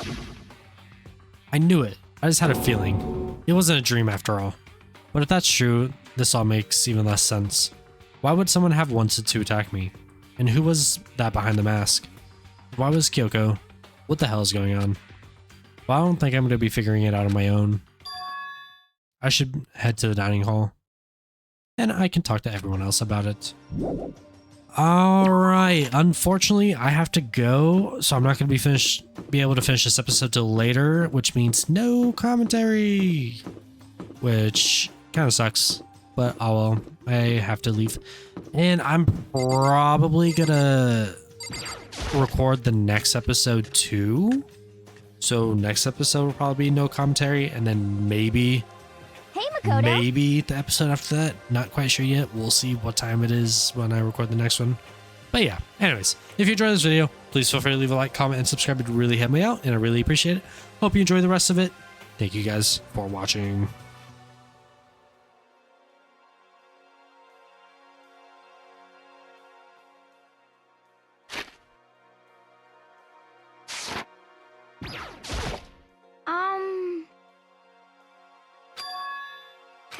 I mean...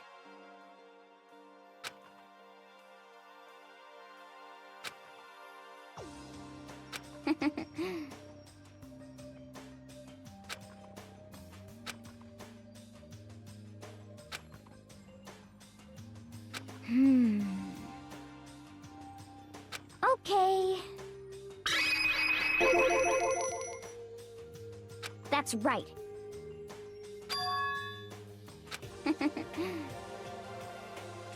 Okay.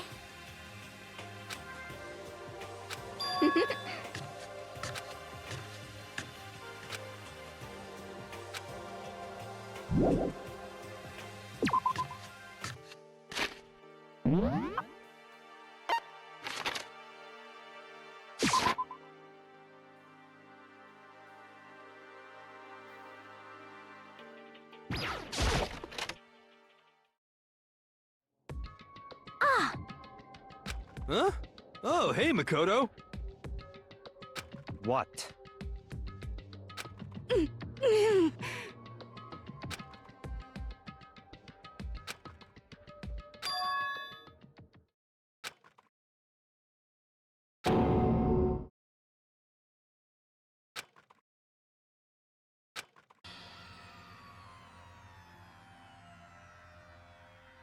What are you doing?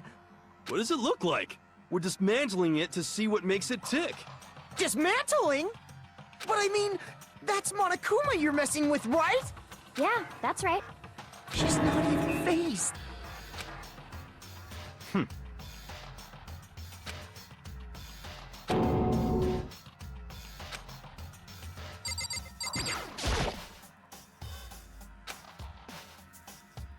What? Hey, come on.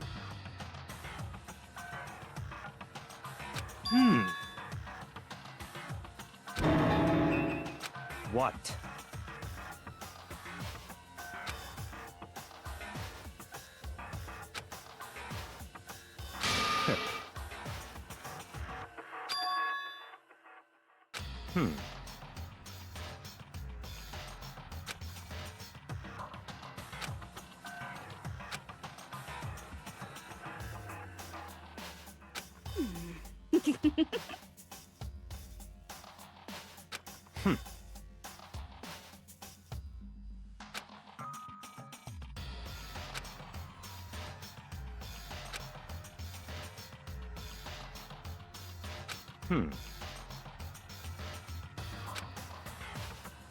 So, in other words,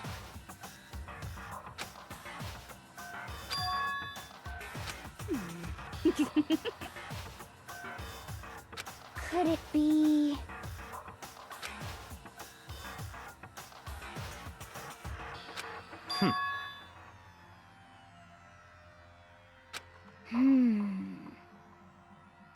Hey.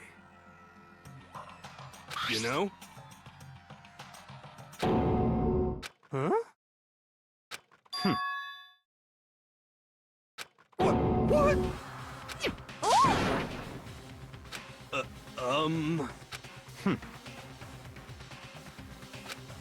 What? Just a second. Yeah!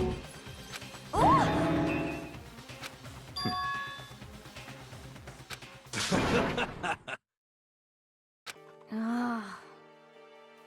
Don't be mean!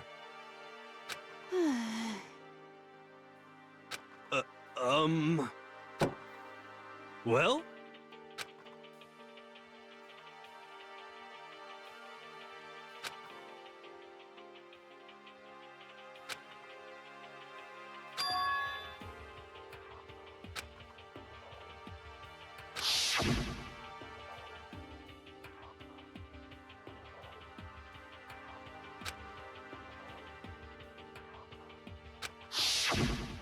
Just a second.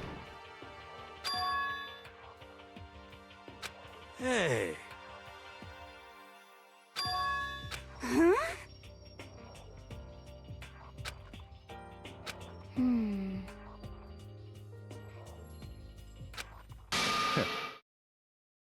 it's all clear now. Naturally.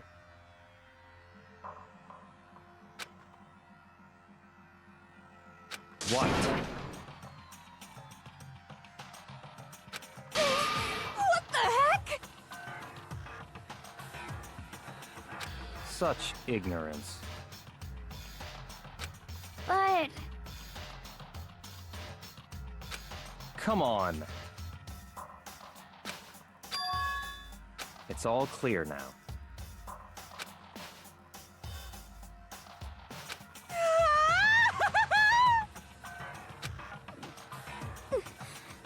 How about that?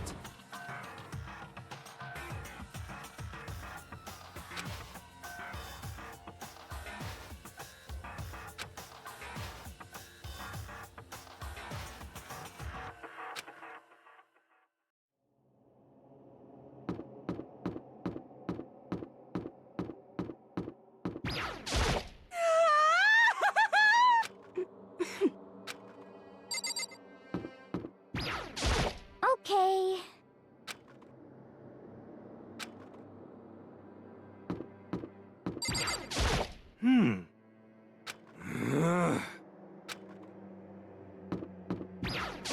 Let's go.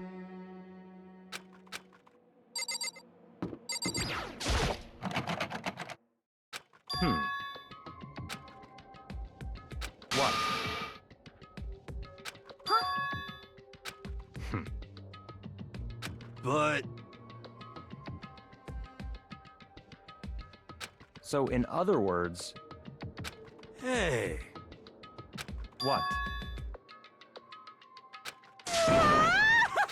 I mean... What the heck? Okay. Actually...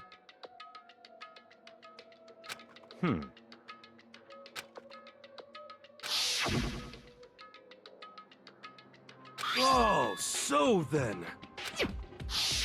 I see.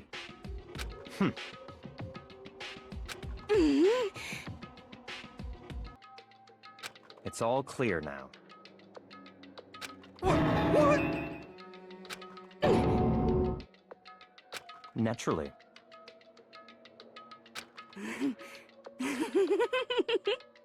What?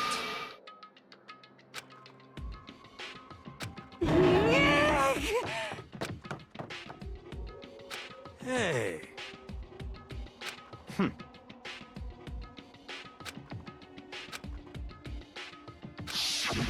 If you spend all your time trying to avoid danger, you'll never move forward. Hey,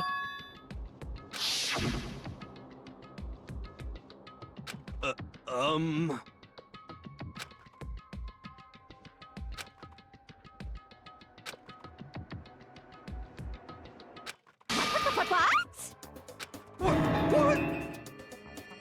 You called for me and so I appear. Come on.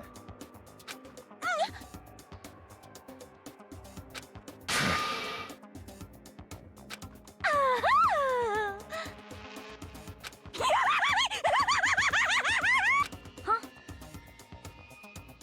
Give it a rest! Not possible. Yes, yes. I see.